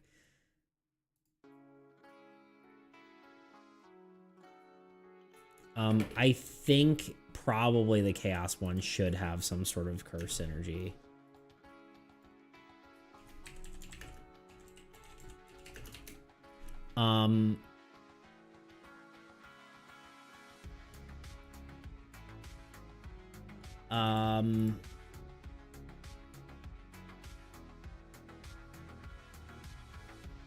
The collective is existing. I don't know what, I don't even know what you're saying. I probably should be done soon. I'm getting I need food. As much as I want to keep going. Here's the last thing I'm gonna do. I'm just gonna kind of skip ad, or not skip ads, but just kind of talk through ads here for a minute.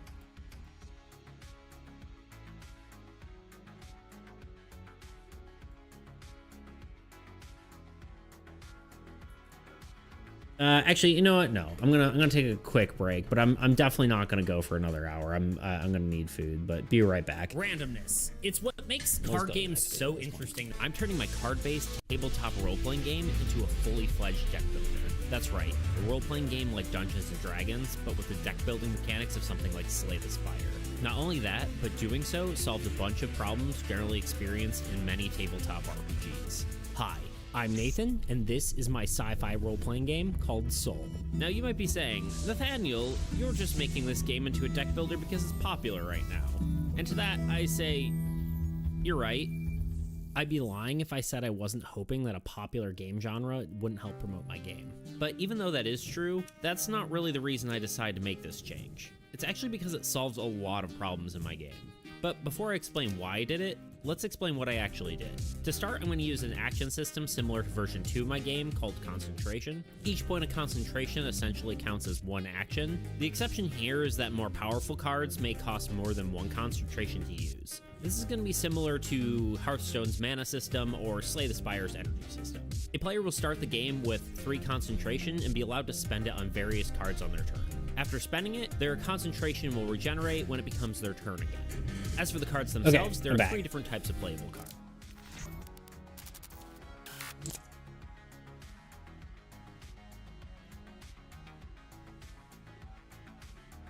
Maybe it has an effect that triggers when a curse is drawn, like making you discard a card or something. Yeah. Now that he's gone, we can talk about him. Toot.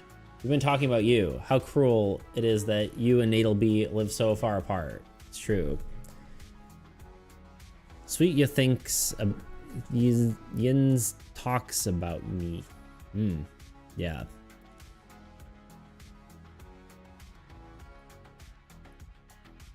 All right, here's the last thing we're doing. We're gonna look through some of these old ideas real quick.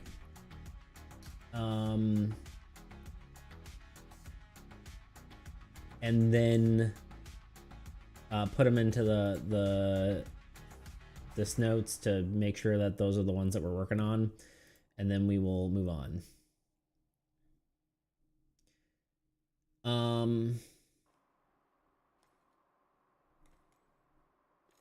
They're always in our thoughts and prayers, indeed. I would go to Neil B's house if he lived within 45-minute drive. 45 minutes? Okay. That's about a good, a close to, any farther is too much, for sure. I'm just being silly. Okay, quick look at these.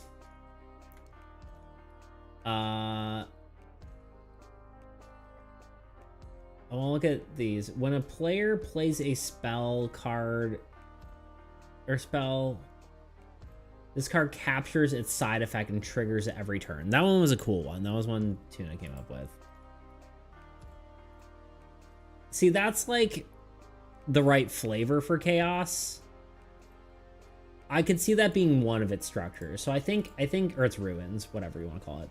I think one ruins. So one has to be like, I think one has to be like, I don't know what to call it, direct synergy.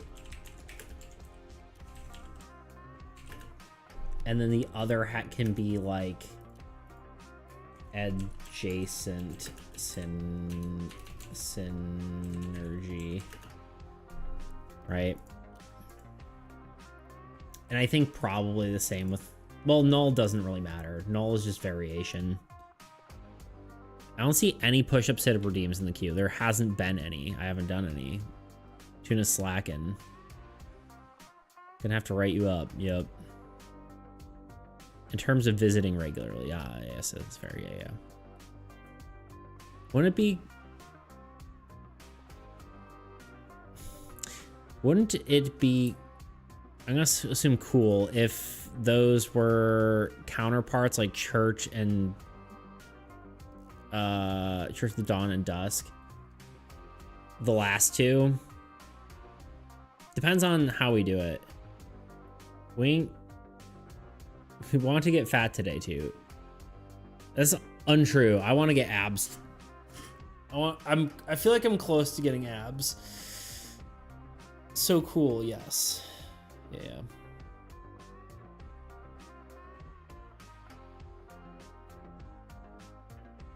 I'm very ready to I'll go get a Pop-Tart. Pop-Tarts.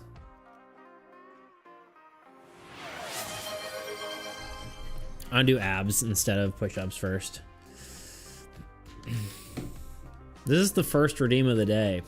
It's crazy.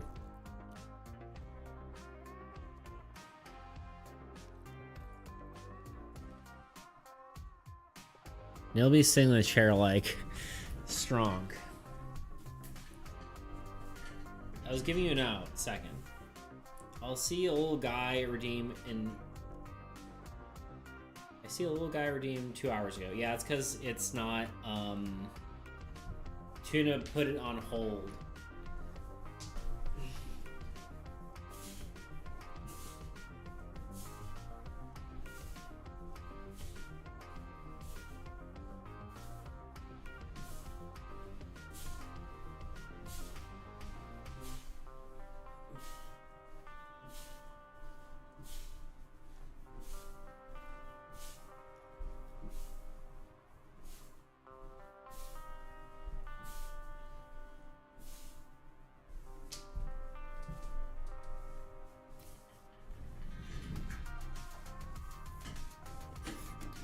A pre-order has order in the name. A redeem is a redeem. Can't say this is the first redeem. What? No. First push-up, sit-up redeem.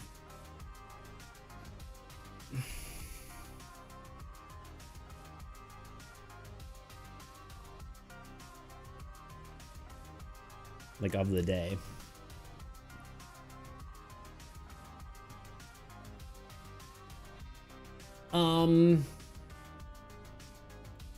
I think probably the Wasteland doesn't necessarily have to have direct synergy. I think it can be probably adjacent synergy.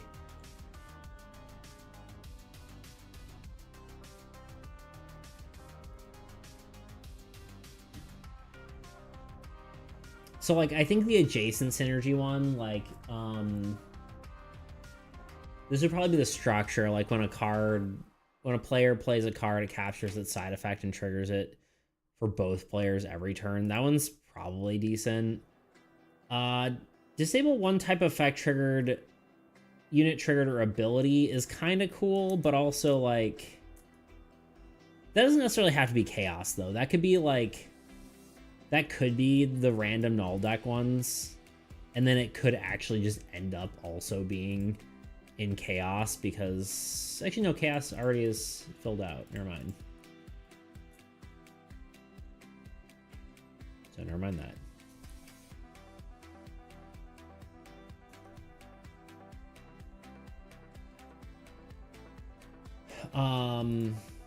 I don't know.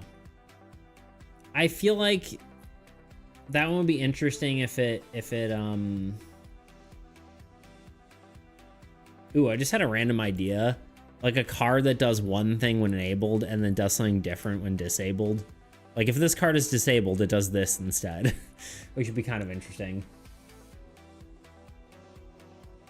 Player cards lose their attack icons when they have 3 or fewer units. That's decent, but kind of, I'm not sure.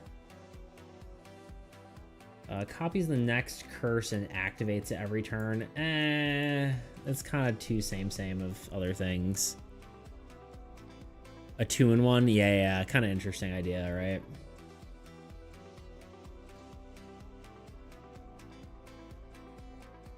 Curse that unplays cards. We already have that, don't we? Didn't we make a curse that unplays cards? Forsake?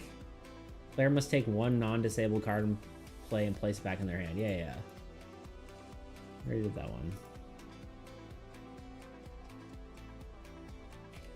Play 3 disabled old god cards. Well, we don't really need curses anymore. The only one I like so far, honestly, is the... When a players play a spell, it captures it and plays the side effect every turn. That's a little difficult, though, because... Wait, no, target always would make sense. Yeah, you could always figure out a target for it, I think. Yeah. But this one doesn't necessarily even need to be chaos. It's just a good idea, right? It makes sense because it's like spell synergy. Like curses and spells are of the same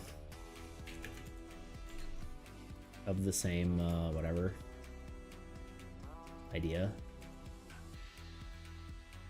So that's maybe the idea, but what if that was a monster? It would get disabled after every attack, and then maybe when it's disabled, it attacks all heroes at once. Honestly, that would be a better idea for your... Well, maybe not a better idea, but maybe a simpler idea for your attacking different cards thing. So when it's enabled, it attacks heroes, but when disabled, it attacks lands or something like that, right? That might be an easier way to say that, but then it only attacks 2 different types of cards. Yeah.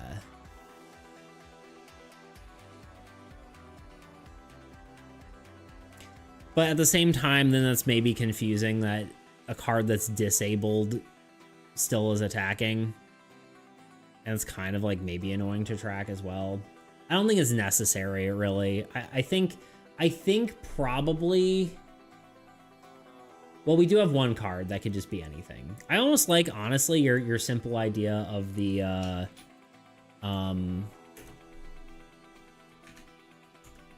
card that attacks strongest and second strongest. Or alternatively, card that attacks strongest and weakest. If we want to be even simpler, I think your idea is a little bit stronger than the strongest and weakest, but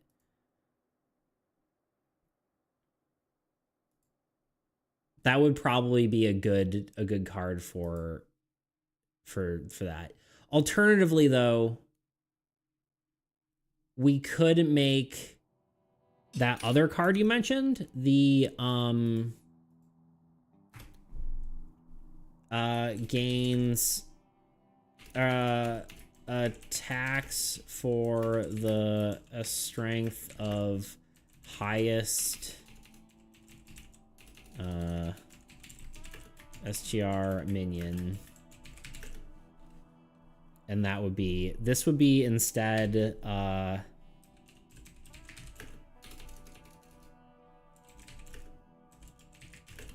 this would be, I can't spell, Oblivion instead. And Rift spawner would go to null. I think is the way that would work. I honestly like Rift Spawner and Oblivion too much, yeah. Technically, it could be the magenta creature, but I think magenta creatures should have curse synergy, probably.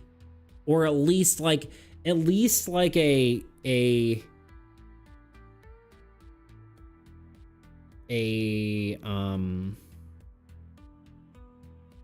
what's it called? An adjacent synergy. So like an adjacent synergy, just for like reference here, like would be for instance, like when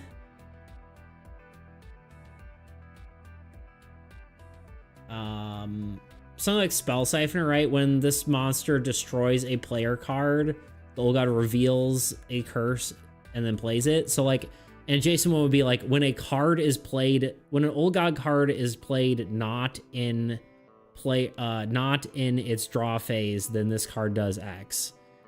Right? Like, I think that's cool. Honestly, that might even be a good one to have. Because it not only does it synergize with cards that are pulling out curses, but it's any card. So, like, maybe you kill... I don't know what. Like a Chaos Worm, and because it's drawing a card, it does something.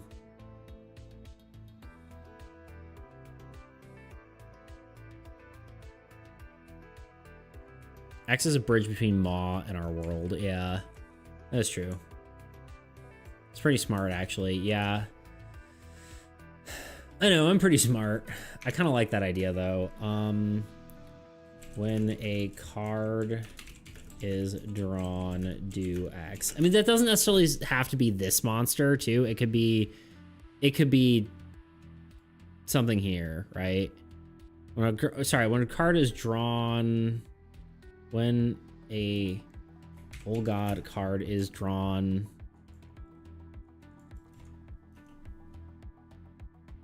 not in play in OG play phase, do X. We're not focusing on one niche, but the niche boost more general things. Exactly. Yeah. So, like, that's how we should be looking at a lot of these.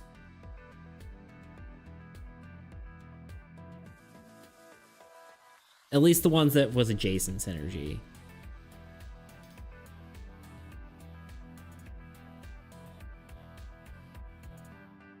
I don't know exactly how that all worked. You cooked a feast. Yeah, I don't know if that should be the monster though, or like a ruins, but I think that's a good concept, right? Or even like we look at like specific spells that might be in the old god deck, or like in whatever.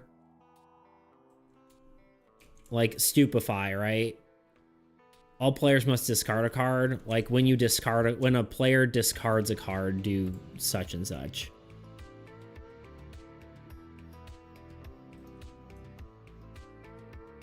That is if we keep Stupefy in here. I think it makes sense to, like, balance-wise, it's kind of interesting, but...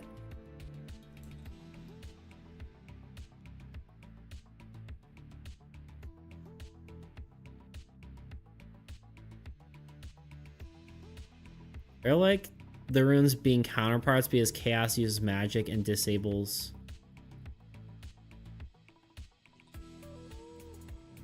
Or because like Chaos uses magic and disables yours. Yeah. He's also siphoning magic from your player. Yeah.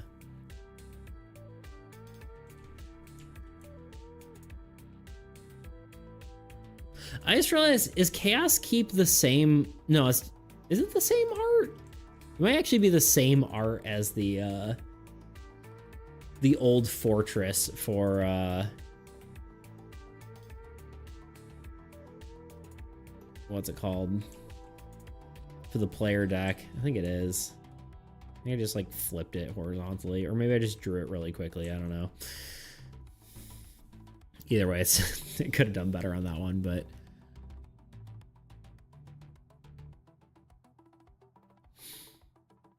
yeah, I think that's a cool idea. We could do that. We could do the counterpart. So like the direct synergy would be what? Like when the old god plays a spell, do whatever. I don't know what it is, but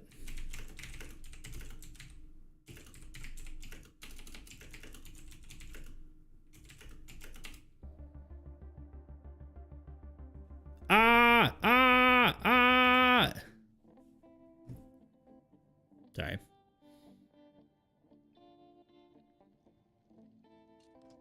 What's really good about this being a monster is suddenly Spell Siphoner and Scourge Vessel are batteries for this monster. Yeah, I mean, it could even be an attack. It could be something like, it basically like, evil pyromancer.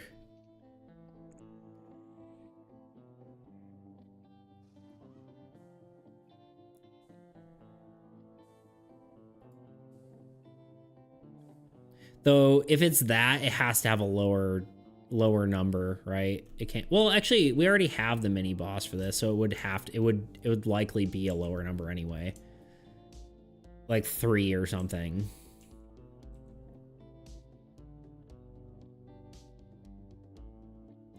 Wait.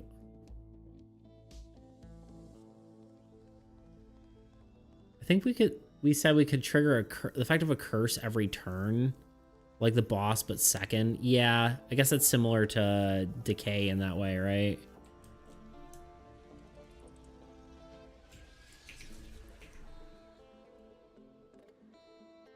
Well, Decay has draws on.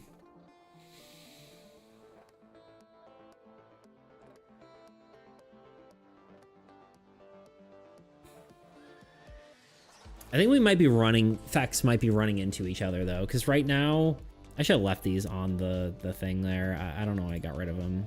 Did I? I did get rid of them. Because right now, Gozlina redraws. Okay, technically there's not really synergy. It just is ensuring that curses are drawn, and if a curse is drawn, it draws another card. So no curses are ever going to feel like a dud, which is scary on its own.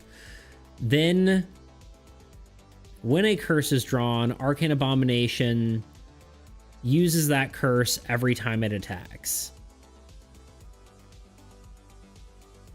If Spell Siphoner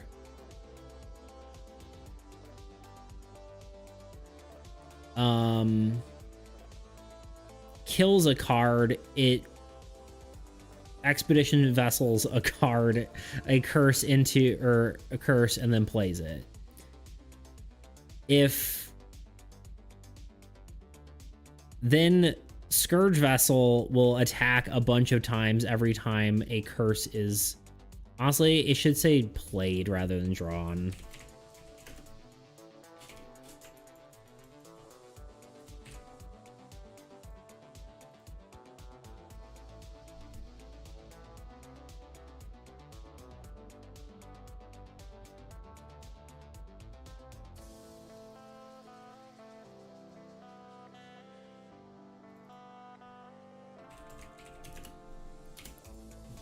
And that is the current synergy, I believe. Oh, wait, I forgot Chaos Keep. Chaos Keep, I believe, doubles... Not Chaos Keep, Chaos Gate. When a curse is played, its effect triggers twice, which means... That's pretty insane. Especially, like, Scourge Vessel's gonna attack twice, and...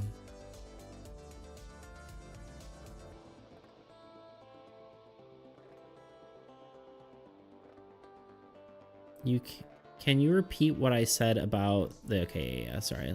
I was just trying to remember here. Oh god. I gotta go back, hold on. Because also Siphon Magic, right. What's really good about this is being a monster. Suddenly Spell Siphoner and Scourge Vessel are batteries for this monster, right. I think, well, Scourge Vessel, no. Arcane Abomination, yes.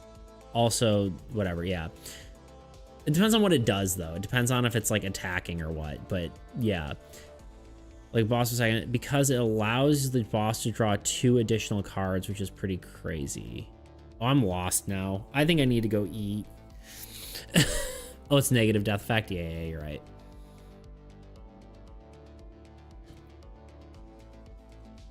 I think we said it could trigger an effect of a curse every turn. Right. Because it allows the boss to draw 2 additional cards, which is crazy, right? It can repeat, right, because it keeps drawing cards the more curses are played. Right, okay, I gotcha. So the way Chaos works is it right now is it is niche way to draw more cards. Some cards let it trigger niche effects more, but others can benefit from its extra card draw. Right. Which is actually interesting because it's almost like the exact opposite of Magic, the Magic deck. It draws curses, but the curses allow it to have more card draw, which is oh shit. Holy crap, hold on.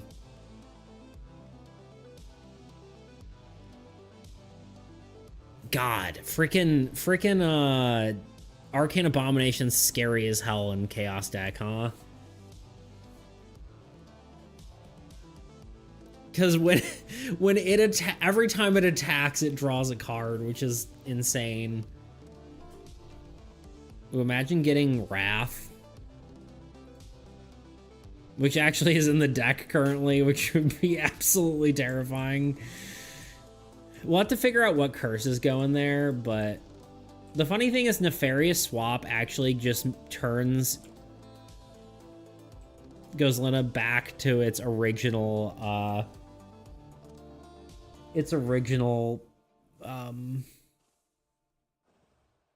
what's it called? Its original power, because originally it's like whenever you destroyed something, it drew or it swapped all your cards.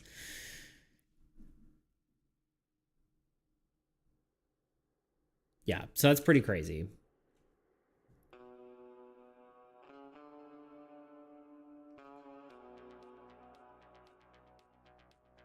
Yeah, so something, when another card is drawn, it does something.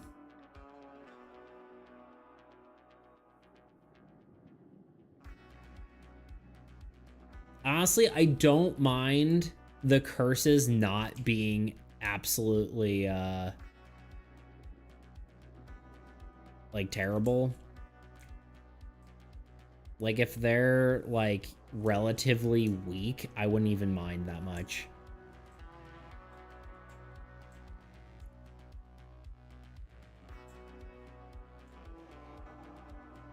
Just because then if you want to deck build something harder, you put harder spells in and it just becomes infinitely more dangerous.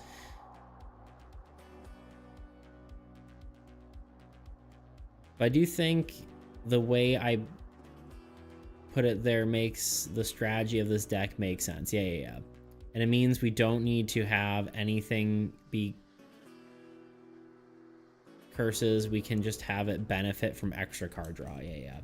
So I think that's the magenta one. It just benefits from card draw. Which also analogous, card draw is analogous to Magic in our player decks, which is interesting. Okay, so I think we have a good direction of where we're going.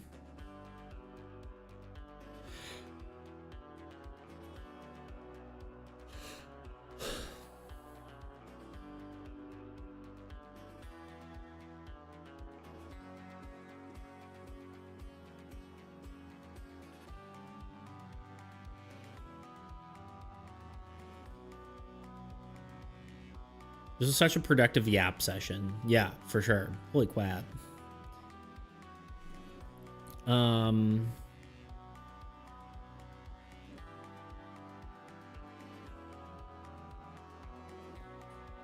What if the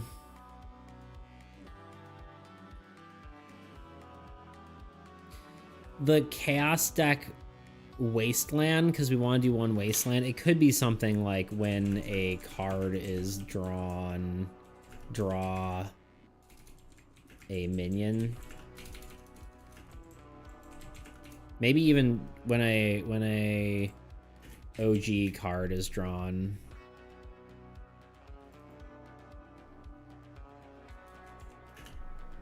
Old God deck card. When Old God is draw a minion. That would be kind of good.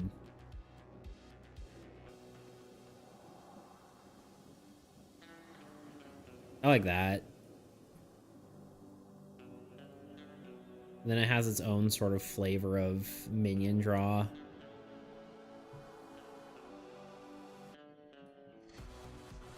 What we need to avoid is not having this deck hard counter magic. I don't think it does it? I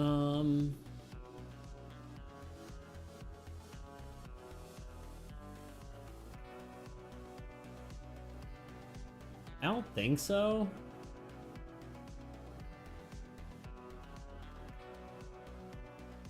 The only way it would is the one card that, well, no, the one card that potentially eats spells maybe would hard counter, but maybe it could just be like when a player spell is it captures a side effect and triggers every turn. It could just be like the last player's played spell. So like you could actually play with it, be like, okay, I need to actually play this spell because its side effect is less bad or whatever, right? Not currently, but I think my runes trigger spells drawback every turn would specifically bad it for magic, but I think it would only have one spell at a time. Yeah, exactly. Yeah, yep. We're speaking the same language as per usual.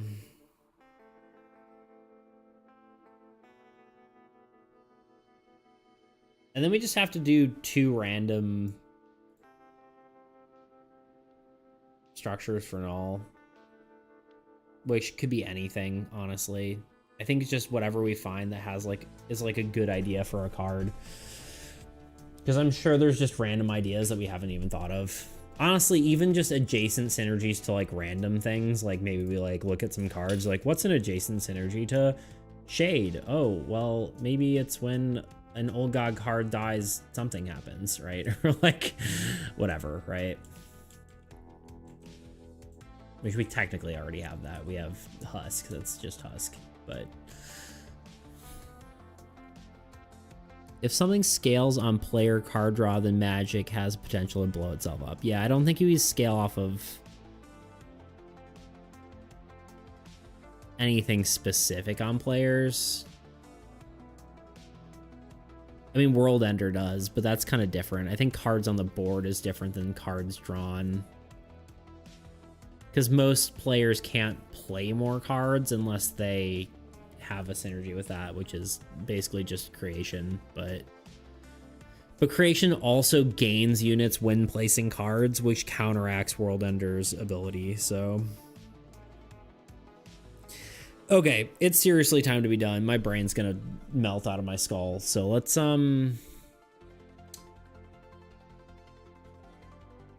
go here. Harvest plays more. Yeah, Harvest and Creation, I guess, are both the same in that way.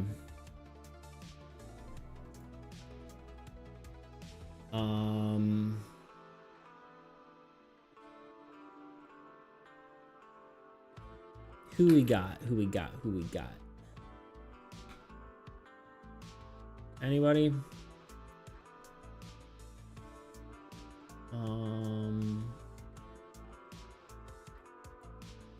Let's look at who we're following.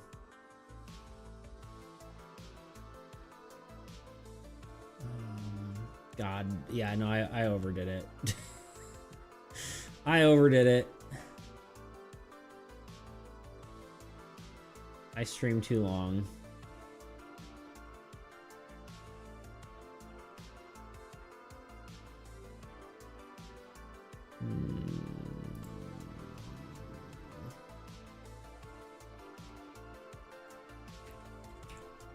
I need food. No. No, Toot. I'll do some push-ups after stream for you. That's not the point, I know.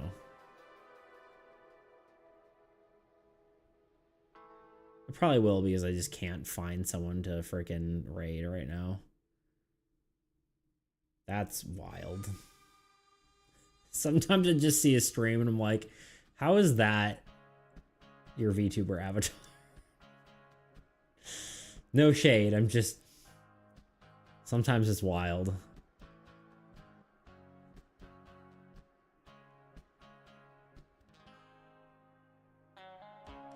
Should do another AAE tier list sometime again, but have all the cards including Old God? Yeah, for sure. Starting to sound like an OnlyFans creator? What do you mean?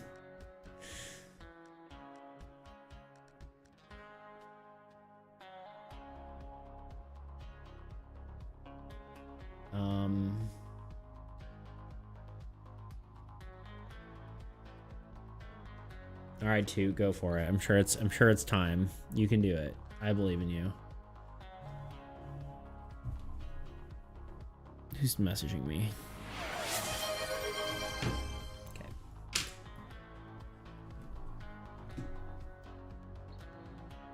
Toot just doesn't want me to eat. All he wants me to do is work out. Work out after stream for you? Yeah, that's fair.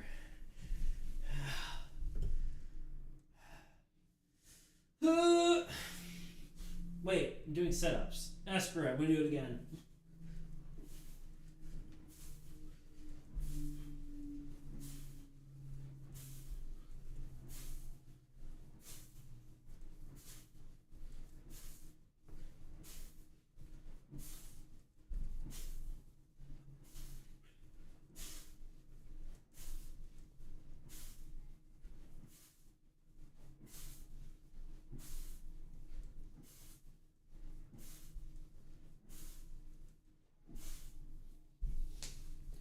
I just realized I did 25. That's right, lay on the rug. It's wild. I meant to do this. There we go. I don't know, man. Let's just pick let's go let's do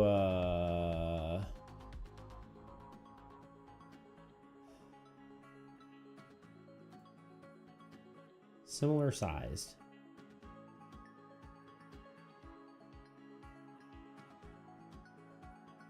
Maybe. I don't know, man. Screw it, we're going to similar following. I don't care anymore. Let's go.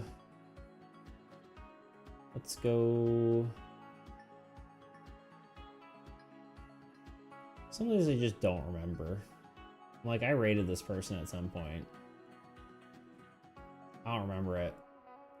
Maybe I do. It's cool art. YOLO, let's go. Let's do it. Just sending one person.